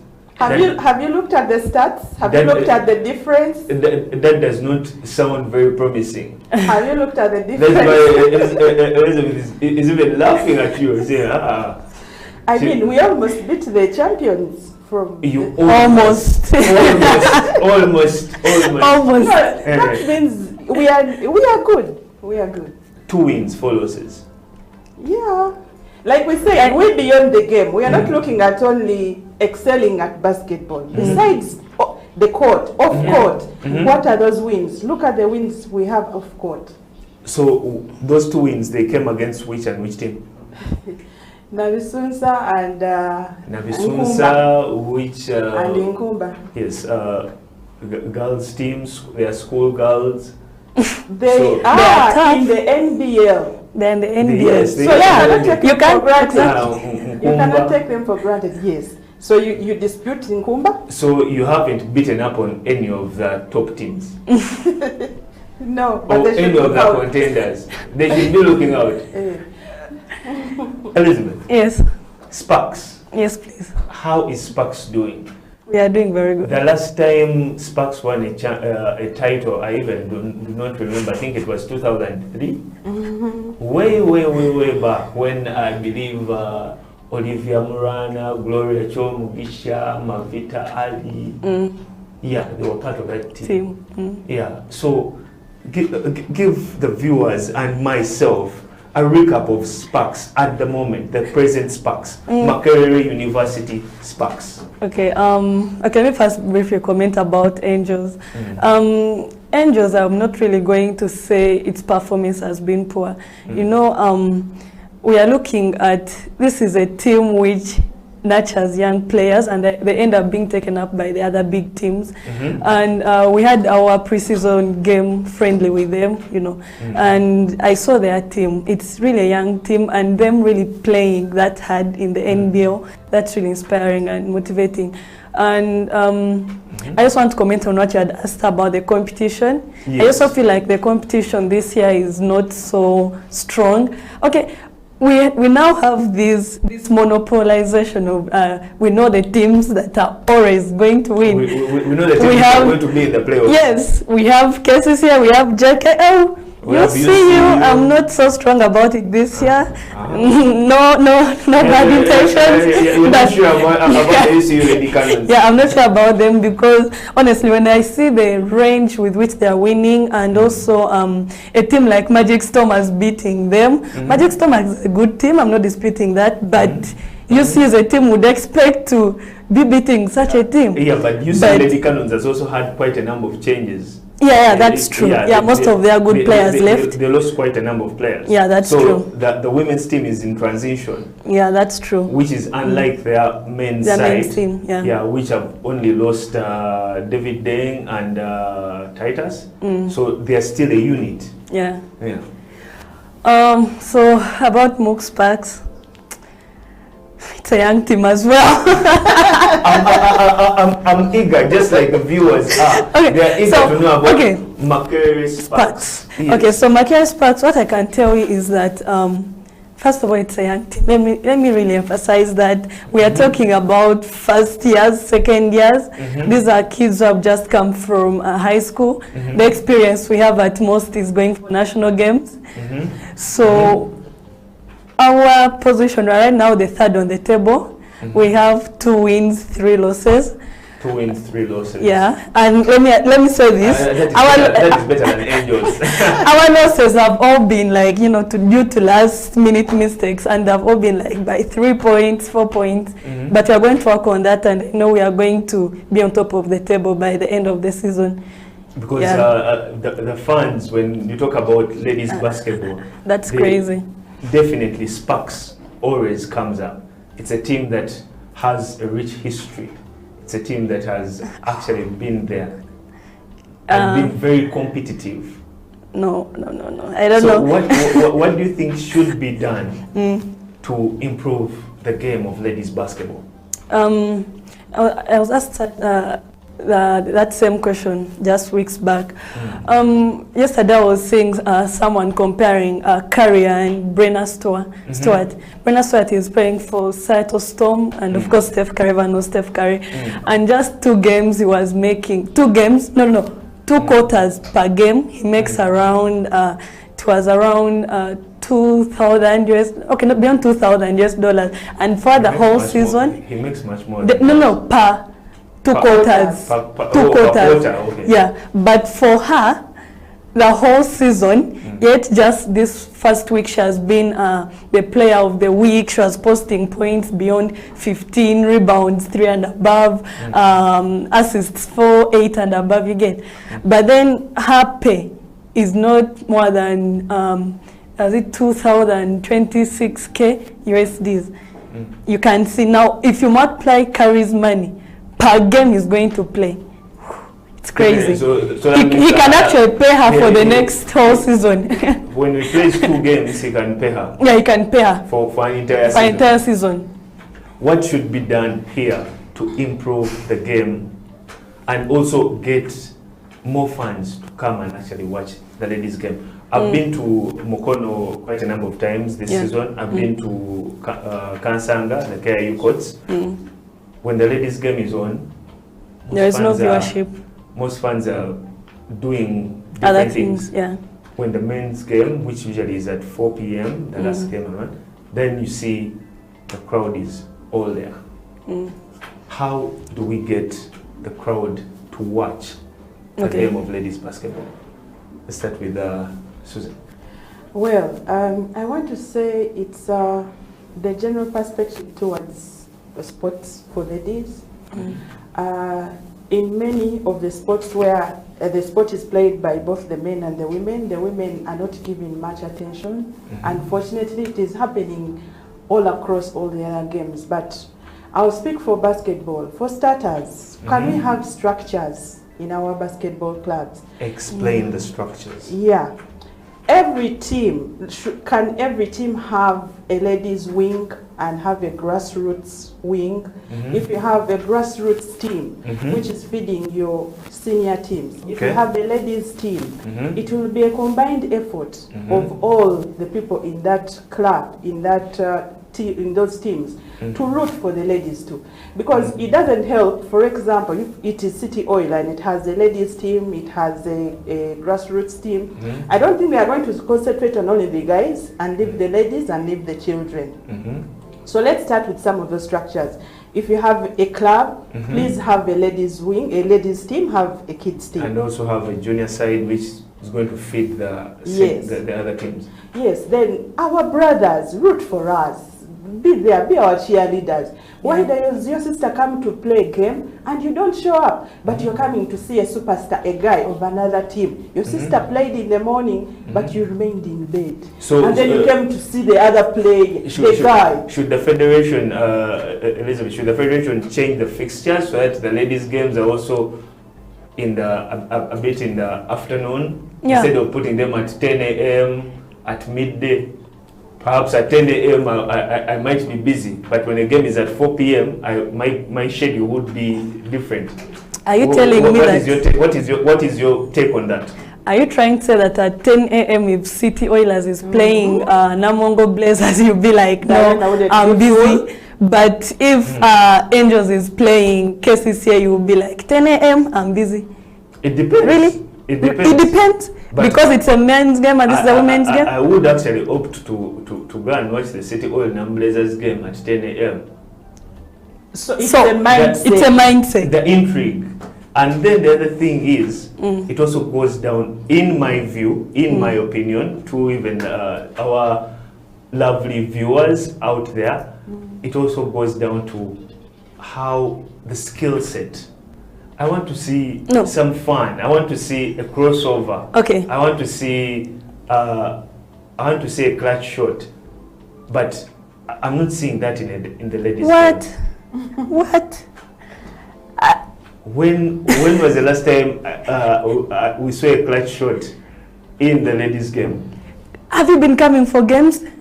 You know how many clutch shots are there? Please, I'm right now still in Division 1, so that's why my focus is. I'm not going for all these NBL games. I'm so much now. Enlighten me and the viewers. Tell them. So trust me. And okay, one thing I'm not going to dispute is the fact that men's physical strength and appearance and everything may be more exciting than maybe the girls' small size, but what makes the men's game a bit different, maybe it's because of the dunks and the crossovers. Where, I'm going to talk about that also. I'm someone, I love dribbling, I love pointing, but because they know I'm going to go and do much of cross dribbling and pointing, the coach doesn't want that. The pressure out of exactly. the ball. Most women teams don't want that. They want you to play more of passing, like get the ball, pass, rotate, you know, pass ball, play on top, pass ball. So by the times when I get the ball and I do those not funny things, but I do my crossovers and what, and excites the crowd. Yeah, it brings commotion now between me and my coach. He's all like, Liz, what are you doing with the ball? Why all those dribbles? You get? So I think that's one of the things that brings that negativity towards women's basketball. Maybe like, I'm not going to these exciting things at women's basketball, but trust me, even though we decide to play basic, it's still interesting.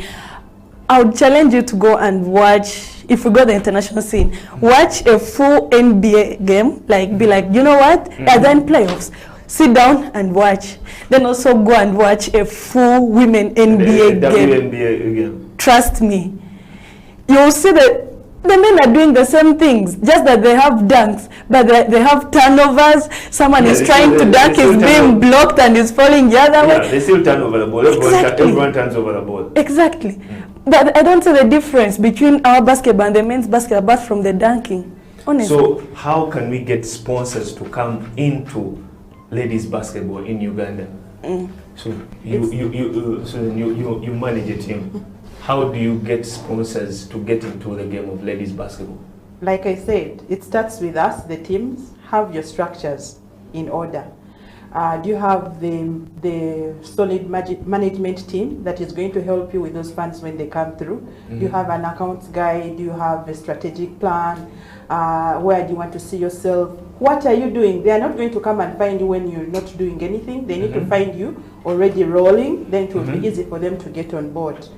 So we need that. Then we also need to play hard and get those results. Like you said, Angels, how many losses and how many wins. That is what you look at. 2 wins, 4 losses. That is what some of the sponsors look at. So as teams, we also need to do a lot to get ourselves there, so that it is easier for the sponsors to come to us.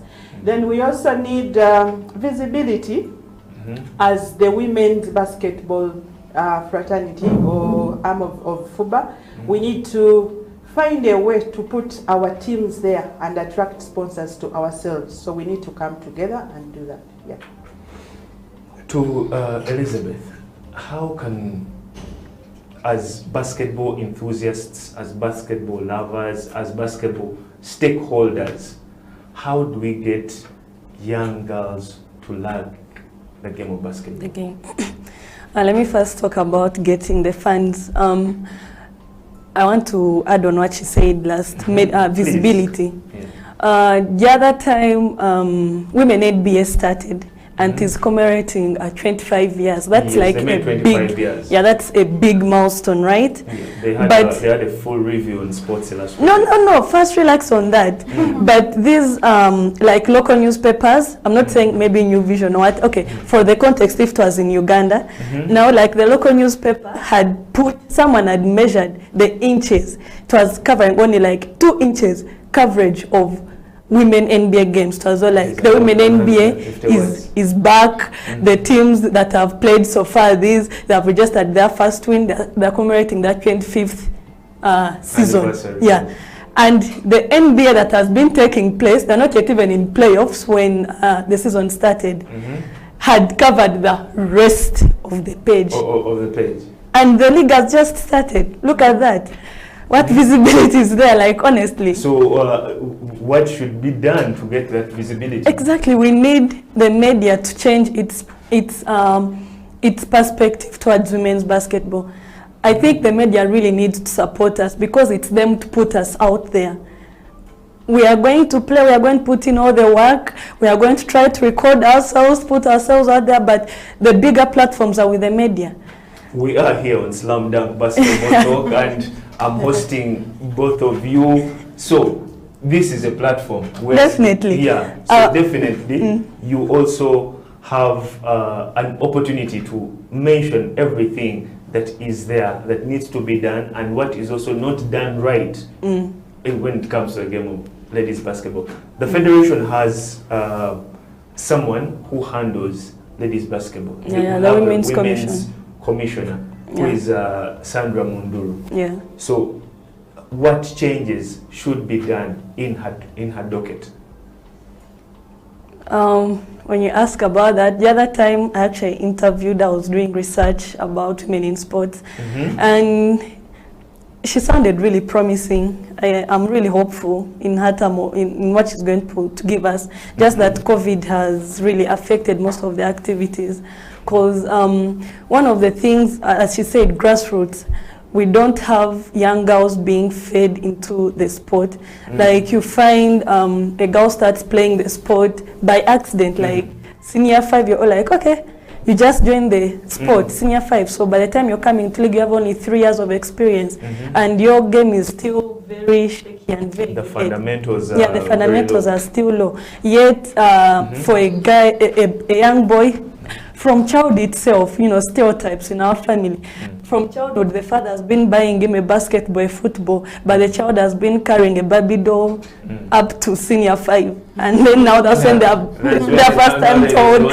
Exactly. So we need that also. Like, well, I believe if those outreach programs are going to be put into practice, as she said, we shall achieve having more girls into basketball. Definitely. Thank you for that input. Susan, what is your take? Getting young girls to love the game of basketball.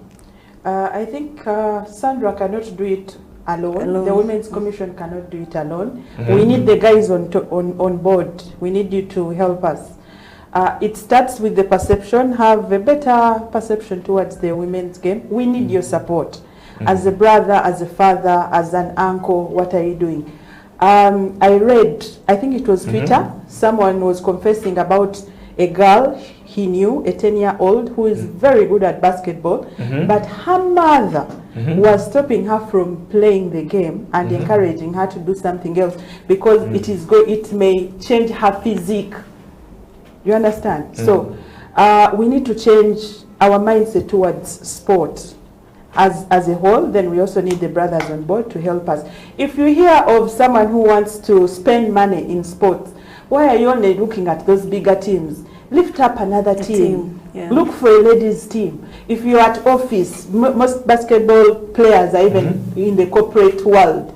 If you're at office and the marketing guy is looking for where to spend that money, why don't you tell them, we have women's basketball, we could think of a team that we can use. We could think of offering scholarships to girls that are playing basketball well, or any other sport.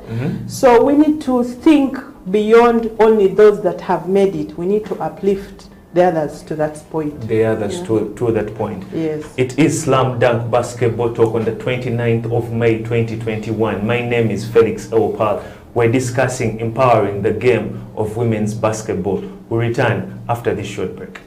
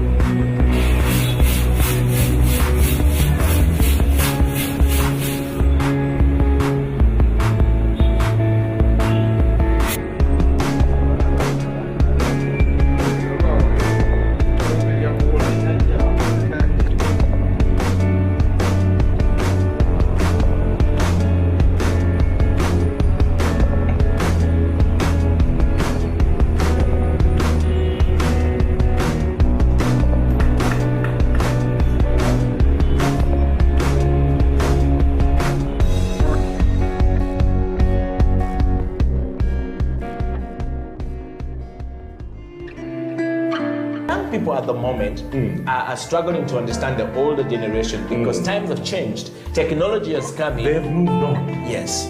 We're the ones sitting back and wondering, what is my child on to? TikTok has surpassed WhatsApp. The other one I call, I never call it Facebook, it's Bookface. Why are you on Bookface? Dad, it's Facebook. Yes.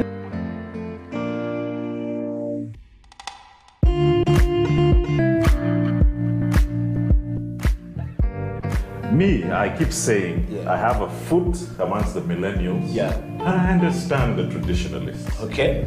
There's a song in the 60s, by the way, and in the 90s, 70s, where they're like, parents don't understand. Yes. Remember Prince? Yes. Prince.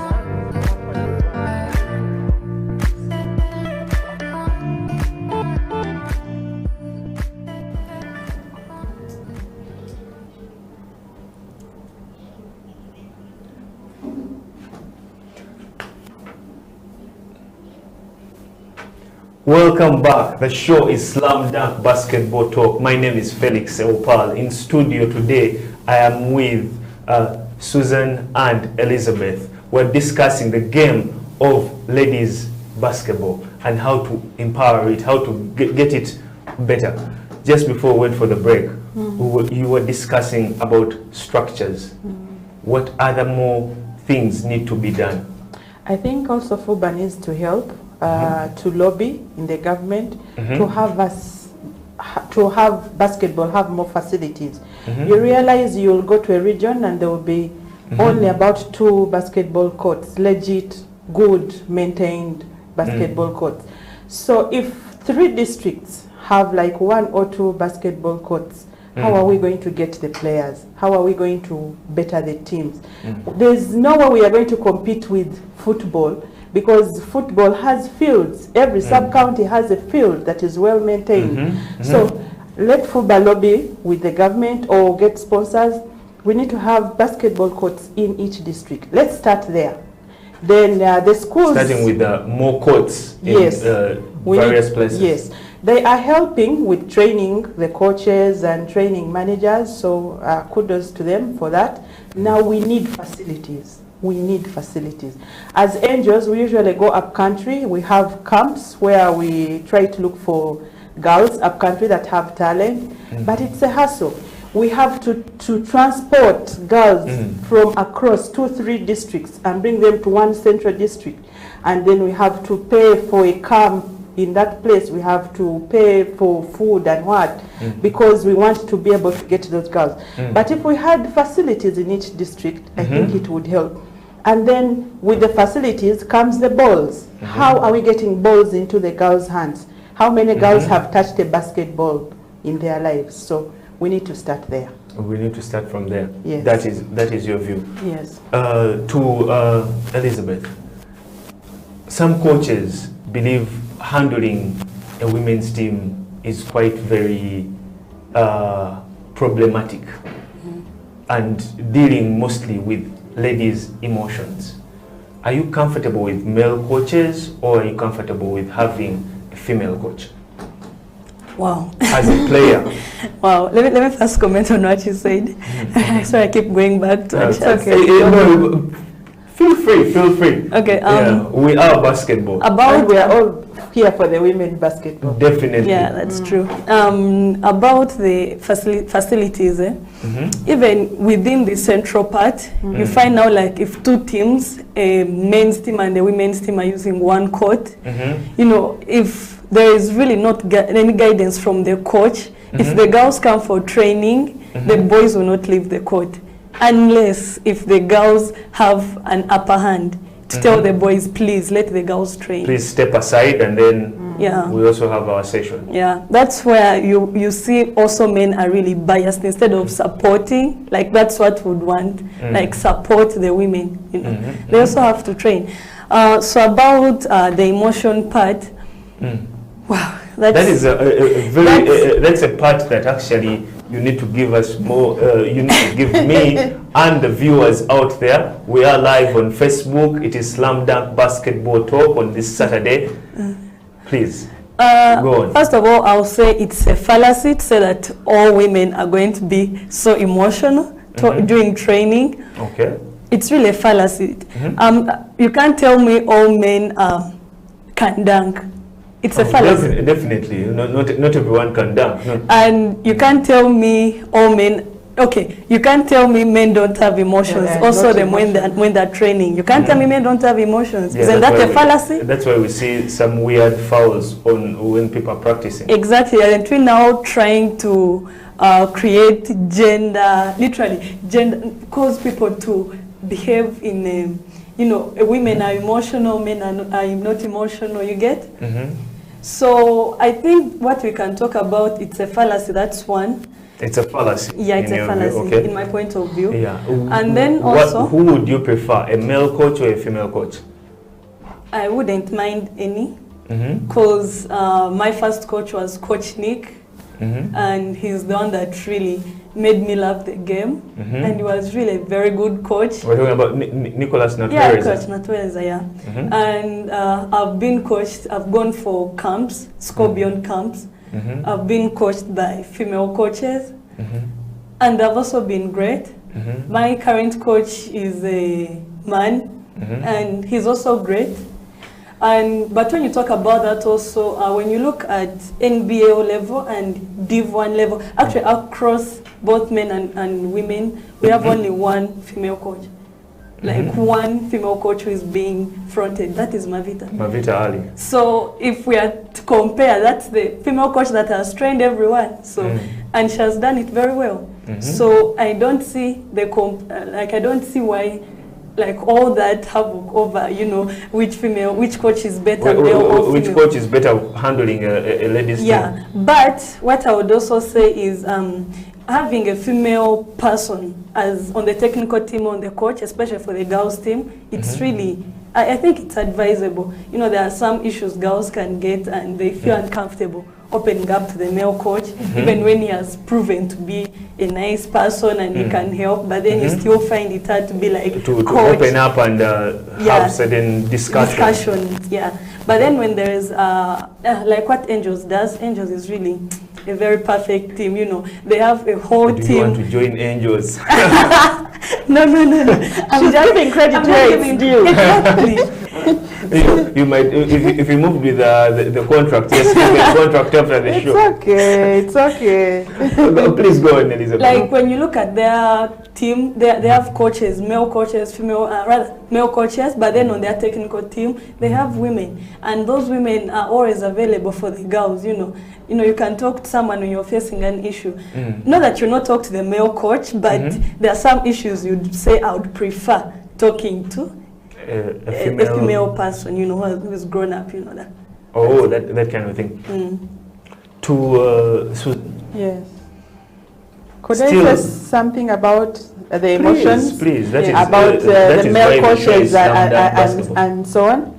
Well, for starters, you as a male coach who is coaching the ladies, are you professional when you're dealing with the ladies? Are you being professional? Are you keeping in line with business? Okay? Yeah. Be tough where you need to be tough. Off a shoulder to an extent that is comfortable for everyone. Don't play favorites. The line of the extent is the issue. How does that line get drawn? It comes from your professionalism. If you know you're being professional, then you have no worries about that line. You will not even notice whether you've crossed or not. You will never cross it because you're being professional about it. And when you're coming to coach the team,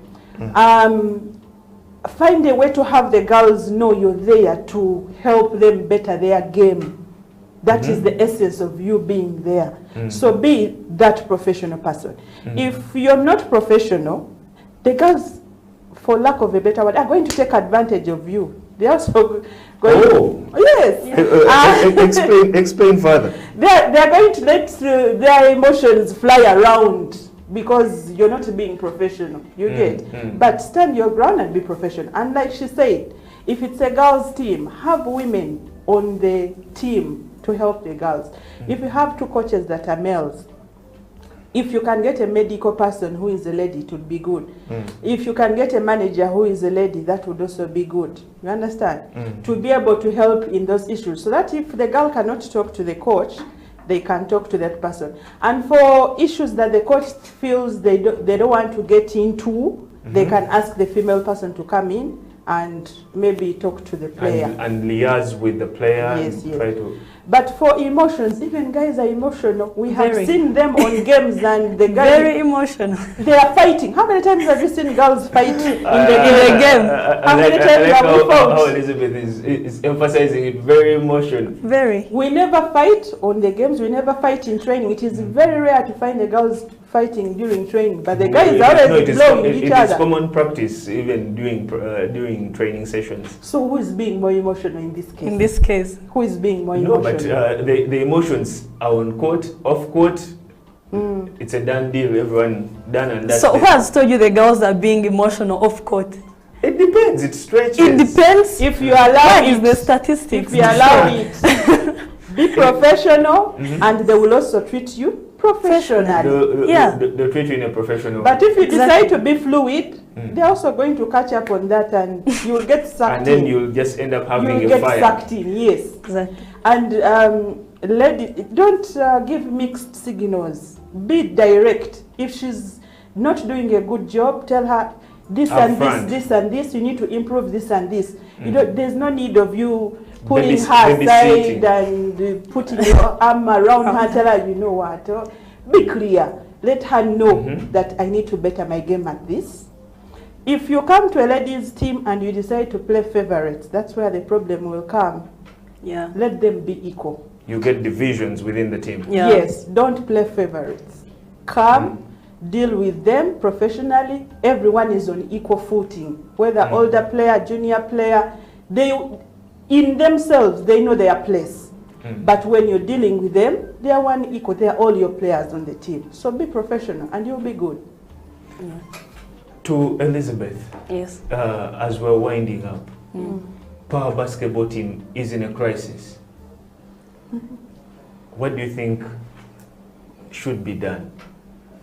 They fired the old coaching staff, brought in a former coach, Bani Sankunda and Carol Bisereko. Was that the right move in your view as a basketball player? First of all, I'm not going to lie that I know much that's happening in Power right now. But what I've heard is that they've lost all their games, yet they have a good, like that team is really good, their roster is good. Even before season, you are seeing their pictures flying everywhere, yes, their pre-season picks and everything, they're everywhere. And of recent, I was talking to some man, he's playing in FUFA, but big league.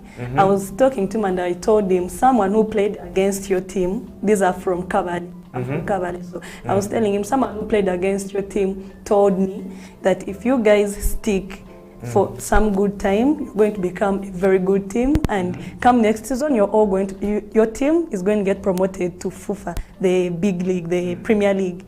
And then I told him, but one issue I have with your team is the continuous change of administrators. You know, today they have a coach, the next day they have a media press. After a couple of months. They have a media press, the coach has been fired. And I'm all like, yo, they get a new coach. What's going on? Yes. So I think there's a way that really affects the players, that sudden change all the time of administrators.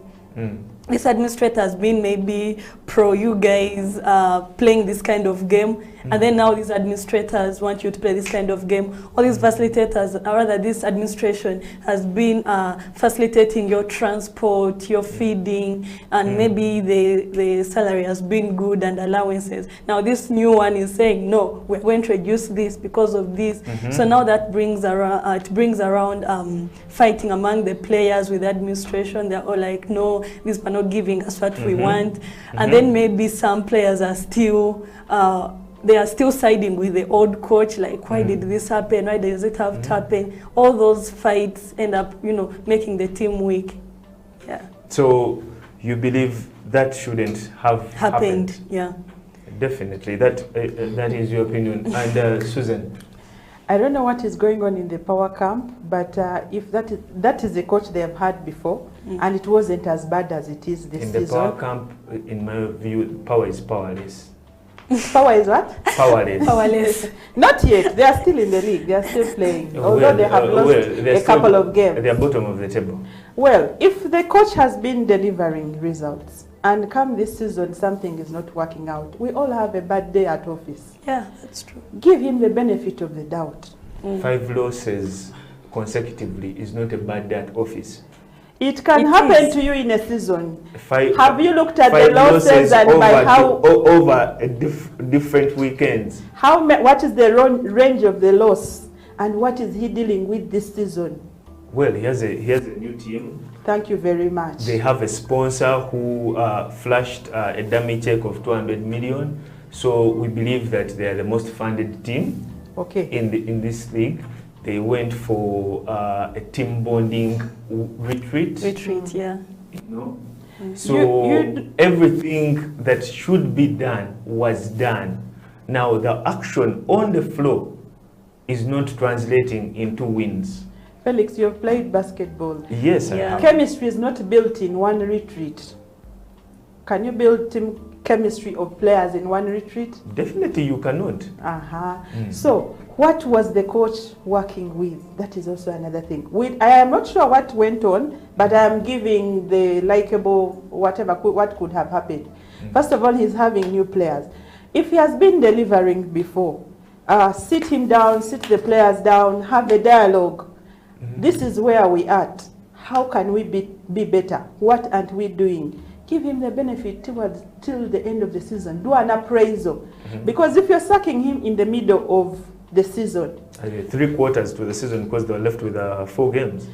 most probably you've not done a complete appraisal of him for that whole season. So there's something you have not learned. Because if you get him sacked in the middle of the season, there are things he's also not going to tell you. I mean, you've let me out. I am not going to tell you what is going on. How sure are you that the next person who comes on board is not going to start in the same mess that I was in? Okay. So I think they could have let him ride with it till, in my opinion, till the end, then sit down, have an appraisal of him, let the players also dialogue about what went wrong and what went right, and get better from there. To the viewers out there, Elizabeth, Yes, please. Please give them a recap of Score Beyond. Oh, wow. So Score Beyond is a women-based organization. I would also love to know much more about Score Beyond. Okay, it aims at uplifting girls' lives through sports, but the major focus is basketball, and then it also aims at uplifting their health, both on court and off court. It has been in existence since 2017, and it has held a couple of camps before COVID disrupted the whole process. Okay. Basically, it aims at nurturing their basketball and bringing you up holistically as a very good sports lady. When you say basketball, on health, on court and off court. Off court, health-wise, much more elaboration, please. I should have actually said mentorship, because mentorship would even cover the health part. So it's beyond basketball. It's not just about the game. You know, it has... give me those details. The nitty-gritties of Score Beyond. Okay, so just like... so it's about mentoring the girl child. It does more of selection of girls with potential. It also carries out camps in areas, for example, the Great North and East, where basketball is not really fully developed and the girl child is still facing so many issues. It aims at uplifting those girls, bringing them up, enabling them to get scholarships in these different institutions. Even Tazad girls get scholarships outside of Africa, And then the mentorship part, we have a number of people who come and mentor the girls. And definitely. Where do these mentorships happen from exactly? Yeah, it holds camps, and then it also takes advantages, or advantage of stuff like, for example, this league. But I don't think this league we're going to carry anything because of the whole pandemic stuff. But like, if there is national games or regional games, to take advantage of that gathering and to select out the different girls that come to games, and during the process of those games, they will have their own sessions. They will, liaise with the commission or the organization that is in charge of that activity to have the girls mentored. Yeah. There are viewers out there who would love to know. They have daughters, they have nieces who want to play and be part of Score Beyond. How do they get to Score Beyond? Well, do you contacts or offices? How do they get to enroll? So, what I can say about becoming part of Score Beyond, I think it's more of it selecting you because of your interest. if you don't show interest in the sport, then how is it coming?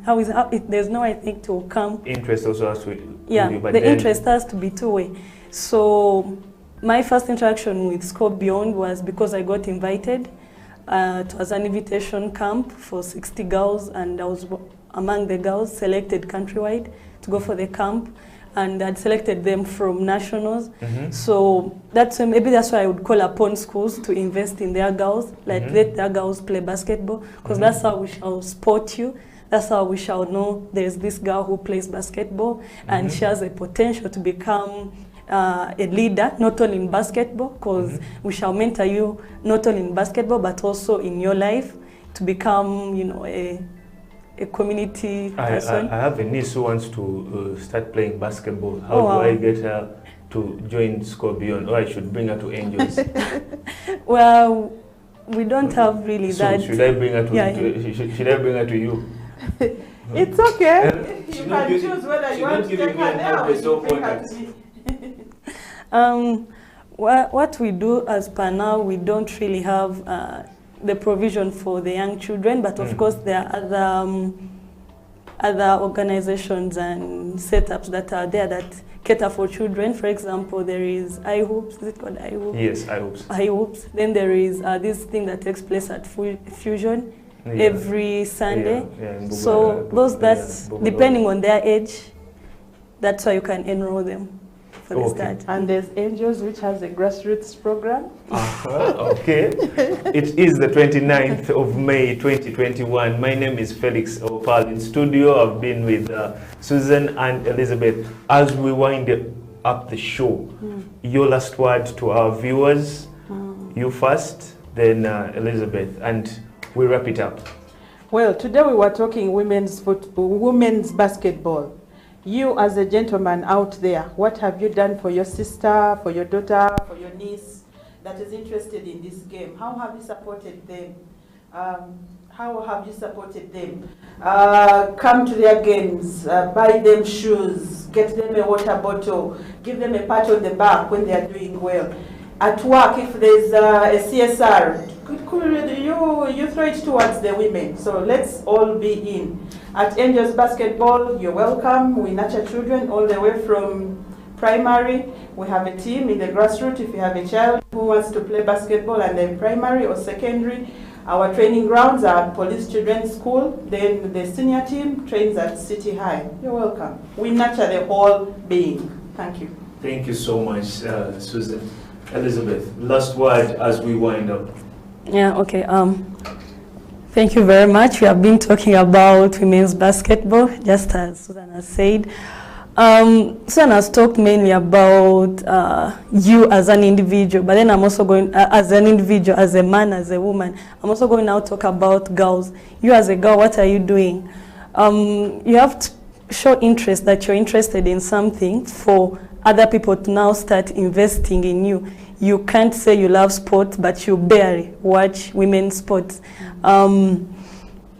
You have to prove to the world that this is what you want and this is what you want to venture into. So show the interest, and that's when you have maybe your father, your mother take up the interest, be like, yes, I know it may not be easy, you know, we have all those issues at home, girls can't do sports, we still have those challenges, but once you show them that, yes, I'm ready to play sports and that's what I want to do, trust me, they'll be there to support you.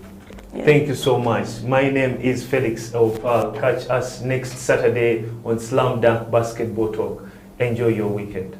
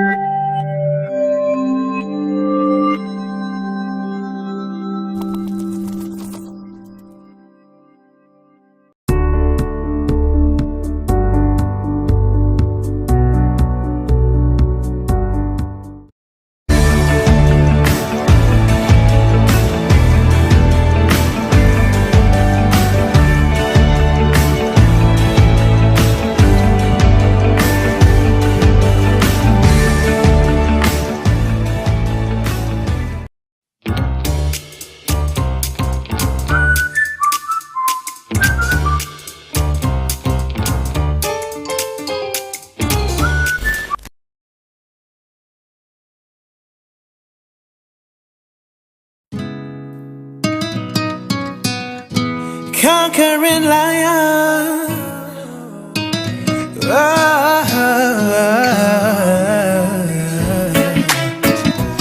Liberty, for the way I walk, the giant I lead my way. See, I know you've been searching your entire life, you've been wanting a love that's so real, love that's so true. We'll search no more, 'cause once you found Christ, everything's nice, nice. Christ's love is so pure. Once you found Christ, everything's nice, nice. Christ's love is so true, so true. Oh, it's deeper than the sea, goes farther than only eyes can see. Indeed, a mystery, but it's from His Majesty. It's true. Once you found Christ, everything's nice, nice. Christ's love is so pure. Once you found Christ, everything's nice, nice. Christ's love is so true, so true. Oh, no greater love than this, than that a man will lay his life for we. It beats my understanding. Oh, what a joy it brings to my heart. Your love is kind. Once you seek, you find. Faithful to life, mystical and divine. Unconditional, yet provisional. Your love is so royal, yes. Once you found Christ, everything's nice, nice. Christ's love is so pure. Once you found Christ, everything's nice, nice. Christ's love is so true, so true. Oh, see, I know you've been searching your entire life, you've been wanting a love that's so real, love that's so true. We'll search no more, 'cause once you found Christ, everything's nice, nice. Christ's love is so pure. Once you found Christ, everything's nice, nice. Christ's love is so true, so true. Oh.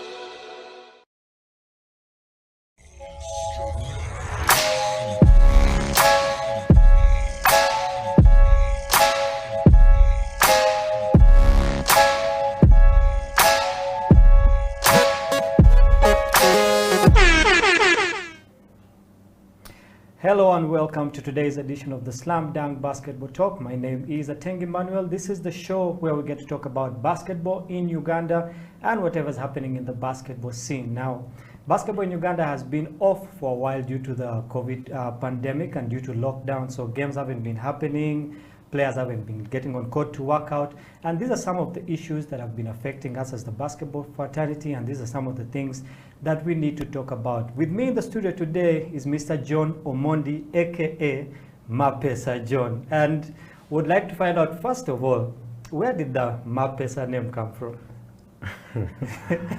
Thank you. I'm John, and as Eti has just mentioned, Mapesa is an AK name. Where I come from, it is money. It means money, but here I don't know what it means, but that's all I know. It means money. I think when you look at me, people think that I have that you have money. So you're unfortunately, you're the people who got a double portion of the money that was supposed to come from the government. That money is just as much as you're waiting for it. I am also waiting for it. I hope they'll realize that I didn't get it and they'll splash some to me, but inshallah. Yeah, well, hopefully that money comes. John, again, you're very welcome to the show. This is a show where we get to talk about everything that is about basketball in the Ugandan fraternity. And I know that you've been a part of basketball for a very long time, okay? There are some people who know you as Coach John. There are some people who know you as a player back in the days. There's a nickname we used to call you, which was Chuma Charelwe, during your playing days. To start the show, we just want you to walk us through your basketball journey, where you started from, and where did you transition from a player into a coach? Wow, that's a long one. You've taken me back. Way back way into time. Back. Well, I would say that I came to play basketball for Chitante. It was during my high school day. Yeah. Those days, qualifying for nationals was very difficult. So our job was to make sure that the school reaches finals, actually. So our first year in senior 4, I would say, we managed to get somewhere. We reached the finals. Our second year, we took the championship. But after that, you must realize that every good player or every good coach should come from specific teams, like us who are lucky to be in Rhinos. Rhinos has brought up so many people. During my high school days, it was Coach Manje Jironi. He just finished his high school the previous year, so he was my first coach in Uganda. So after that, we had to find ourselves in Rhinos, and as you know, Rhinos has brought up so many teams, so many players. So I played for Rhinos. After Rhinos, actually I didn't stop playing for Rhinos. I'm still a Rhino. And that's when I started coaching Rhinos. I started coaching Rhinos as Amazon. Amazon is one of the clubs for Rhinos Athletics Club. Yeah. So it was a hot soup. I started coaching when I was still a player. So it is actually what built me, built who I am. Yeah. So it was a hot soup. I was coaching in the league when I was very young, and we grew up together. Then I was also playing for Rhinos. Playing for Rhinos, Rhinos used to give so much. Yeah. You realize that they taught a lot. They had very experienced players and experienced coaches. Some of them are in the US. So they brought us. They took us in, they brought us and made us who we are. Yeah. The second time I got the biggest coaching job was when Charging Rhinos was relegated. Yeah. I was a player for Charging Rhinos, but when we were relegated, you know what happens when teams are relegated. Yeah. People will start moving. So Yeah. I was like, you know what? I think I'm gonna be a coach player. So that's how coach playing began. It was tough. Yeah. I tried to coach play. When you're coach playing, you want to call all the shots. You can't serve two masters. So at a certain time, I had to drop playing. I said, you know what?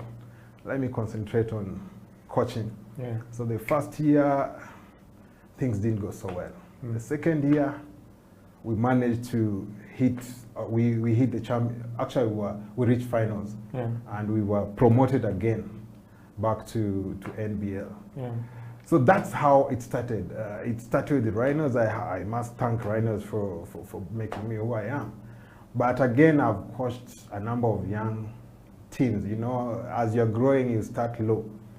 I think Rhinos was the biggest team I coached when I was still growing as a coach. But I used to coach these young kids, like international schools. I did ISU, I did a number of schools, Kawembe Muslim, Bugema. I coached so many teams that if I start talking about it, it's a big trek. It's a very, very big trek. Well, that's a very interesting journey, you know, knowing that you started from Kitante, which is actually just down the road from here. I remember way back in the day, Kitante, Hill School, Kaboja, those were really the biggest schools at the time, you know, and I think qualifying for the nationals at that time was a very hard thing, and also getting to the finals was really hard because there was a lot of actually competition during that time. And I remember your team had a couple of players who are actually also coaches now. Yeah, could you just take us back to what was that group like? There was you, John Mapesa. Who were the other players on the team, and are they still playing right now? Are they coaching? What has happened to their lives in basketball? Well, like when I was joining Kitante, we were three musketeers. I had Hamza, who coached a couple of teams. He coached A1. He also coached Amazon some time back. Yeah. He coached KU. I also had Jeff Omondi. He actually played for UCU at a certain time. Then he found himself at CTOL, but he coached, I think, A1. Yeah. Then Eric is the only guy who left. So we were around 4-5 guys who were in Chitante. Our job was to actually, Geoff came on the second year when we were almost finishing. But even all of them found themselves in Rhinos. So we played together, and I think when we were done with high school, people parted ways. Some of us went to university, some of us relocated back to Kenya. But you realize that all of them are coaches. Yeah. Hamza was a good coach. Geoff is still coaching. Actually, myself, I'm coaching. And you must realize that even Mande Jironi is a product of Chitante, a product of Rhinos. Yeah. People like Stephen Omoni, those are products of Chitante and Rhinos. So it's being a journey. Yeah. And technically, I'm seeing that most coaches we have in Uganda, you realize that almost 80% have a background of Rhinos in it. Yeah, good players, Chitante and Rhinos. So Chitante is a school that you could have thought that they had an attachment with Rhinos somehow, because from there you are finding yourself in Rhinos. So I think it was a good umbrella that brought us up, and we're proud of it. We are proud to be still coaching. I know, you know, in Uganda here, there's so many coaches. I think our database has over 63. But you'd find that active coaches might be something like 20. Very few. Yeah, so that's another problem that I think that's a discussion for another day. That's another discussion for another day.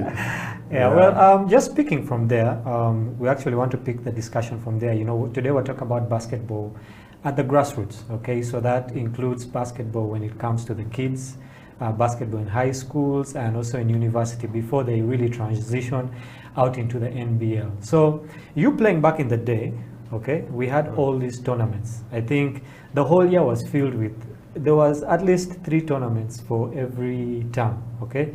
And fast forward it into the present, we have very few tournaments that are happening, okay? So just take us through what was basketball like back in the day, high school basketball, compared to high school basketball now. Has it become better? Has it become worse? You know, according to your view, what has happened in high school basketball? Well, that's another good question. Now, back in the days, you know, Uganda did a lot of import. Yeah. They imported very many foreigners. So actually, Ugandan basketball was filled with foreigners. And you know, foreigners, they come with some kind of momentum that is a little bit at high peak. Yeah. So I would say that the pool when it comes to basketball in back day, the pool was small. The competition level was so high. Yeah. But again, the number of schools were few. And the competition level was also high because we call, actually nowadays they call them machineries. Yeah. The number of machineries that were in the land was a little bit too many. And their competition level was high. Yeah. And that's why you find that the fan base was also very high. So many people always wanted to see what's happening. So whether basketball is in the western region or eastern, people would go to watch. And again, you'd find that the teams that were doing well were specific. Chitante was lucky to be doing well as a day school, but the higher percentage of schools that were doing well then were boarding school, the likes of Chibuli, Kabogia, you know, Naja, Manjas. So Chitante was one of the only high school that was a day school that was doing well, because I think maybe it had some good input to make things happen. You know, like our days, I remember we were, as much as we had 3 good guys, actually 4 to 5 good guys, Kabogia was our biggest problem. Kabogia had it. Yeah. And the likes of, some of them, you know them, the likes of Ivan Enabu, Ken Banejusa, you know, Alan Tauda. Those, Ivan could be a problem. Yeah. You know, he's one of the guys who gave us serious problem in our days. Yeah. And you saw even during the league time, he was still doing a good job. So I would say that the manpower then was different, and it was mainly packed with a huge number of foreign input. Yeah. But you see now, it has kind of changed. And actually, some of the structures that were running basketball then were different. We had Nasiba, actually Nasiba. It had to bring a foreign cup, which kind of neutralized some of the foreign input that was going around. Yeah. And that reduced the number of foreigners Yeah. running in the Ugandan basketball. So you find that now, when that transition changed from foreign to limitation, now Ugandans got some time to play, Yeah. which was a good thing. It was a very good thing, and I wish they didn't stop. You see now, like now, you find that the schools that are doing well, they are private schools, and that means that they invest. You see, government school, their investment limit is to a specific level. Yeah. But now private school, they have a good budget. Most of them have a good budget, and they are able to bring in any good talent. Yeah. And they are also able to fish any talent from anywhere within the country. Yeah, well, I like how you've actually brought in the aspect of traditional schools versus the international schools, okay? And we'll be going into more of this after the break, because I believe that this is going to make for a very interesting conversation, yeah? After the break, we'll be back with more on Slam Dunk Basketball Talk. Mr. John Mapesa Omondi will be telling us more on his perspectives on grassroots basketball. Don't go anywhere. This is the Slam Dunk Basketball Talk on House of Talent Television.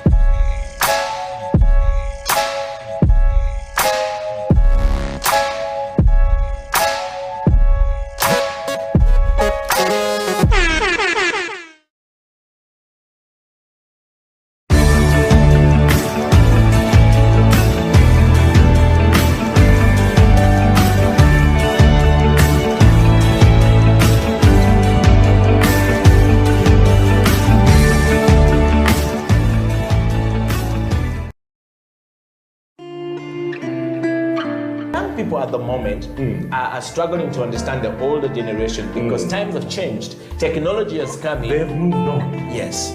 We're the ones sitting back and wondering, what is my child on to? TikTok has surpassed WhatsApp. The other one I call, I never call it Facebook, it's Bookface. Why are you on Bookface? Dad, it's Facebook. Yes.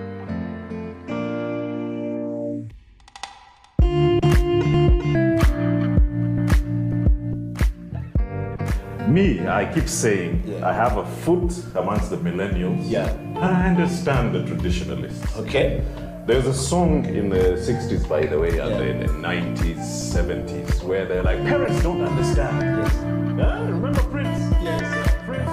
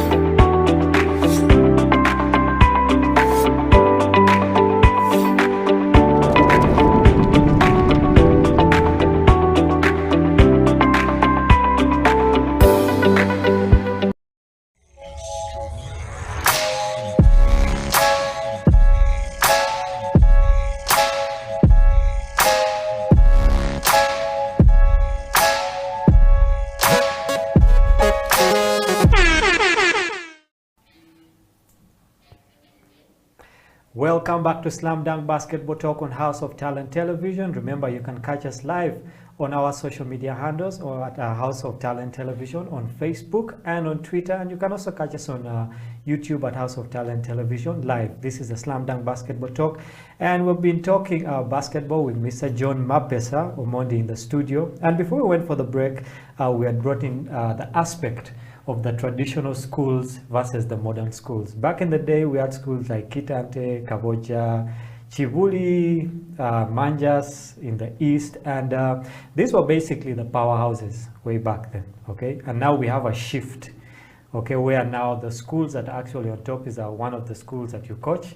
Yeah, that I think that is the school that is on top now. You have other schools like Crane High and all these schools. So the dynamics shifted from traditional schools and it has come into these modern schools, okay? And I think it also shifted from trying to, you know, make a name for yourself, and it has shifted into what would say is more monetary. It's more marketing now, okay? So how has the marketing factor, okay, affected this shift in basketball? Because now, for you to be known, you have to have a marketing factor, and basketball has become one of those, okay? So how has marketing influenced the change in basketball from way back then and today in these modern times? Well, it is obvious that any school would want to be seen out there. Yeah.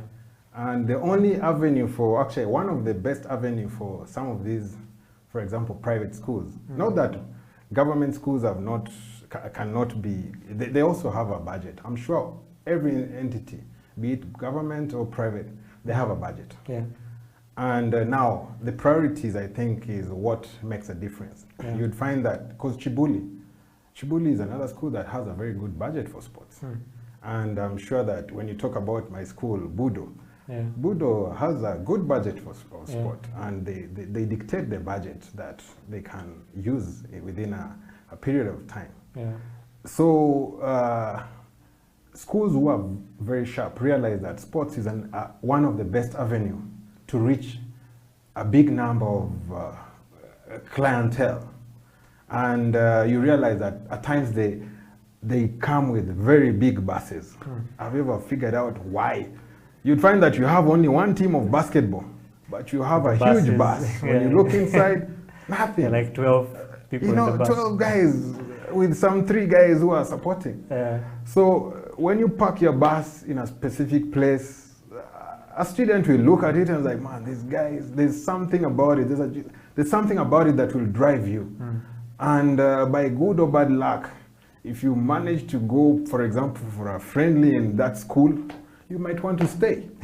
And then you will start disturbing your parents that, man, I want that school. Yeah. So it is a marketing strategy that schools have realized they can use. Not that it is the only marketing strategy, but it is a good marketing strategy. It has opened up so many schools. Yeah. So, and I would say that before then, because Chibuli has been one of my #1 competitors. I think I started winning games like 5 years ago because I was always fighting with Chibuli, you know. So you wouldn't say that it has, maybe Buddha has taken over because Chibuli is not having the cash muscle. They do, but we grew up.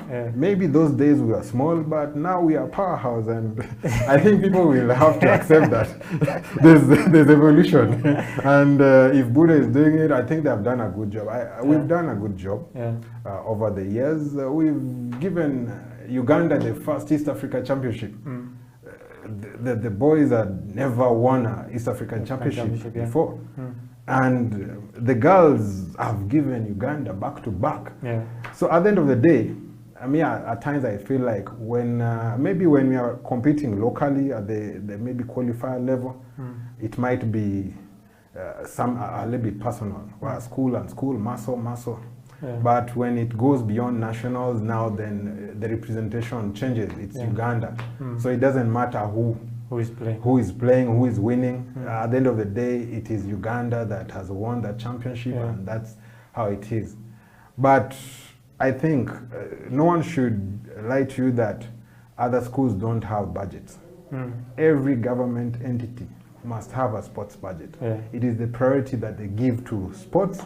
I think that's what differs. I think that's very true. Most government schools now think they want to focus more on books, and the budget that is there for sports actually is siphoned into other things, but I guess that's a discussion for another day. Now, we're going to talk about the elephant in the room here, okay? Johnny is the coach of Budo. You've had a lot of success with the Budo team, okay, winning the East African Championship. And in the basketball circles, okay, just like your story with Kitante, you came in from Kenya to play for Kitante because they wanted to move to a certain level, okay? Fast forward to the present time, now you're coach of Budo, and I think you're faced with the same situation as you were in Kitante, but this time you're on the coaching side, okay? And the school has told you, Johnny, this is the budget, and this is where we want you to be, yeah? And you have been blamed for using a lot of foreign players, okay? They say it's John who gets players from Sudan.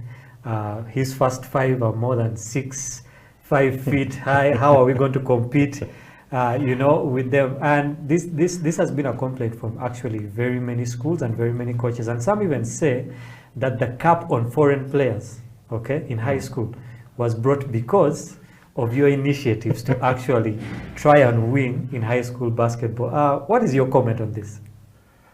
That's a tough one, but I'll give my honest opinion. Now, it's an open market. And I don't think any school has been limited on where to get players. These are our clans. Budo is a private entity. It can get students from anywhere within the world, if not East Africa. So a coach, my job is to look at the dynamics of the competition, look at the rules that govern the competition, and act as per the rules that govern the competition. And I'm sure if I'm not the only one who picks players from outside the country. And this is within East Africa. My players are within East Africa. I've never got players from America to come and play for me. These are students, and they're genuinely from within East Africa. And I'm sure as much as Budo has students from Sudan or whichever, or Kenya or wherever, or Tanzania, other schools also do have. So the thing, their question should be the success. You know, you can get players from all over, but are they still gonna give you the results you're looking for? So they should be crying that, how come Johnny knows how to recruit and manages to do well with the players he recruits? Because when you go to other schools, Chibuli has foreigners. They have so many players from, those are my direct competitors. When you go to Wakiso, you'll find that actually there's a school in Wakiso that has 99% foreigners. So the question is, why haven't they managed to do well with the input that they're making? Because you'd find that maybe Budo as a school, it has defined structures. We have to respect why entities do well. So I have a very good structure from the top, from my director all the way to the water boy. We have a good structure and we have a good support staff that enable us achieve our goal. When you go to that school, you find that I have everything. I have the courts, I have the balls. My job is to impart skills. So if I do a good job with that, I think they should ask themselves, can we learn? What is he doing that we are not doing? We're not doing. But if they say that he's bringing in, but somebody would look at it like he's bringing what you've brought in. So that means that the market was open market and the playing ground was level. So why don't you bring in what he's bringing in? Or why don't you do what he's doing? So I think maybe their approach is just the wrong approach. They should be fighting to know or to, we can, I'm open. If you want to learn what I do, I'll be glad to share with you. So you should ask me, what are you doing that is making you do well? Because now if they say down here, so how about up there? If I'm doing well up there, would you say that now is up there, is he bringing the same people? He's using the same people within Uganda to make ends meet. So if you blame me down here, then you're gonna blame me up there. Because if you see up there, I think I have the youngest, the youngest team in the field. So they need to change their approach. So that brings in actually a very good question. So what are you doing right that they are not doing? Since it's an open market and now we're in a place where you're like a consultant now. Okay, what are you doing right that other schools are not doing, given the same playing field? I don't know who's gonna pay for this consultation. But well, coaching is the only place that you learn from each other. Now, as I told you, I have a very good support structure. I have all the facilities I need to execute my job. And I'm not complaining about the financial bit, which is a very important part of making ends meet. Finance is one of the reasons why basketball is crumbling, even at the top level. So what we've learned, our coaching, we've learned from different avenues. FUBA has done a good job to give so many courses for coaches. But again, we have so many avenues to research. And what I do, one of the things coaches make a mistake with, they copy and paste. So when you copy and paste, you're copying somebody's strength, but you're forgetting that there's weakness. So if I copy your strength, then I bring to myself, then I'll be improving on the weakness. Because what you do that works for you might not work for me. So what I do, I look at what you do. I ask myself why you do it. I look at the reason why you do what you do. Then I just pick what I think is good enough for me, given the manpower I have. Then I blend it in. You get it? So I don't copy and paste. I copy what you do and I synchronize with what I know. And that is one of the biggest difference that I kind of ride on. And then my philosophy. I've looked around Uganda. the kind of basketball people play. I would say 70% of what I do is defensive. I work so hard defensively. I give 30% to offense, or I would give 20% to offense, which has worked, but no, it's not a good thing. You know, you need to balance it. You get it. So I look at my manpower. Then I balance the percentage I want to give in training. So I give a lot of time on defense. I give average time on offense because I want players to express themselves. You know, coaches also don't realize that if you limit players to do things your way, it's gonna choke them. They're not gonna express themselves. That's true. So if I stick to telling you that this is how I want you to play defense, that is me. So I need to give you some allowance on offense. So that you express what makes you a basketballer. And it has worked for me. At times people say that most of my game is transition. And if you look at it, even in the higher leagues, I take you for a round. But why do I do that? Because I know I have young players who are energetic. What they do is study and play. So they don't have anything stressing them. I know they can run, and everything they do is intense. So when I come to you and I find that you have a weakness, I have to know your weakness. I have to look at the weakness of my opponent. I know that most teams in this championship, actually even in high school basketball, you'd find that 3/4 just pick the players, they go make some layups and play games. So I realized that they have a weakness with giving the right techniques to players. What do? I say that, okay, they don't work so hard on this thing. I want to work so hard on it that they will choke when they want to meet me. They'll have to choke. So that's how I've been riding. I've done that for over 12 years, and it has not failed me.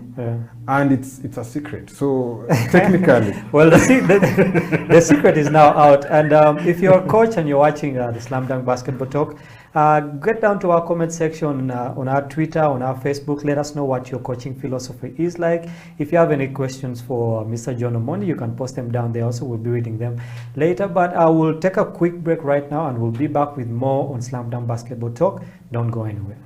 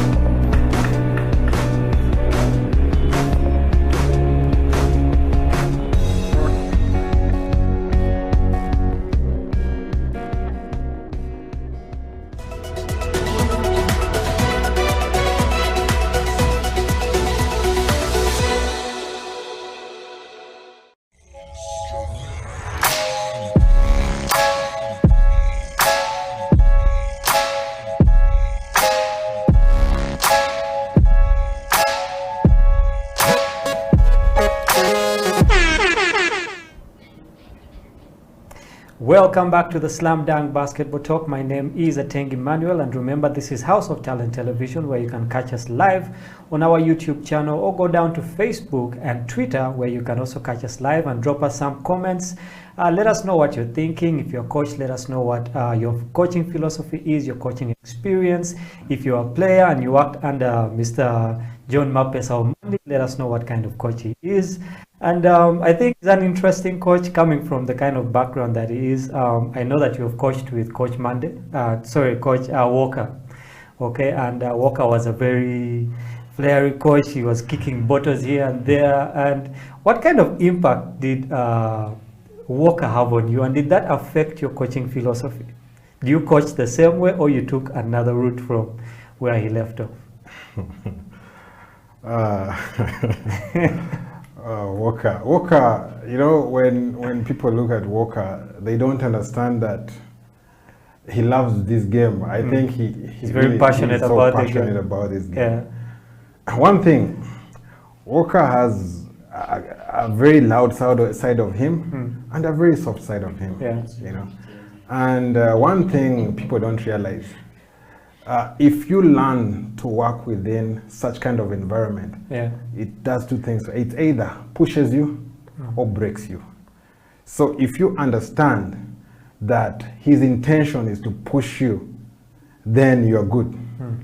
Because you realize that most players who have come from Deja University, they're at high peak. You know, they're always pushed to the limit. So me, I got a chance to work with Walker. And one of the things I would say I learned from him, he does a lot of research. Yeah.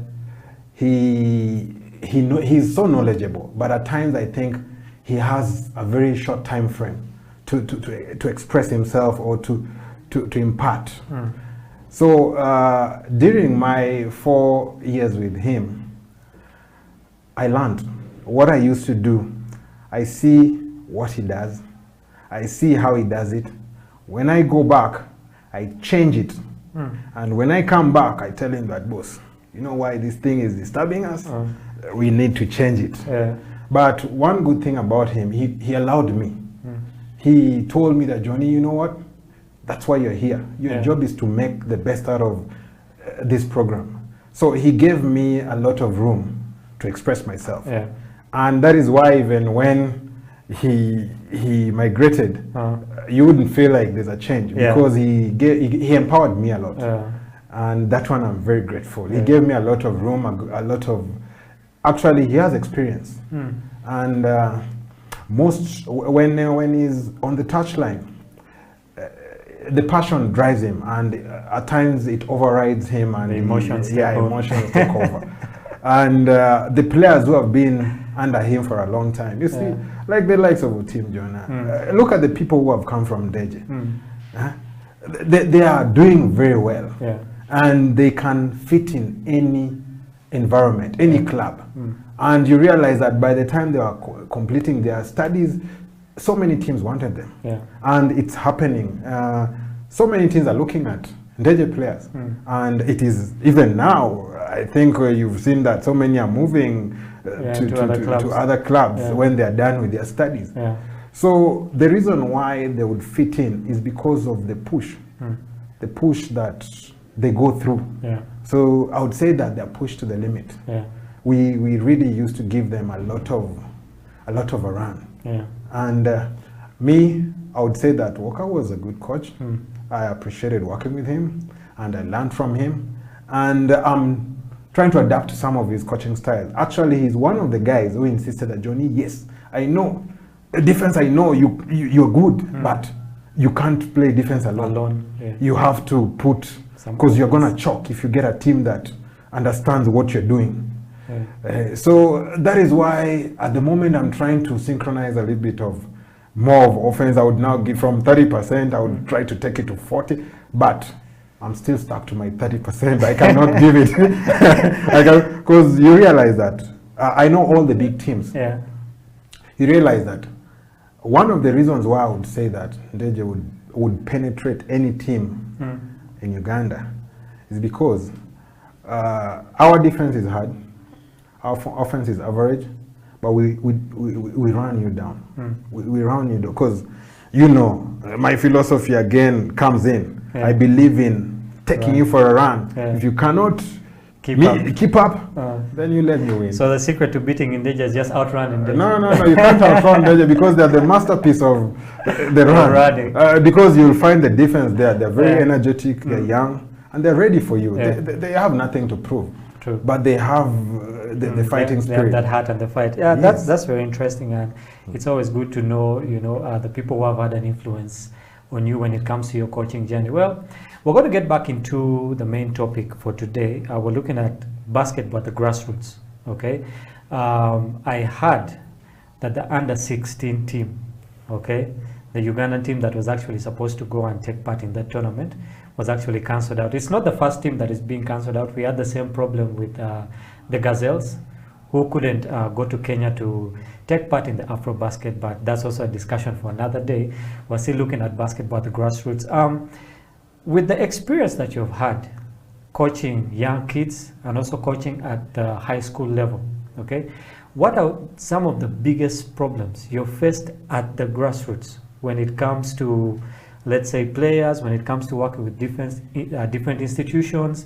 And I also know FUBA has a part that it plays in all these issues. So what are some of the biggest problems that you faced with basketball at the grassroots? Well, basketball at the grassroots has, it has some challenges are because of our laziness. Some it's because of the structures. Because I would say that FUBA has one of the best structures with regards to sports development in Uganda. But I don't think they have empowered the grassroots structures to do so much. But again, when you look at the grassroots structure, they are crippled. You know, there's one thing that we have to agree. Money, funds. Let me talk about funds. Funding is a big issue because everything you want to do, you need a ball. Anything you want to do, you need facilities. Anything you want to do, you need a coach. Anything you want to do, there's so much. But you see, now, down there, if, for example, our structures as coaching association could do more voluntary than the cash side, then we would do ourselves a lot of justice. You know, by the now, because I remember there's a plan to register academies. But again, when you look at registration of academy, it means that these academies have to part with some cash, which is not there. And then the dynamics of running an academy also, you need to cash in to make the academy. Because when you're starting anything, you find that there's a hitch. You need to buy balls. You need a facility. And you realize that Uganda, one of the problems they lack is facility. They don't have basketball structures. Actually, you'd find that it's schools that have basketball courts. Out there, they are counted. You'd find that there are 2 or 3, which you can even run a program. So I think maybe FUBA should look at maybe adding the number of sports facilities in Uganda, because the population is big. The population is very big. The players are growing. I think we have more players. Uganda has the biggest league in East Africa. If not, I think it's one of the biggest league. And managing such a league, you need a home court, which we don't have. We are still renting. You saw we couldn't use YMCA for so many dynamics. You saw Lugogo, we are stuck. So technically, it is hard for this federation to run so much at the grassroots if they cannot even run what they have at the top level. So I think it comes back to investment. The priorities that probably FUBA will have, or the priorities that the guys, the investors, you know. I know I'm an investor, but I cannot build a court. I don't have the muscle to build a court. But we can outsource. I think one of the things that FUBA should now invest in is to look at how to have a home court and how to empower clubs to have their own home courts, which is happening now, but I think it's still not so sound. But coaches need to come back and be nice to the game. If you truly love this game, you have to do a lot of voluntarism to make basketball a success. Because like, I've done it. I've had my shot in volunteering. That is why you find that I've coached so many teams. And some of them, you would find that they don't pay me what they need to pay me, but because I love what I'm doing, I can take the little that they pay. Because now if you start looking at what they pay you, you find that it's transport. That is why now, currently, I'm only attached to specific entities which can able to pay you for the work that you did way before. Pay me for. Well, that's interesting. You brought in the aspect of investors, okay? But the thing that you have to realize about our game is that it has to be at a level where it's marketable for you to have people coming in, okay? I don't think that FUBA has really marketed the game as well as it should. If we take an example of Rwanda, okay? Rwanda built that stadium that they're using right now, and that has brought a lot of visibility to them, with the NBA coming in and giving them now different programs, you know. And Uganda had the NBA, junior NBA actually, which I don't think is running anymore because of, you know, a few things here and there in basketball. Yeah. So what can, let's say, different schools, okay, different academies, okay, do to make themselves marketable to the level whereby we'll have big companies coming in to actually act as sponsors or partners, okay, with these different entities at the grassroots so that we can grow up the game? Yeah, it takes me back to the same thing. Yeah. Start. You know, starting is the hardest. So, like me, you find that I have an academy, but most of it, you find that it's for free. I don't ask people to pay because I'm building. Yeah. You get it? So, if we don't volunteer to make something look worth partnering with, because if you start looking at money first, then you're not gonna build. So you have to build without money, build with the resources you have. That's why I'm saying coaches need to start volunteering, because in their academies they're not going to get money so much. You'd find that you have an academy but you spend more than you get. So if we can push that a little bit more as coaches, make it a little bit vibrant, get players, teach them so that when they play, you want to come and watch. You see, I have to attract you to come and watch. And some of them, you realize it's their parents who own some of these fuel stations. It's their parents who work in some of these big entities. So if their parents are happy with what we do down here, it would be so easy for them to want to be partner. You know, they want to be involved in what you're doing, and that's how it comes in. There's no way, there's nothing new you're gonna do to bring sponsors in. It is the product you're giving. If they like what you're doing, they'll want to be part of you. So again, when you look at FUBA, when you look at Rwanda, that is a government initiative. So technically, maybe FUBA has to get the right technical know-who in there to make things happen, because you have to know someone in there to make things happen. But if you don't know somebody up there, then it will be hard for you to even approach, you know. But Rwanda, it was a government. Uganda, I think the only government entity we have is Lugogo, which is shared by every sport. So technically, when you talk about but it's me, what I know, it comes back to us as coaches to make the best out of us, build a package that anyone would want to be part of, and that's it. We are slowly coming to the end of the show because we're running out of time. But before we get there, I just want you to, you know, talk to the people down there at the grassroots, because I'm also a part of grassroots coaching, you know, where you have to go to a school and coach kids. Some of them are in schools that really can't finance you, like you said, and you have to go and volunteer. And sometimes us as coaches, okay, or whoever is out there in the coaching fraternity, okay, there are a lot of resources, there are a lot of things that we do not have, that even if we wanted to volunteer, okay, sometimes it becomes hard. Because I'm going to a school, there's one basketball for 50 kids. You have 5 cones for 50 kids, okay? You're sharing a court with netball, with handball. Sometimes they're playing football on these courts, okay? So there are very many issues that even if you wanted to volunteer, you face as a coach, okay? So what can the NCS and FUBA for now do? Because we realize we're in a situation of lockdown, and you know, coming out of lockdown, we really need to engage these kids, because at the end of the day, it's these kids who feed into the national teams of the future, okay? So what should FUBA, National Council of Sports, and also the country itself do to support these grassroots in respect to resources, in respect to education? Should they put up some schemes? What can they do?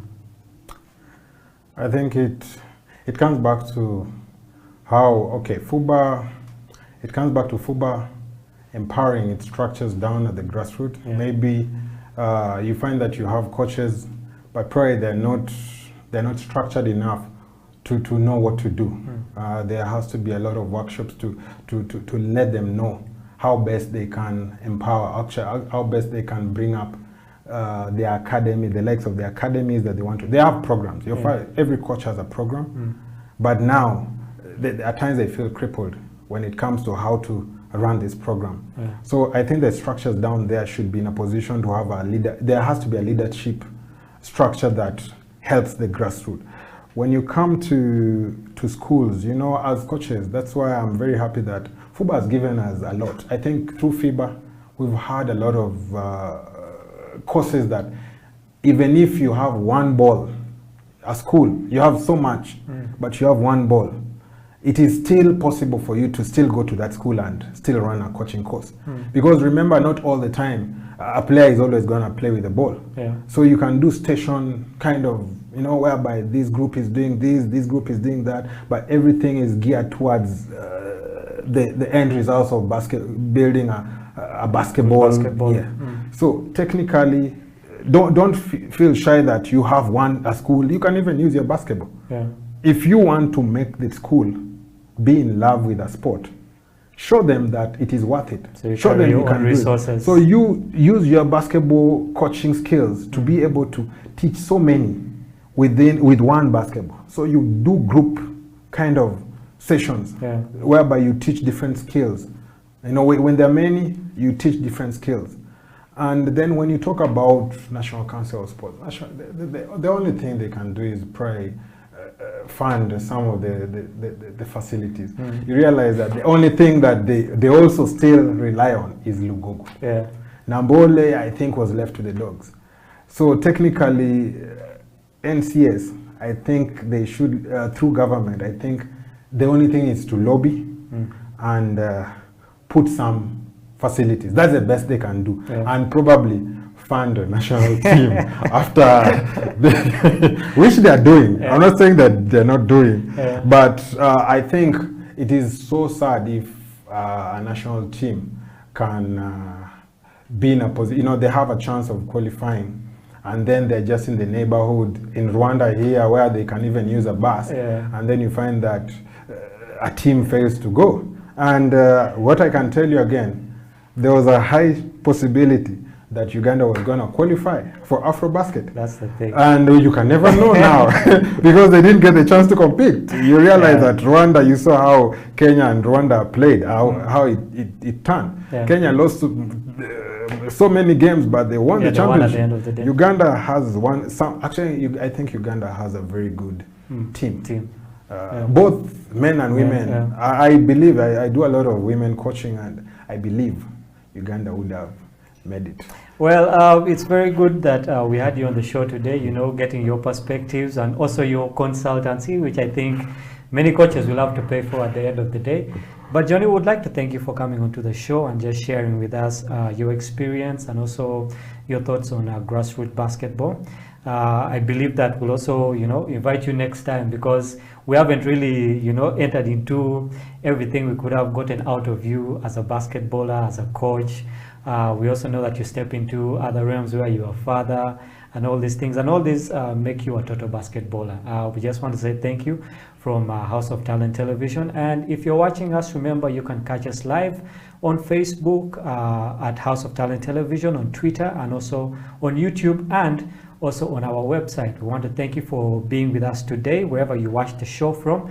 Thank you. This was Slam Dunk Basketball Talk with me, Atengi Emmanuel, and John Mapesa Omondi. Have a beautiful day. Thank you.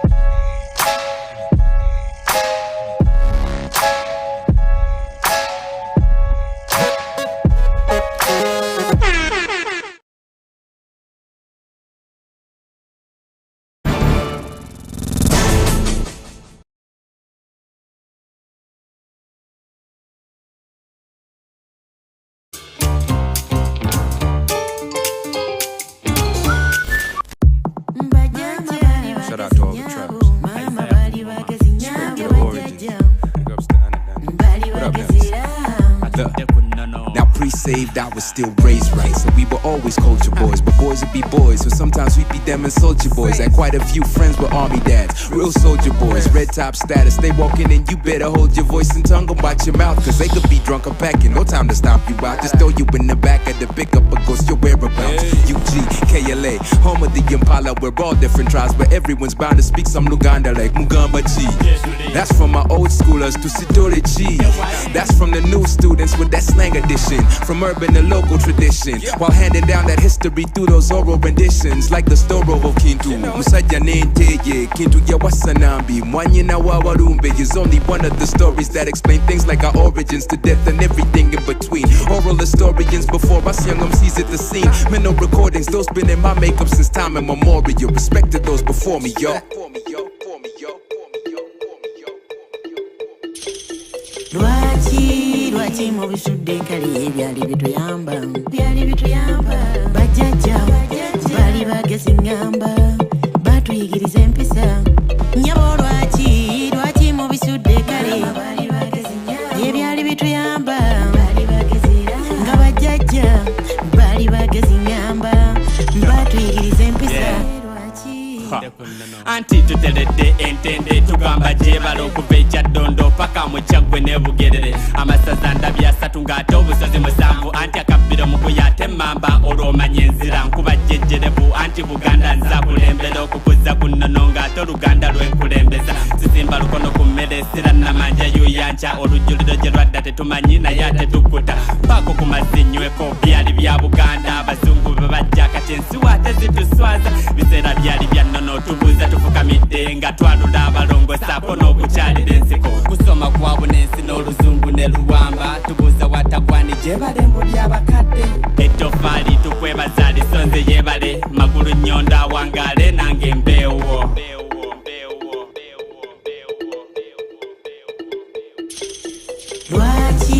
lwaki mu bisudde kali ebyali bituyamba bajjajja bali bagezi ngamba batuyigiriza empisa nyabo lwaki mu bisudde kale ebyali bituyamba nga bajjajja bali bagezi ngamba batuyigiriza empisa.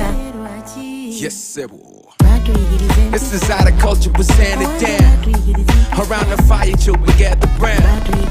Different rituals of different tribes. It's how the tradition was kept alive. Spiritual emphasis behind the drums. The old voices here that guide the young. So it's me and Nelly say trade them balls. We give respect to those that came before us. Chadondo bugerere maokota busiro chagwe fenna batugunjula dda abemamba balangira nakinsiga enjovu katimvuma abefumbe n'omutima fenna batugunjula dda ruyonga ku ngoma kugambye bamugunjula dda Isaiah kapeti kakabi kugambye bamugunjula dda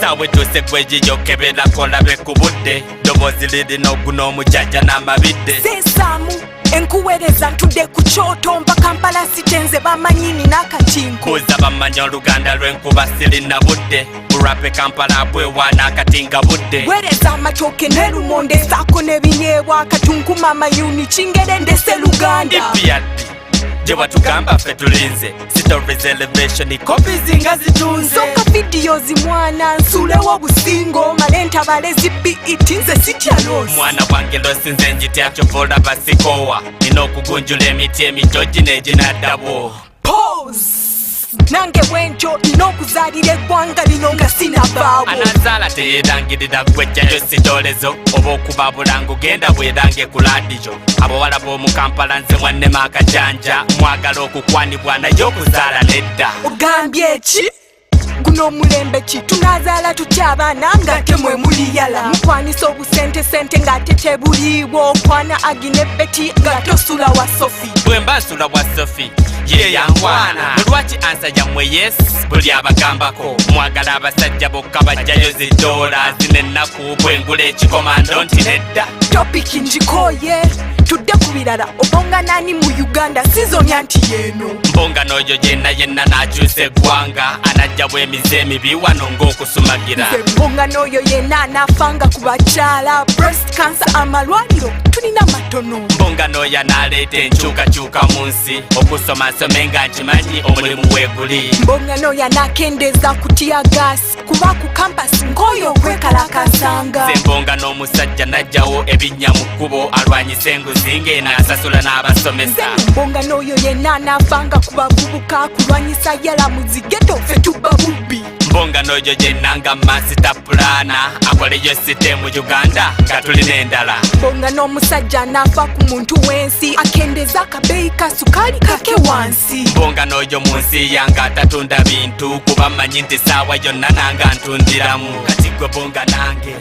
bonga nange obonge nange nange obonge nange bonga nange nkugambye bonga nange tobonga n'abayaye bw'oba ojagala okukyusa bonga nange bonga nange obonge nange obonge nange kugambye bonga nange nze nkooyo kubonga tobonga n'abayaye bw'oba oyagala okukyusa Seknelese The Royal Highness Drift on the beat Big Mott Peace music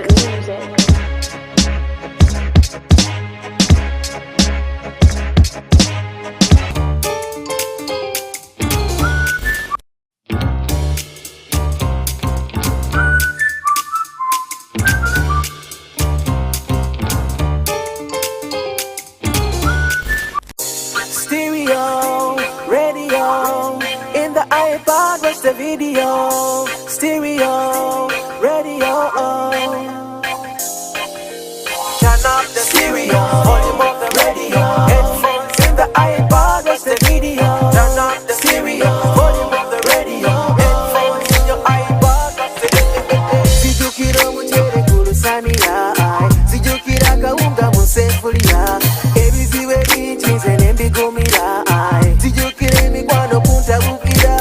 Uno mukwano gange sekatawa, yali mulugule nebimutama.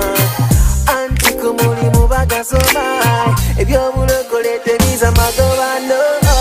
Me and my house will walk with you, cause of your love so real and true.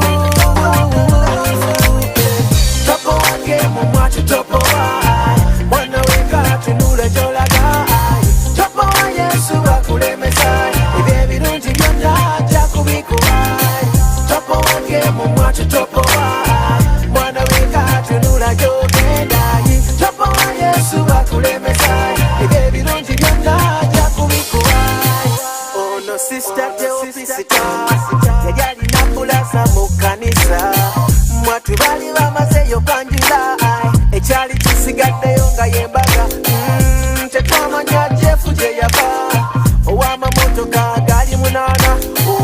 batadde nedduka mu kibuga zanyisanga tuniga bulaza bamuzalawa omukwano gwe bami ne bakuyiwa mu binika yazirika yatabuka omutima ne gumenyeka topoge mu mwacu topowa mwana weka tunula gyolaga topo Yesu bakulemesa ebyebirungi byonna ajja kubikuwa topoge mu mwacu topowa mwana weka tunula gyogenda topo Yesu bakulemesa ebyebirungi byonna ajja kubikuwa.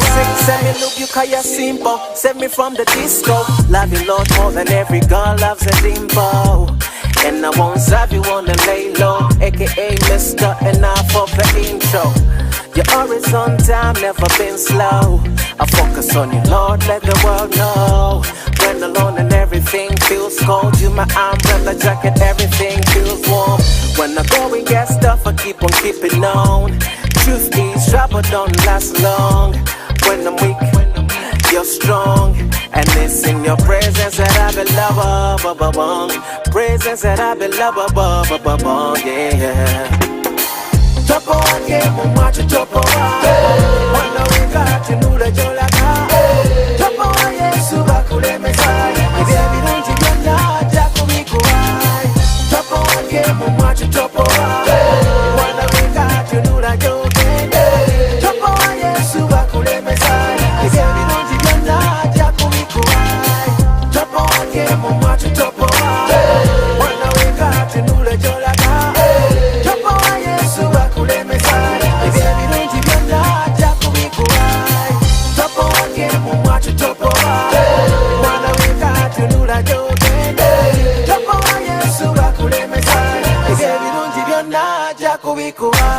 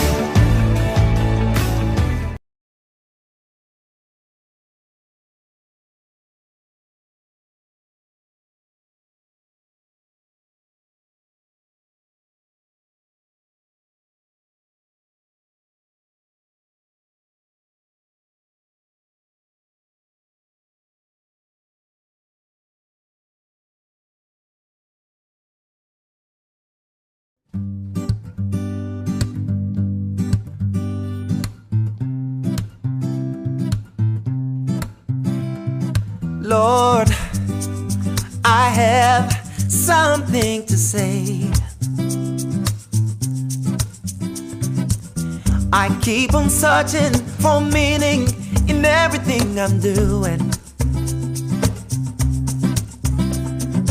They say you listen to everything we say. That's why I'm calling and asking for you to lead the way. Yeah. I'll keep on walking, keep on walking. Please, Lord, lead the way. Let the children sing now, yeah. Keep on walking, please lead the way. Yeah, I'll follow. And I'll follow. And I will follow.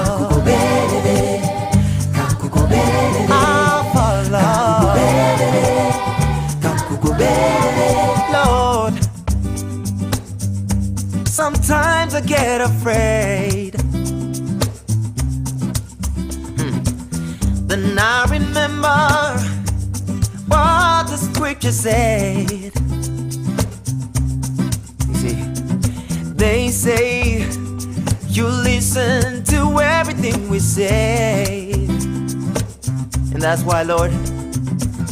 And now I'm calling and asking for you to lead the way. Yeah.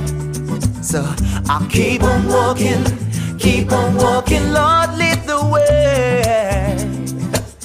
Yeah, I keep on walking, Lord, lead the way. Yeah, and I'll follow. I'll follow. I will follow. I will follow. Yesu, mkwano wange. Yesu, tata wange. Yesu, subi yange. Kamugoberere, keep on walking, Lord, lead the way. Keep on walking, please, Lord, lead the way, yeah. And you know that I will follow, yeah.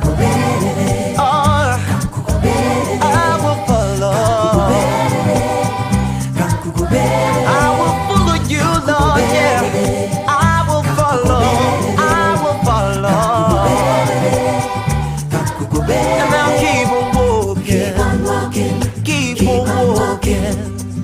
Let the children sing, yeah. Keep on walking.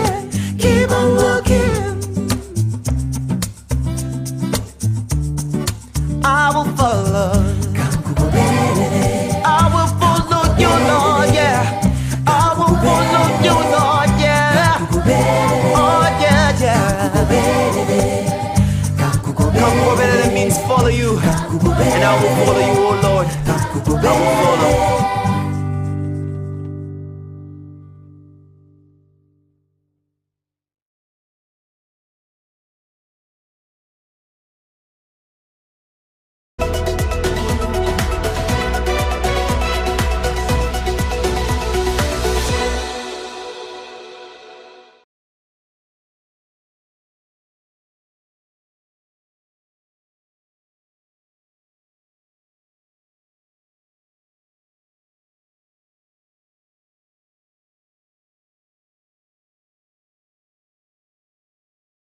My name is Amberayo Hezta. I'm AIP by rank. I work with Uganda Police ICT, Department of IT and IM, specifically under Networks Administration. I learned that there is a lot that we need to do. And through the EMT and the Ugandan partner, I learned that there is a lot we need to discover from the company for the cyber solutions which we need at the Uganda Police, especially in the unit of tracking and cyber crime tracking and forensics. As the professional was explaining, the expert, I like the component. Of late, there is some unit which has been modified of the electronic countermeasures, and to the Uganda Police, I will implore them to take up some of the solutions, basically to help the unit in tracking, especially in the cyber crime unit. So there is more of the cyber crimes that we need to track using your solutions, especially the method fender, the other solutions which the expert was explaining about, or all the solutions that we got through the presentation. We are good, and I really will advise the Uganda Police ICT to take it up for the unit. Being an ICT, Teams we shall need to catch up very fast with these solutions so that the cyber criminals in the country, we can track them in a technical manner through the use of the technologies that we passed through here, which was a good measure, which I need to encourage my bosses to take it up very quickly on the management level. As for us, we come in the technical wing. I really see a reasonable direction towards curbing crimes through the solutions provided by the company, EMT, and the Ugandan experts. I must recommend that Ugandans need to be sensitized about cyber crimes. So together with the company, in partnership, Ugandans need to be sensitized about these cyber crimes. Someone may not be knowing how someone enters a network and does something malicious. But in this way of advocacy and awareness creation to the people, it would be a very good venture. That is like making boot camps for people to know, and the EMT and the company take it up to sensitize the people. That would be my first recommendation. Number two, encouraging most of the government organizations to take up these solutions because they are good. They can help us track and identify the route and follow the criminal in the way of from the genesis of the entry up to the last point when the criminal finished his work, and we can be able to track everything. Likewise, if we went to, like the police, if we went to investigate in a company which has these solutions, it would be easy for us to follow up because the solution, we already use it and them they are using it. So it can be easy for us to track and get the criminals at hand. My name is Amberayo Hezita. I'm AIP by rank. I work with Uganda Police ICT, Department of IT and IM, specifically under Networks Administration.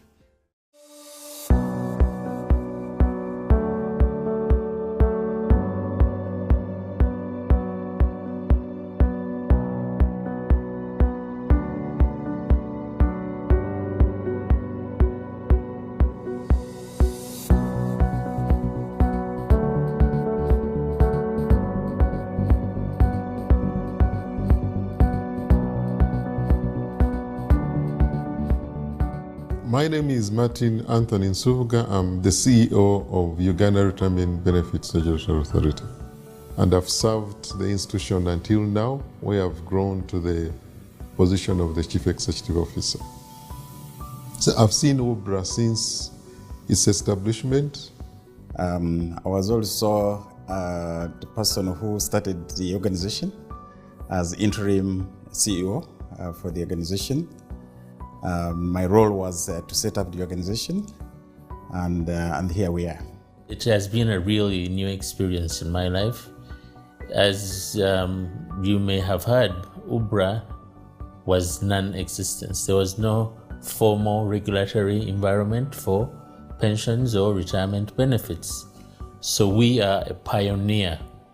We were appointed to set up the architecture and the environment for regulation of retirement benefits and pensions.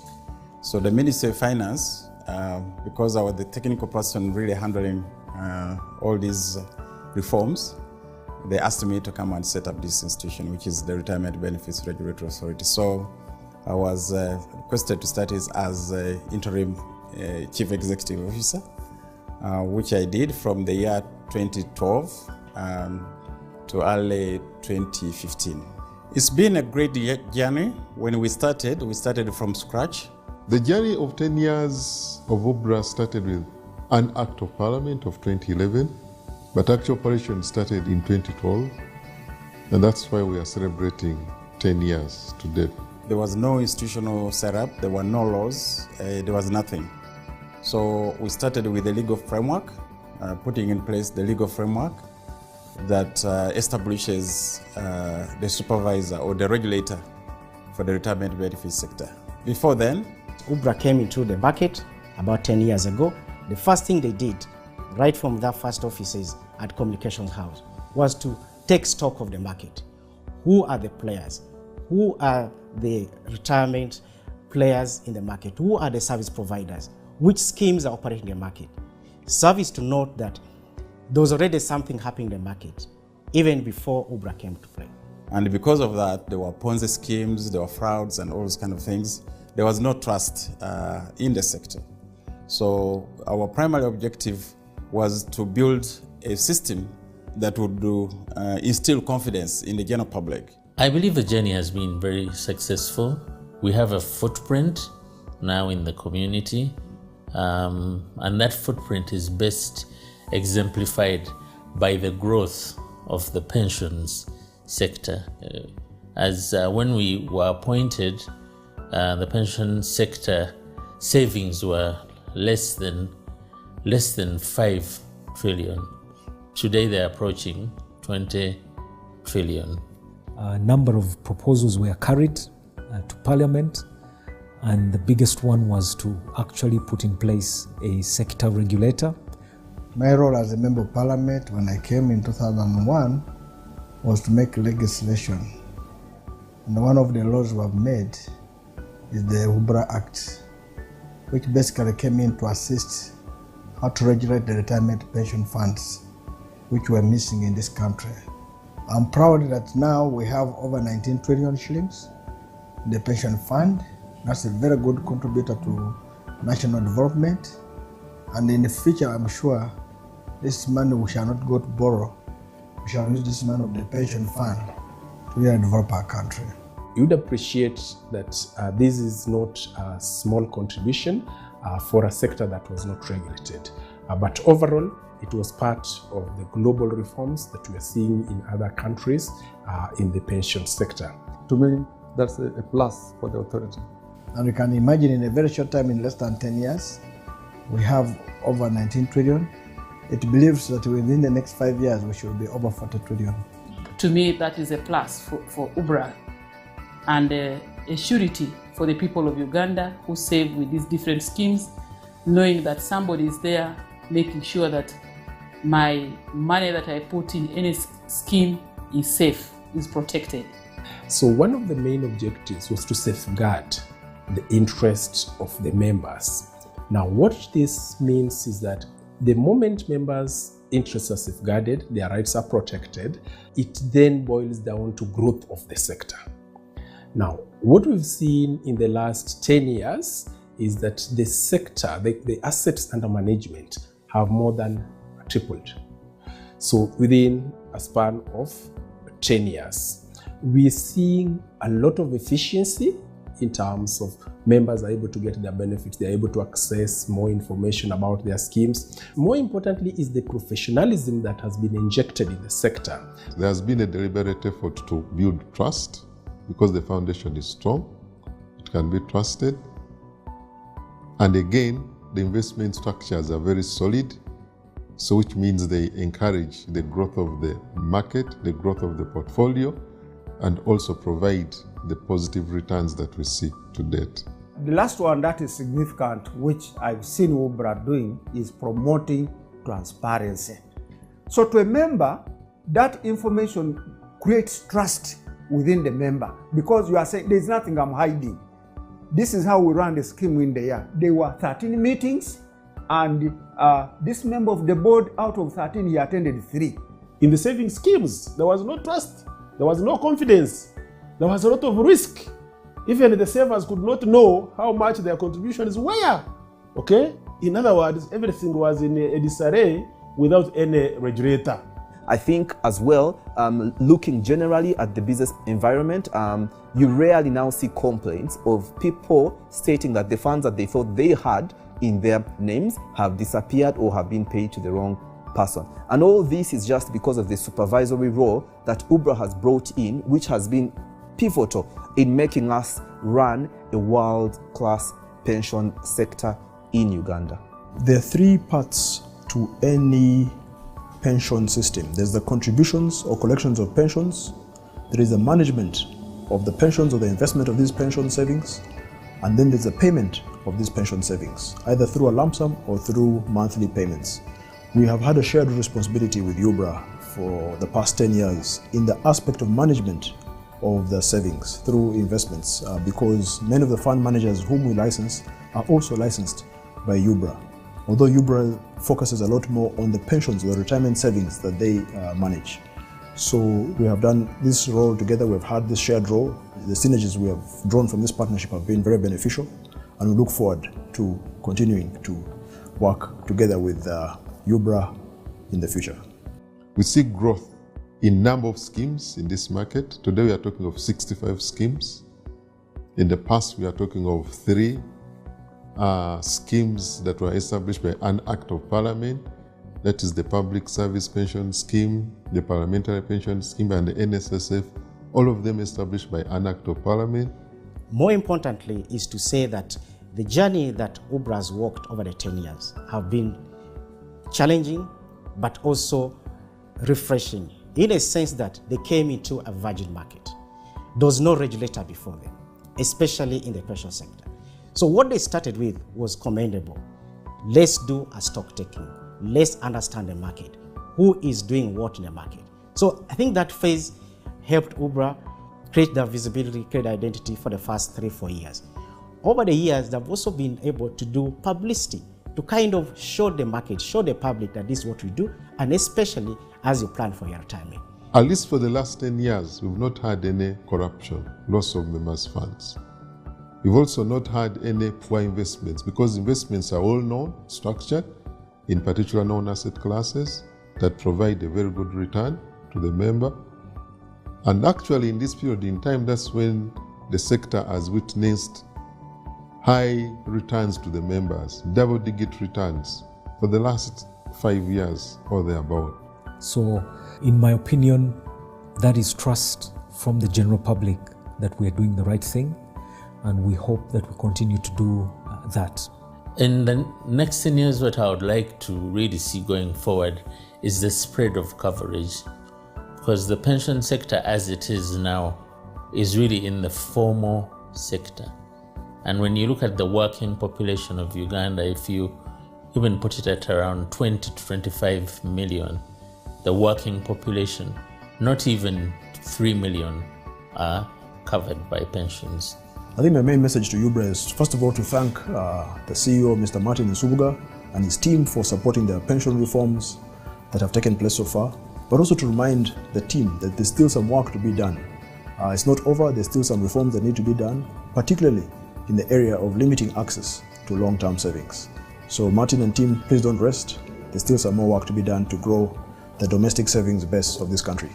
We feel that as a committee, UBRA needs to make itself more visible in Uganda, place itself, let the people of Uganda know what they're doing, let the people of Uganda know why they should save for retirement. If you were to ask me, what should UBRA's next 10 years focus on? I would say that UBRA's next 10 years should be to now build this 20 trillion asset base that has been generated, should actually be able to ensure a comfortable life in retirement for all members who are in the retirement schemes. But UBRA should also then allow and come up with mechanisms to support the players to be able to onboard all the smallholders, all the informal sector to come in and secure their retirement by participating and joining the licensed pension schemes in the market. And so my thinking is that we need to support the institution, particularly Parliament of the Republic of Uganda needs to support resource mobilization for allocation to the authority so that the authority can continue with the widening the coverage. People now, instead of keeping money in boxes, will keep here, and it is in the financial sector, and it's easy to tap in. And the cost of money will go down, but our investment in the country will go high. And I can tell you, if you make very good regulations, will you have the support of Parliament? I believe that the next 10 years are quite pivotal. We've gone through the best building of the industry, and right now we are at the point where we have to be tasked with generating value for our clients and exhibiting relevance over the next 10 years. I'm very, very confident. In fact, I'm really proud of the work that has been done for the last 10 years, and my imagination runs wild. What is possible for the next 10 years. And the other key achievement that or work in progress that UBRA is trying to do, which I again encourage different stakeholders in this sector, particularly Parliament, to support UBRA, is the coming up with a national micro-pension scheme. Uganda is, our economy is largely informal, and even within the cities, we have so many people who are operating informally, and yet they earn income, either daily, either weekly or monthly. They earn income in one way or the other. But if not well guided, and I think this particular scheme, the micro-pension scheme, would again help reorganize our people in the formal sector to put something aside. Because if you are in our market today, if you're a road vendor today, if you're a hawker today, if you're a border today, if you're a fisherman today, you still have that energy to go nearly every day in the waters and do fishing, to go to Nakawa market every morning to pick tomatoes, vegetables. But that strength with time, as years come by, begins to dwindle. That means the same basket that you can carry now, you are not able to carry in the next 5 years or 10. So our focus, what really keeps us awake when I wake up in the morning, that drives my day, protection of members' funds. So what I see going forward for the next 10 years is an organization that is efficient, that is creating value for the benefits. Efficiency meaning when I contribute, I must be guaranteed that 20 years from now, 30 years from now, when I retire, my money will be there. And ensuring that the monies that I contribute are invested in assets that will make my money grow. Not just putting in 1 shilling, and 20 years you're paid 1 shilling. When I put in 1 shilling, I should be paid 100 shillings at the end of 30 years. And that's the objective, and that's efficiency. I think to the customer out there who might not even think they are a customer because you ride a border, you are in the garden, you don't even have anything to your name, UBRA will find you wherever you are and will look after you, because it's their mandate to look after you in retirement. And they can only look after you in retirement if you avail yourself now. And all they want to do for you is to make sure that when you hang up your boots, when I hang up this jacket in retirement, UBRA wants me to live a fulfilled life, a life bereft of poverty, a life of joy and happiness. And UBRA works with people and different entities to deliver that. As service providers, I think we'd want to say congratulations again, UBRA. We feel the heat sometimes, but we are ready for the task. As we celebrate, let's also remember that there are those who are not yet part of the saving culture, and we find ways of bringing them forward. I wish you a happy celebration. As we celebrate 10 years of service protecting retirement benefits in this country, allow me to thank the Board of Directors of Uganda Retirement Benefits Regulatory Authority. You have been very instrumental and very focused. Allow me also to thank the staff and management of UBRA. You have supported the cause. Allow me also to thank my predecessors, the first interim CEO, Mr. Moses Bekavyo, the Chief Executive Officer, my immediate predecessor, Mr. Bonyi David Nyakondi, the government of Uganda who have supported us, providing us with all the resources that we need from the day UBRA started up to now, the regulated entities, the stakeholders, the fund managers, the custodians, the administrators. Without you, we would not be talking of structures of governance in this market. And of course, the members who are saving, who have trusted us, who have continuously saved with the different schemes. Allow me to assure you that as we deliberate on this direction for the next years of service. At UBRA, we shall continue to protect your retirement benefits. May God bless you. May God bless your families. May God bless our country, Uganda. Let us celebrate as we thank God.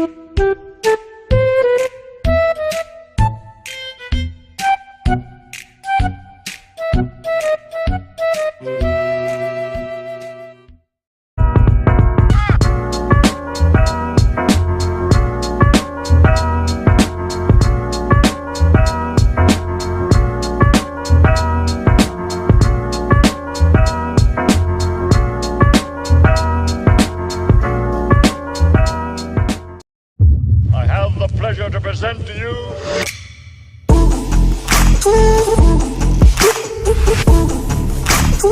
KCCA has taken a number of steps to address this sanitation challenge, which include, but not limited to the following: the setup,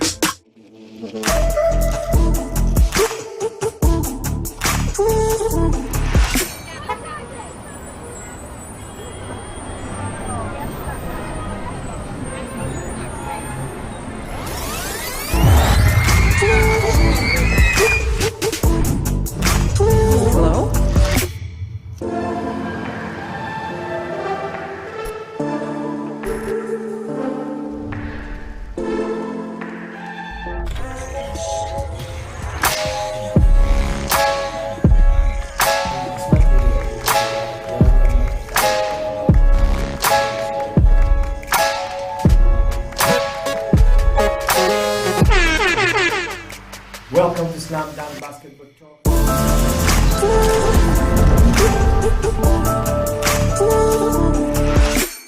A wise man once said, "The future has a name, and its name is hope. A tiny flicker of light that feeds on hope is enough to shatter any shield of darkness." At Mandulus, we really believe.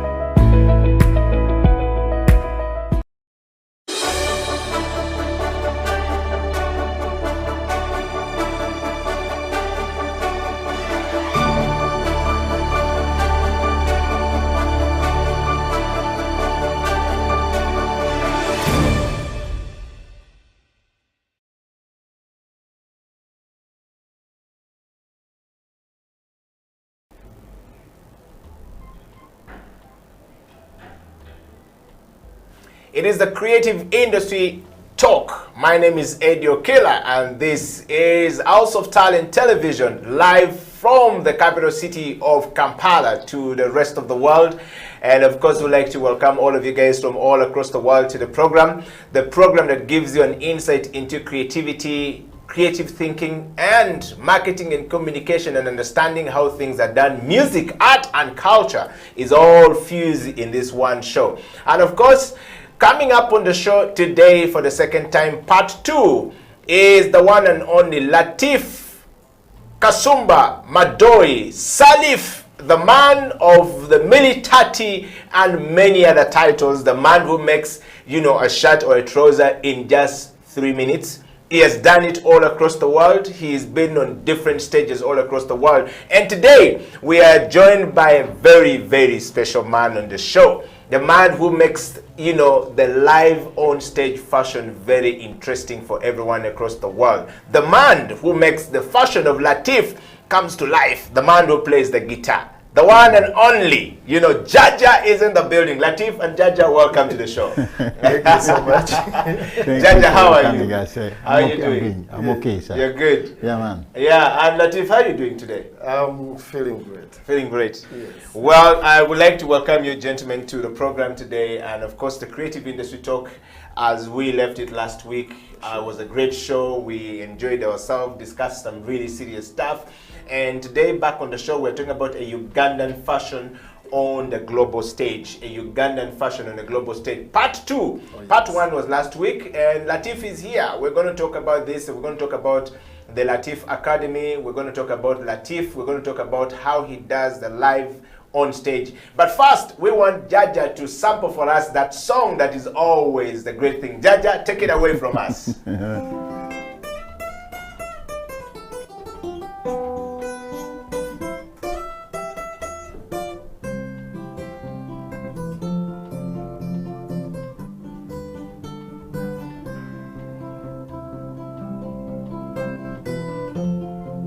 Come on! Oh, kamanjulire omusajja design Latifu eyakuguka mu kutunga ano mujjukire mu mwaka 2023 Lucky Dube bwe yajja wano Latifu ono ye yatunga ekyambalo kirungi Lucky Dube omugenzi mwe yayimbira bwe yaveeyo yagenda mu ggwanga ery'e Niger gye yawangula awadi mu kutunga bwe yaveeyo yafuna sikaala nagenda e Bufalansa gye yakugukira mu fasoni ne dizayini bwe yaveeyo yatandika Latif Academy ng'esomesa fasoni ne dizayini teyakoma ku ebyo nayiya rasmansi nga lwe lunaku olw'abarasita mu nsi yonna twali tulyawo bwe yagenda eyo mu Amerika eyatungira mu bbanga ngali mu nnyonyi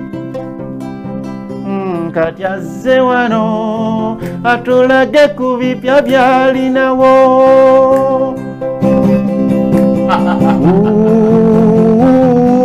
Latifu tunga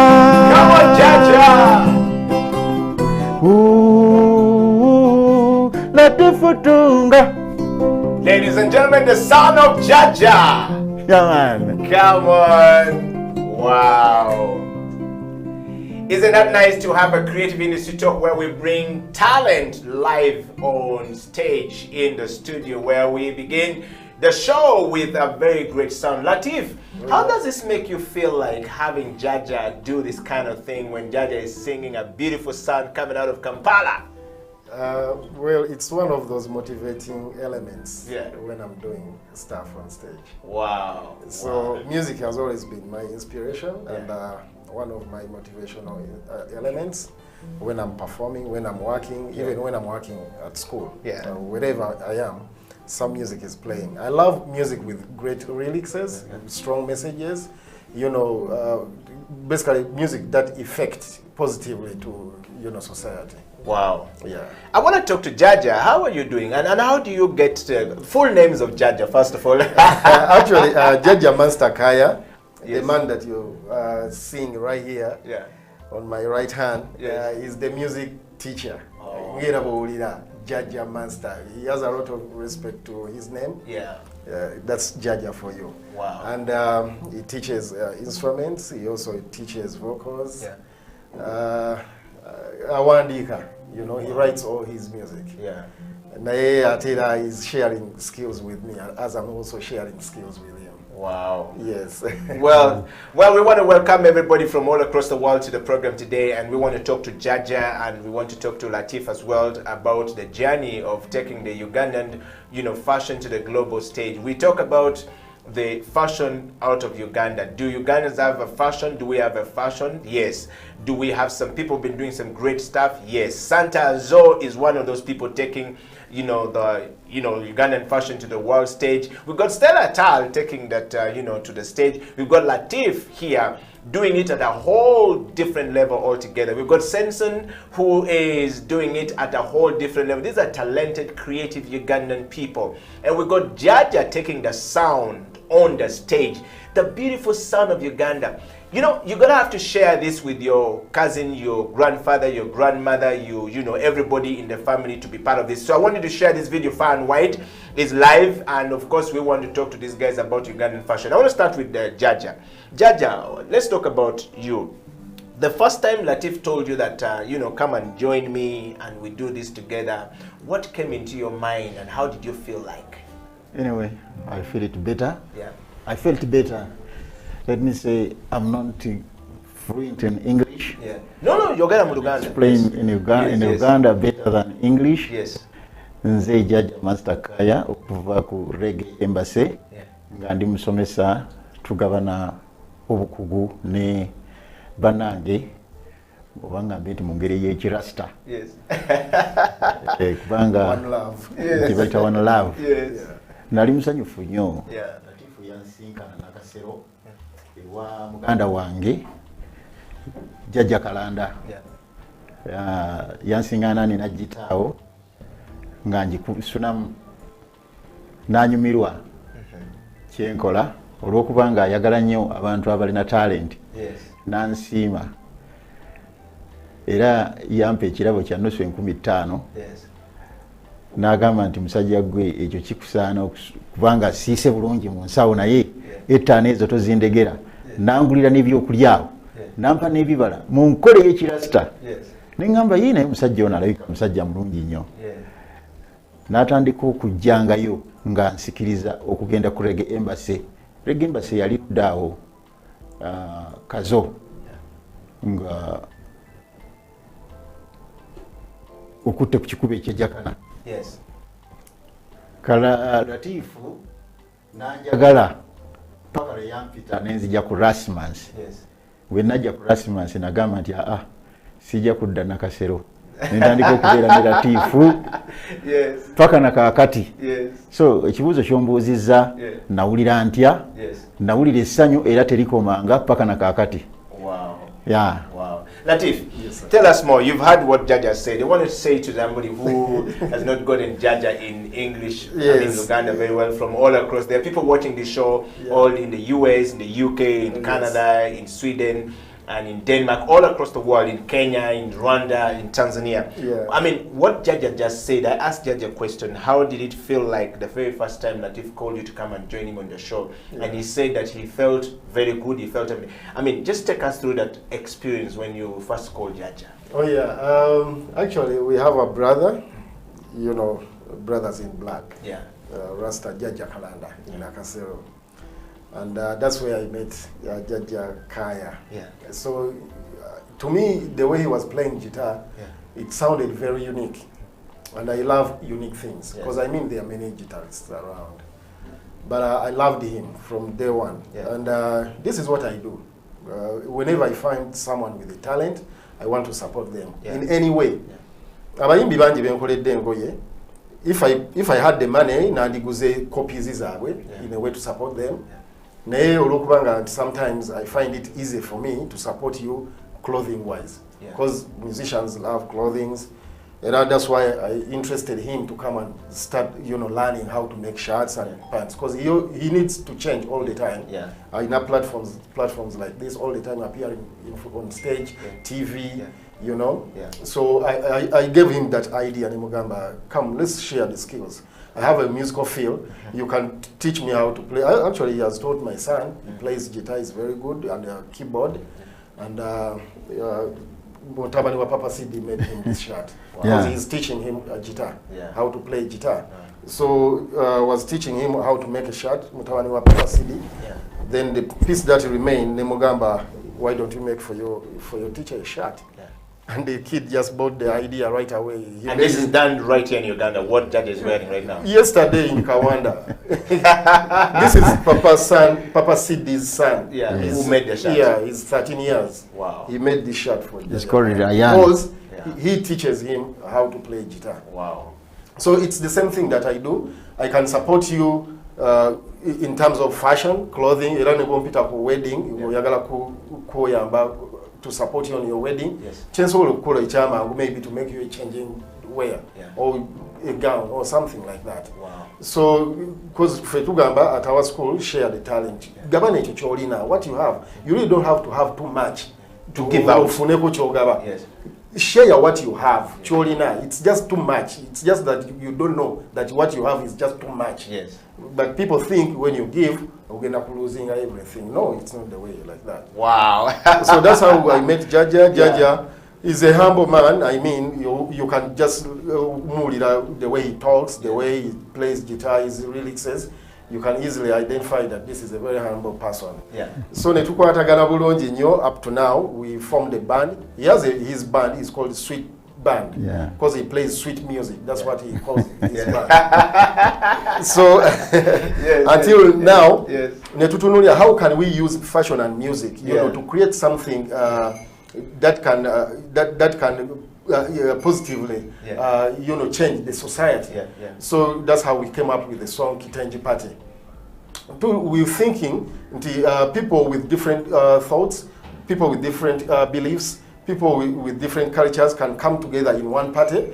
As Africans, because we have a print that is called Kitenji, that brings all Africans together. Wow. So our people power, our movement, Africans, Kenyans, Nigerians, West Africans, South Africans, we can all come in one unity in a party wearing Kitenji with an identity, which is Kitenji. And that's the essence of the song. Wow. Yeah. Well, thank you very much, Latif, and thank you very much, Jaja. We're going to have to take that song. We want to listen to that song. We're going to take a break. We want to listen to that song, and we want to hear the composition of the Kitenge music done by Jaja and, of course, Latif right here.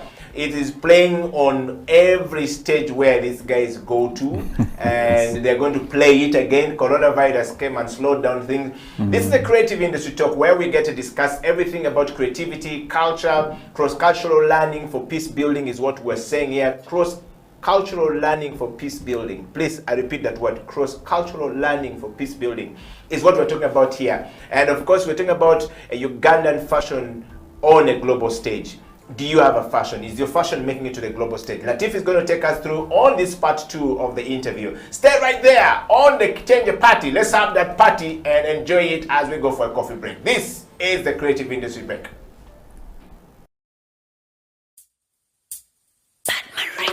Oh!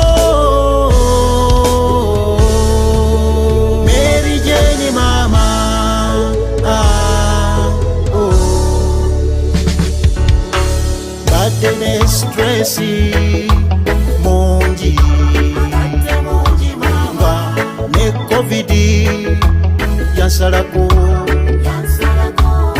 ebizibu byetaagisa sente nyingi onyumirwa kayimba kano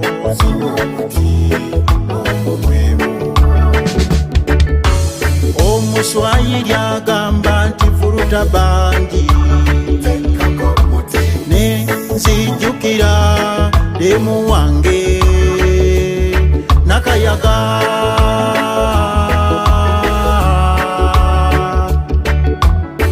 erinnya ly'ezzungu ye Mary Jane oyo yambererawo nambudabuda mu nnaku ne mu ssanyu mu ghetto ne mu site alibani alivawa alinzija kumwana muwala ono Mary Jane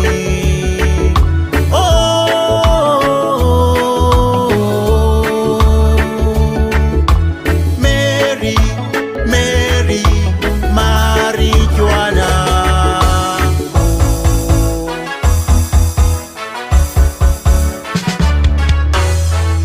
Babiloni banda babubi mu ghetto ne mu site Mary Jane mwagala ze mulabanga eddagala Africa unite in Kitenjuwea. Abamina bakyala mwena abasimatuka korona naddala bali erudde eri muno sirandani kyembakutira kiri kimu butekubagiza wadde embeera za korona bangi zatutagula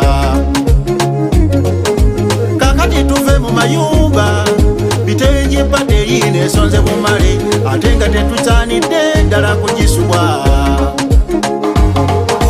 mwani yabagamba okwambala engoye z'emivumba tujja kwambala bitengi byokka designer latifu Uganda omurasita owakabye yatonga mu nnyonyi wamakwesa lulembaga Maliki Jane ne Hawa abo basibi banviyalo tujja kuba nabo Anifa wa makeup Mariamu yedikoletako ne pofini ebyokulya bingi nnyo ebyekifirika madamu Sala Soshi ebitaddemu omukono Olivia Kasarini n'alima makamaka manyingo owulira kuluno twambala ebitengi byokka kuluno twambala ebitengi African culture tegeza festival mukitengi pate tubeera twolina ebifo kabeera ketalogo kusa madamu Sala promota kyasinze nabemwe London mu North London abatuuse batumiddeko nabeyuna ekitengi mwenna kambagoneko omwana wammwe ali omukko yalemeddeko gwebuuza Popini oba Mary Latifu yaliko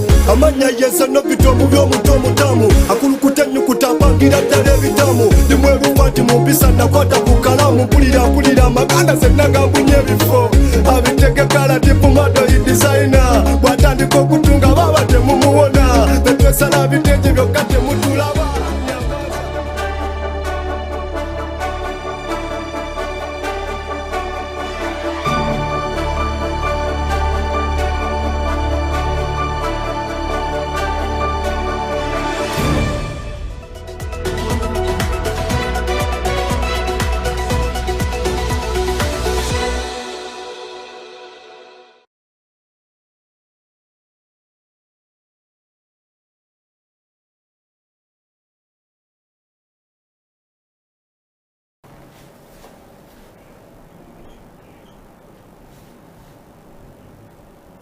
Welcome back from that break. This is the Creative Industry Talk. My name is Edio Killer. On this very fine day where we're talking about creativity, Ugandan fashion on a global stage.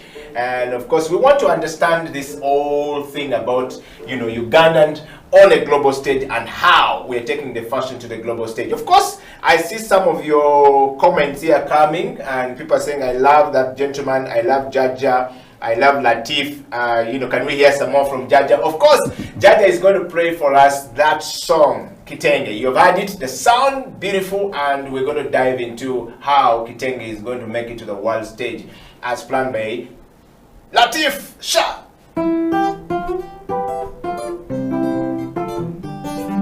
Abami n'abakyala mwena naddala bali erudde eri mu North London kyembakutira kiri kimu butekubagiza wadde embeera za korona bangi zatutagula kakati tuve mu mayumba kitengi pate yine ensonze bumale ate nga tetusaanidde ddala kugisuwa mwani yabagamba okwambala engoye z'emivumba tujja kwambala bitengi byokka dizayina Latifu Uganda omurasita owakabye yatunga mu nnyonyi Maliki Jeni ne Hawa abo basibi banviri alo tujja kuba nabo Anifa wa makeup Mariamu yedikoleta konne popini ebyokulya bingi nnyo ebyekifiirika Madamu Sala shoshi ebitaddemu umukono Olivia Katarini nalima maka manyinga ulira kolono twambala ebitengi byokka kolono twambala bitengi byokka. Yeah, you've heard it right there coming from Jaja. That's a sound beautiful coming from Uganda. Come on, guys, you're gonna share this out. You're gonna make this look really beautiful. Yes, let's talk about the fashion now. Yes. Jaja has given us such a very beautiful sound on stage, and he's giving us this. We are going to wear all the kitenge on the party. And nobody has ever made kitenge sound so cool like this. Let's talk about it. So what is the motivation behind this fashion? We really care. Yes. That's one thing. We really care. Yeah. And we hope this song is going to support also other tailors and designers. Yeah, okay. Because we are trying to make people, we are trying to create an awareness that let's embrace our own. Let's wear our own. We can see the taxes are so high right now, importing clothes from China and everywhere. But let's embrace our own. That way we are supporting the industry and we are developing a country. Because we are creating many jobs for tailors and also designers who are going to become so prominent, you know. So this song is basically to interest the people, the community, that let's embrace our own. Make an order from a designer, your nearest designer. It's not just ours. It's a song for everybody. Yeah. You know, so if you're in the industry, take advantage, share the song, let the people. We want to make a very beautiful video for this song. That's why we are taking our time. Yeah.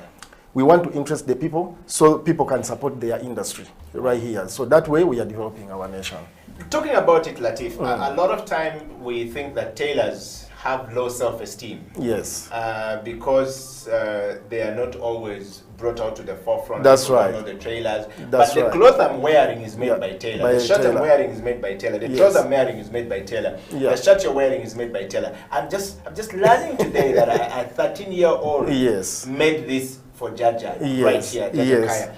I mean, how do we get the tailors to actually begin to believe in themselves that yes, I'm the one who makes Okila look good, and therefore I'm important in a society, and I can take my craft and my art and spread love across the world? How You're do you very do right. this, having done this on a world stage yourself? You're very right. And I'm doing everything possible, basically to lift their self-esteem. One thing, you've seen me make clothes on plane and on also other platforms. I'm taking a sewing machine where you rarely think you can make clothes from. But trust me, clothing is everywhere.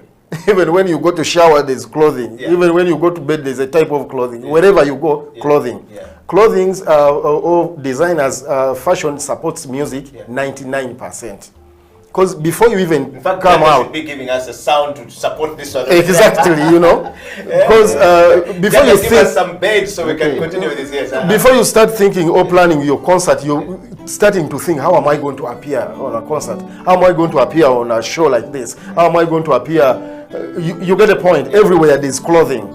So people must now start knowing that clothing is very important in society. Clothing is commercial. People, when you make clothes, you can make money. You can make business out of clothing. And now DIT, that's the reason why DIT is coming in, because we've tried to create this awareness that the designers or the tailors must be supported in this industry, and also other stakeholders. Because being a fashion president, I'm not just talking about designers being a designer, but all the industry I'm talking about, the people who supply us machines. We have Kiembe, people, Kiembe sewing machines. We have the people supplying us with fabrics. We have people teaching. We need journalists, people who can talk right about fashion, present nice pictures, not the pictures that people aim at, taking knickers for the models. Yeah. That's not what we are looking at. We are trying to address it nicely and properly. Yeah. So the reason why I'm doing that, abantu basobola okwekkiririzamu that guno omulimu gwa bbeeyi. DIT has already assessed us and many other centers that have been put outside there for people, the tailors who are already skilled, to go and be assessed so they can be accredited.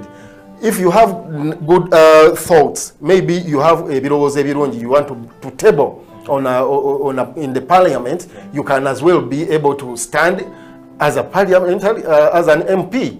You get a point. But before, luli babade batuita omutunzi. Batunzi. Like minimizing. When you fail exams, try okutunga. It's not for failures. This is for really genuine people with brains, because there's a lot of mathematics, there's so much geometry, statistics in clothing. Come on, you cannot fail elsewhere and think you're going to try it. Try it, decide. Yeah. Also, we want to produce really skilled people in the field. Abantu abatuufu abateekeddwa okukola omulimu guno. People who qualify with ethics, people who qualify as professionals, people to qualify with skills and also credentials. So you have a whole package right there to lobby for offices, So omulimu guno sigwa beyi dondolo, mulimu gwa tendo. Yes. Wow. Well, you've heard it coming up from Latif. This is a creative industry talk, and of course we're talking to Latif right here, and of course Latif Design, Latif Academy, and Latif, the man who makes a shirt in 3 minutes on a plane. That's something totally very different.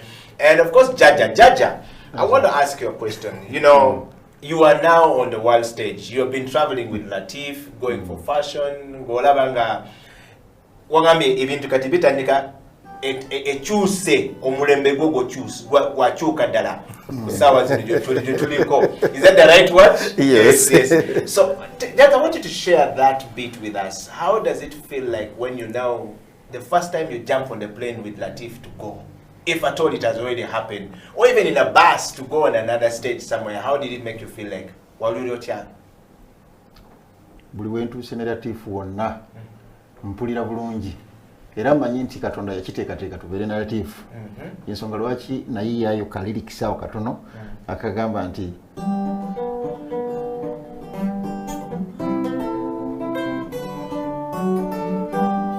omuyimbi n'omutunzi basomesa erudda babasanyusa kaya ne Latifu katusomese gwanga lino Yi o wu yi o wu akati jangu osome oyige fashoni komola tunga tunda fona sende. Wow, come on everybody, give it up for Jaja. Wow, Jaja. Yeah. Let's talk about Jaja. Have you been out of Uganda with Latif? No. Have you been anywhere on a stage? Yeah, two of the stages in Zakavi, Chronics, Busy Signal, Chameleon, Bobby Wine. Two of the stages on top concerts in Uganda.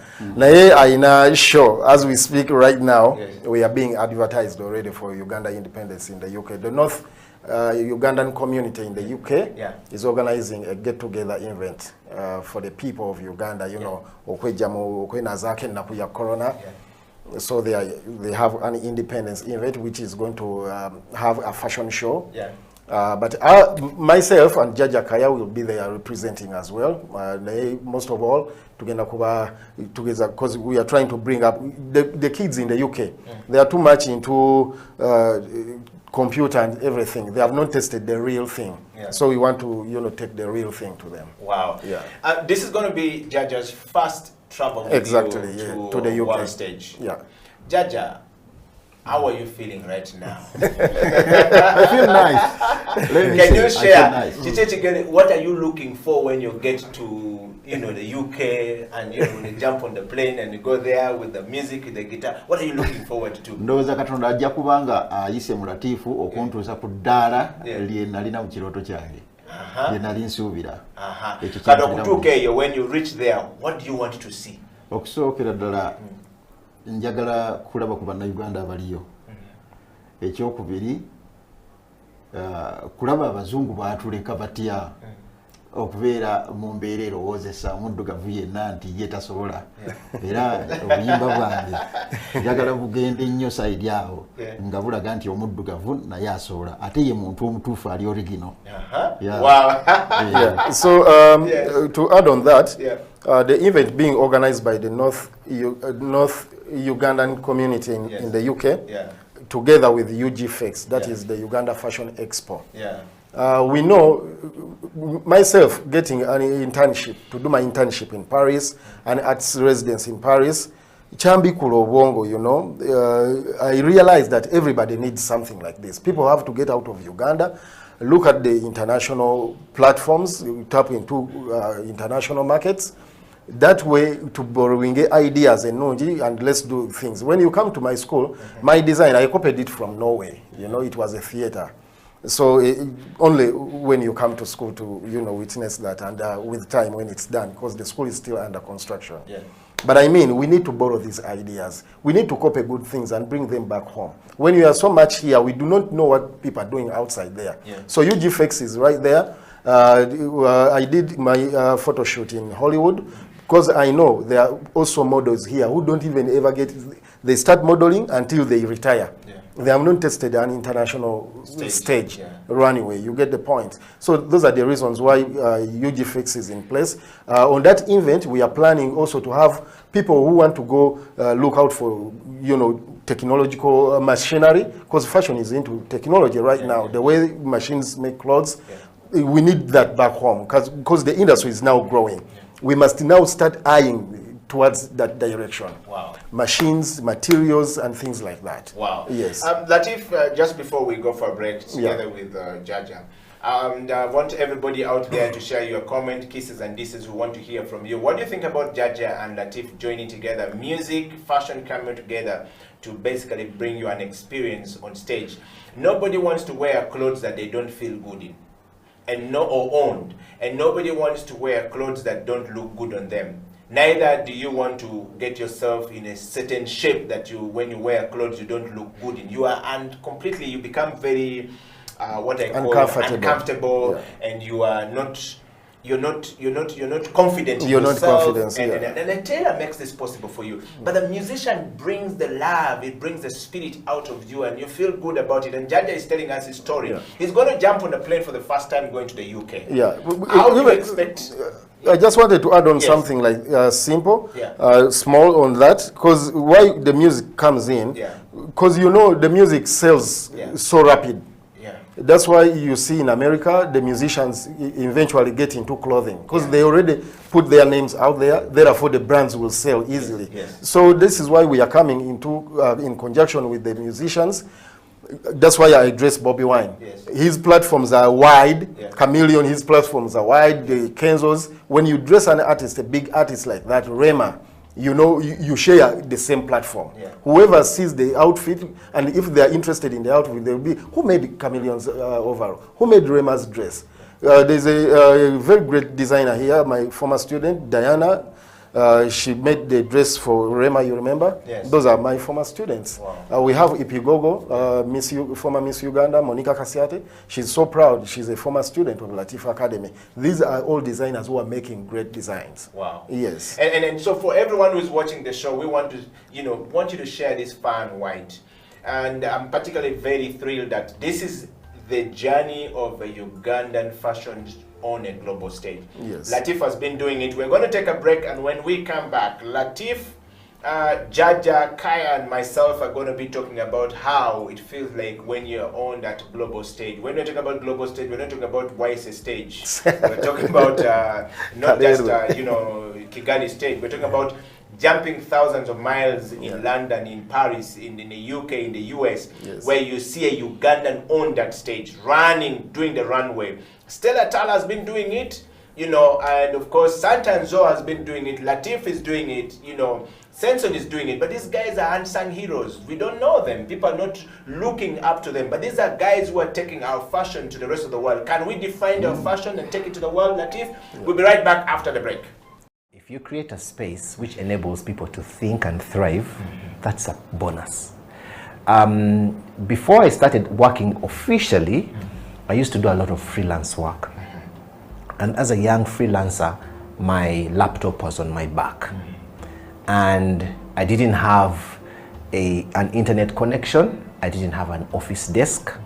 It was difficult for me to work at home.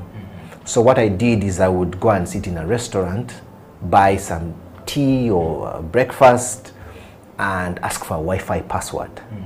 And then I would sit there and have my breakfast slowly, you know, as I did my work and I sent work to clients and everything, you know. But before long, lunchtime, it would be lunchtime, you know, and they would to be forced to eat also. They would bring you lunch menu. You see what I mean? Yes. So when you find a space where people can come and sit, and pay for a full day. 10,000, I'm told. Yes, you see, that is creativity. Because the owner of this building or the owner of this space knows that people, there's a certain segment of the market that can't afford to rent a premises per square meter or 10 square meters or 100 square meters and pay monthly and bring their own furniture, their own internet connection, carpeting, light and everything, a working bathroom, and then lunch for staff members. So they think about it creatively and they say, how many people can this space take? 100 people per day.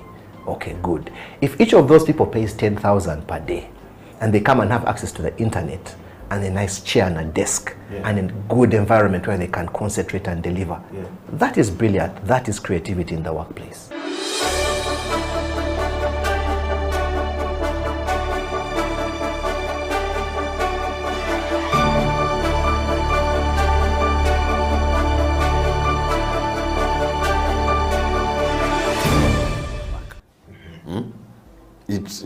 It helps you become the trendsetter. You know, humankind is set in a way that they will always have a thing for the pioneer of things. So we see it, if you think about these big corporations we see in Uganda and how they advertise and the different promotions they bring, you will somehow the target market will always have the pioneer front of mind. So for me, creativity, that is how important it is, because you will get the masters, you will be an A-lister on the papers. But if you do not know how to channel, because there is not one company in the arts or in business, as we know it, there's not a company that hires more than 10 people, and all of them are not creative. There is always creativity in a company.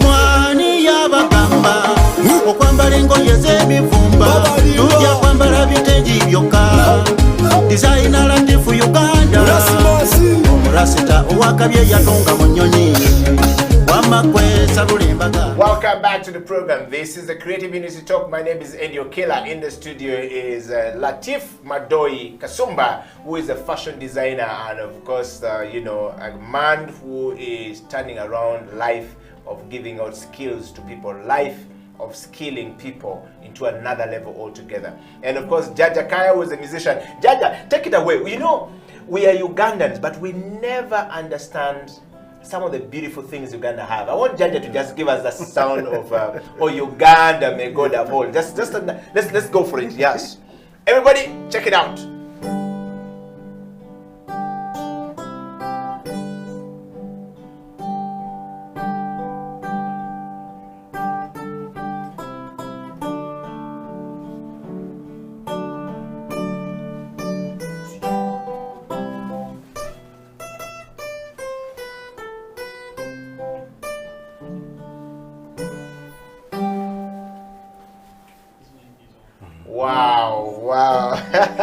Please go, Jaja. One more time.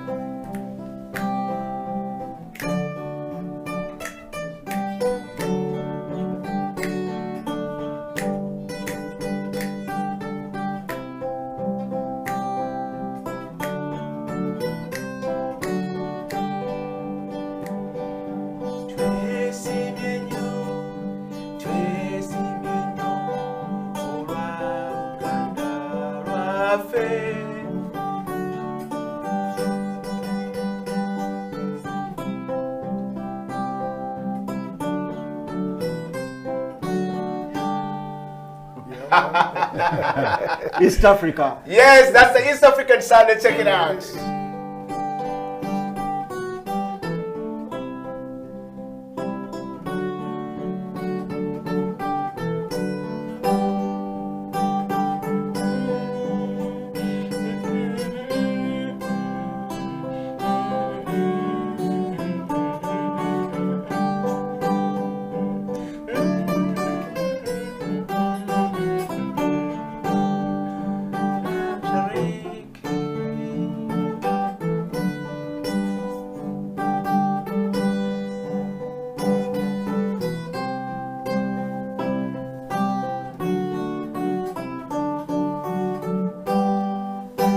Wow, watu wote wa Tanzania, Uganda, Kenya, Mambo Tanzania, mambo vipi?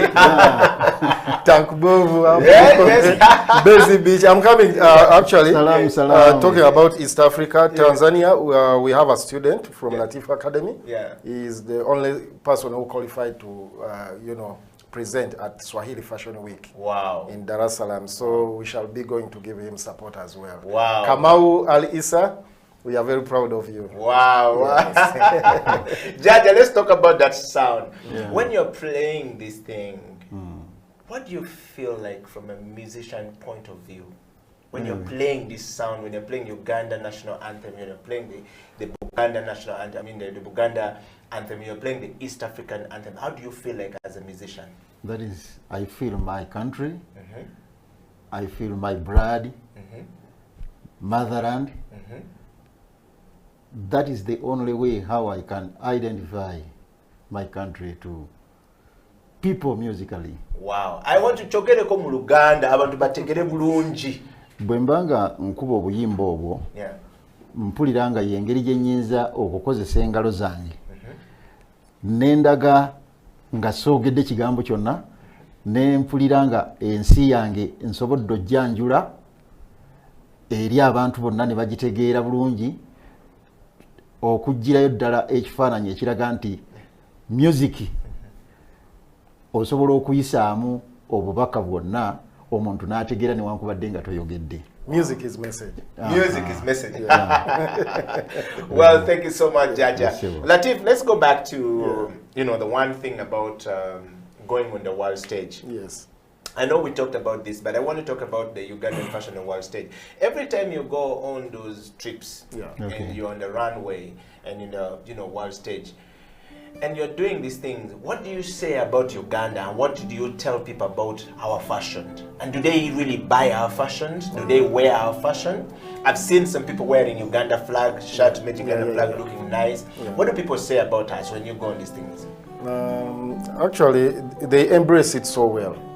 Because first of all, we have very beautiful colors. Yes. The Uganda national colors. Yeah. And the flag itself at large. And you see during my act, I always wrap the models that I'm going to dress in Ugandan colors and also freedom colors. So that way the comments are always, oh wow, beautiful colors. So you can see the people love it. And that's the only way I can create awareness that you see what I'm doing is so UG.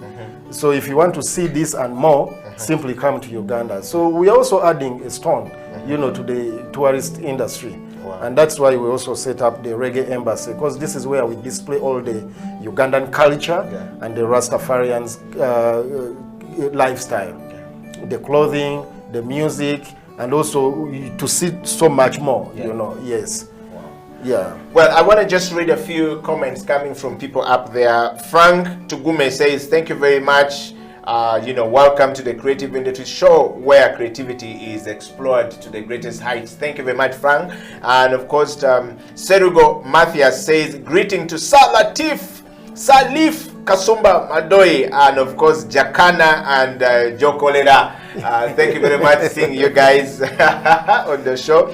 I want to read the comments coming from Sweden. This person says, Edio Killer, thank you very much for the show. I always look up to this show every Tuesday. I'm looking forward to seeing the Creative Industry Talk coming. I think this is a very good platform for us. And being a Ugandan living and working in Sweden, this makes me proud to see that Ugandans are beginning to, do things at a different level. Shout out to that guy, Jaja. The sound is beautiful, and I look forward to seeing Jaja on a world stage. I should make it from Sweden to London when Jaja is London.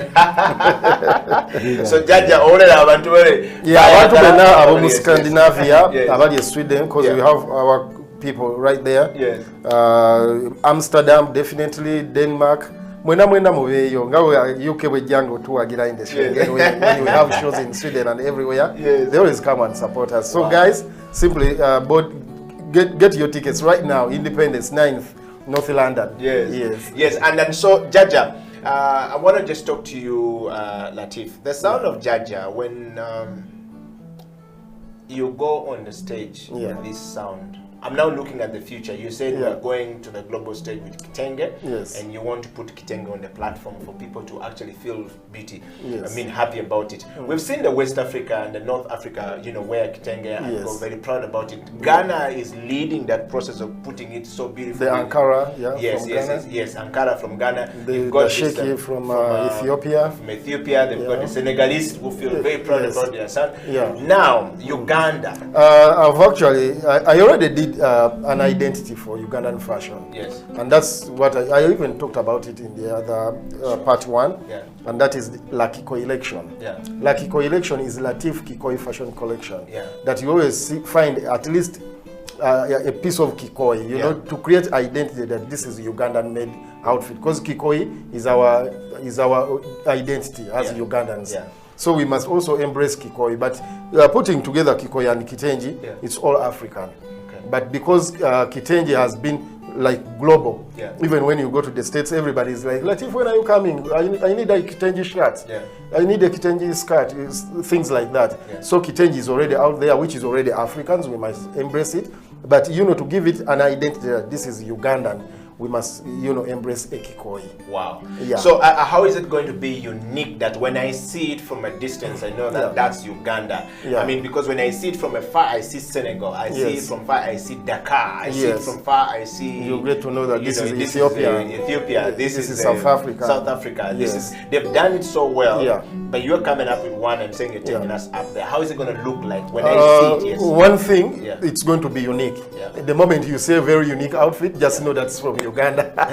It's done by his uniqueness. Senior intelligent Rasta Salif. So one identity, it's going to be unique. When you see something, I was in Paris, and because my label Latif Designs the Animiste label. Animiste label is unmistakable label. Even if I didn't label my shirts, but all my hats, because I have my own custom made patterns. One time I lost contact with the person I was supposed to meet in Paris in a very huge mall. Oh man, and I couldn't get in touch now. I was already lost. But this person had already been addressed that, when you meet Latif, he has unique hats, he has unique patterns. So I decided just to walk around the mall, and this person just stopped me. Are you Latif? And I'm like, how did you get to know me? And he's like, I was told that you have very unique hats, and I identified you because of your hat. So it's unmistakable, unmistakable label. For one thing, it's supposed to be unique. It has to take it anywhere. So let's do it that way. Okay. Let's make it creative and unique stuff. Latif, I want to go to the fashion that you've been talking about. When you said unique, but somebody wrote to us last week and says we need to brand the Ugandan product going out. Are you working to work with some really serious marketers, brand developers, product developers to package your product and make sure that when it goes out there, it's made in Uganda, seen in Uganda. You're working with some marketing and creative people on you to, sort of bring this communication together, or is something that you're developing? Well, I'm dreaming to have something like that. Yeah. I hadn't started on that, but I think I need it. Okay. And truly I need it. So if there's someone out there who can do it professionally, like I mentioned in one interview, I don't know how to leave the school, how to leave my legacy so it can be protected. Yeah. For example, I would love to have my school protected in a way that it stays for life. Yeah. If it's the government, but sometimes I don't trust the government because the government sells its own parastatals. But otherwise, I would hand over my school to the government, to govern it, so it stays for life. So they protect the aims, the goals, and everything. Yeah. So it goes on and on and on to benefit the rest. Yeah. But if there's someone out there who can do real branding, because I'm looking out, to something like that. Yeah. It would pain me, if I died and I didn't have my dreams come true, if I didn't realize my dreams. Yeah. But if there are people who are out there who want to support us, we started a campaign building our own schools. Yeah. We really believe that we can build our own schools, even without external support, let's say foreign funds. We have a campaign building our own schools and the nation. By building our own schools, we believe we are building a nation. Yeah. That way, we are collecting 1,000 shilling from each person, which is something chosolo kuwayo nogamba liamu chapati. So if you have 1,000 shilling, we are targeting 1 million people every, let's say 3 years. 1 million people, because 1 million people providing us 1,000, that is 1 billion. Yeah. My school in Gibalira, it only needs 1 billion. So we want to build a school in Eastern, let's say in Mbale, Soroti. We want to build a school in Northern region, let's say Gulu or Arua, wherever, Pakwach. We want to build a school in Western, maybe in Barara or Kasese, Fort Potro. Yeah. We want to build a school that is going to, help, because we've tested it. Myself, I've tested it, it works. It's the skills that are feeding me to take care of others and myself. Yeah, so support our cause, building our own schools and nation. Support us with just 1,000 shilling. Wow. We are targeting 1 million people. Wow. Every three years, like that. When we come to your office, to all kumi na yo sobolugamba mba wadde million. If you have kids, osobolugamba ne abaana bange buli omu muwereddeyo olukumi. It's something very small, but at the end of the day, we want to engage the people. Babeere nga following a project yaabwe efaanana etya. Latif azimbye essomero, because I already started that. Nze nawaayo ennyumba yange. I was building my own house. Ne ngamba, no, I don't need to sleep. I need to work and I need to live something, Like Lucky Dube yagamba, Rastas never die. Yeah. Omurasta tafa nga alina kye yaleka. Naye osobola okuzikirira nga tolina kye waleka ku nsi. Yeah. Thank you very much, Latif. I want to go to Jaja. Jaja, the inspiration behind your music, what inspired you to write your songs the way you write? And now that you are in the fashion space with Latif, music and clothes, you're wearing a kitenge that is made from a very young man as an appreciation to you as a teacher. And, want to just share with us, what is the inspiration behind your music? And also going forward, is this marriage between music and fashion going to change the way you write your songs? Of course. Nsuubira nti bigenda kukyusa nnyo society mu nsi. Abantu balina okukitegeera nti buli muntu Katonda yamuwa ekitone. Bw'akikozesa obulungi yempeera. Eri mu Bayibuli baziyita talanta. Era bagamba nti eyafuna n'agiziika oyo tagenda kubeera na mugabo gonna gwafuna eri Katonda we. Kinsanyusa nnyo okubeera nga ninawe ntuuse. Abantu ne bagamba nti bambi jjajja kaaya tumwenyumiririzaamu. Nsaba Mukama Katonda ateeka omukisa mu mbeera eyo abantu bafunemu, ate bafunemu ekyokuyiga nabo talanta zaabwe baziggyeyo. Kyensuubira nti mbulamu obujja mu maaso Katonda asobole okubeera nga ampa empeera abantu bonna mpozi gye bandiyagalizza. Era nabo bagifune okuva ku kusoma kwe banjigiddeko mu ebyo bye nkoze. Neyanziza ekibuuzo ky'ombuuzizza. Kale ssebo kakati chenjagala kumanya jaja n'abantu bonna abalaba ino show from all over the place. There are so many people all across the world, those who speak English, those who speak Spanish, the French, there's so many people. And parents, okuva dda nnyo, music was not something that parents looked at as a way of life. But you are here seated, you are about to jump on a plane to go to London at your age now, you have children. Would you encourage parents to allow children to do music as a way of living, as a parent? Era abazadde bonna mbasaamu obuvunaanyizibwa okuleeta abaana mu Latifa Academy kubanga ffe twasoose okulaba ekitangaala eri ensi. Okusookera ddala amawanga gali ge tulowooza nti gaatuleka. Ensomesa gye tusomesaamu ku Latifa Academy yo gye gaatulekeramu. Kati omuzadde nga Mukama akuwadde omukisa n'obeera ku mpewo kuno n'otulengera, beera nga otumiddwa ababaka bamalayika ne bakuwa amawulire agagenda okukufunyisa miliyoni ne miliyoni za sente. Leeta omwana mu Latifa Academy we wali ekituufu. Bw'aba alina ekitone eky'okuyimba ng'omulaba ayimbayimba, ng'omulaba akuba ebikerekere, muleete ayige ekyo kyennyini Katonda kiyamuwa mwe muli omukisa gwe. Wow. Yeah. In other words, the parents should encourage their support their kids. Once you see a kid doing something, for me it is like try to discover something, his most interests, then support him and encourage him. You know, because you never know. If I was discouraged, I was somehow discouraged by my sister in the UK. Actually, she's the one organizing. She's a promoter, Latifa. Sarah, she's in the UK. Era abali London yawo, she's the new promoter. Well, actually for Ugandan industry, entertainment industry. Latifa jakuba kutoka kesawa. You know, if you have a special talent, she's looking out for those special talents.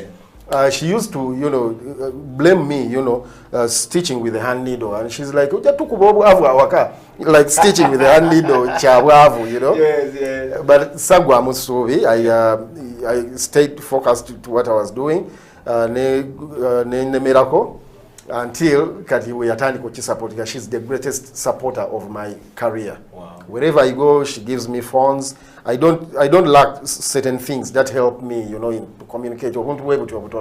She supports me. She comes to every show in Europe, wherever I am. Wow. Wow.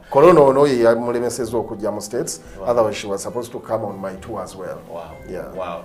I want to just, we're going to take a break, and when we come back, the Creative Industry Talk will talk to Latif about the real fashion now on the stage. And you're going to see Latif on some of the stages, from Lucky Dube to Chameleon and to all these places across the world. And we want to just know, how did it feel like, how did people receive our fashion? How did Ugandans receive ourselves? Were we criticizing ourselves like we often do home here? We just criticize everything home here. But we don't know. The world, describe Uganda as the most entrepreneurial country in the world, but more so as the most culturally diverse country in the world. Are we ripping out of it? Just gifted by nature. Gifted by nature. Just imagine 54 dialects brand themselves and become a brand and a product, and all of them go to sell to the world stage. Where will we be? Where will Uganda be? What would we have? Stay right there, I'll be right back after the break. This is the Creative Industry Talk. Edio Killer, Latif Madoi, and of course, Jaja Kaya in the studio.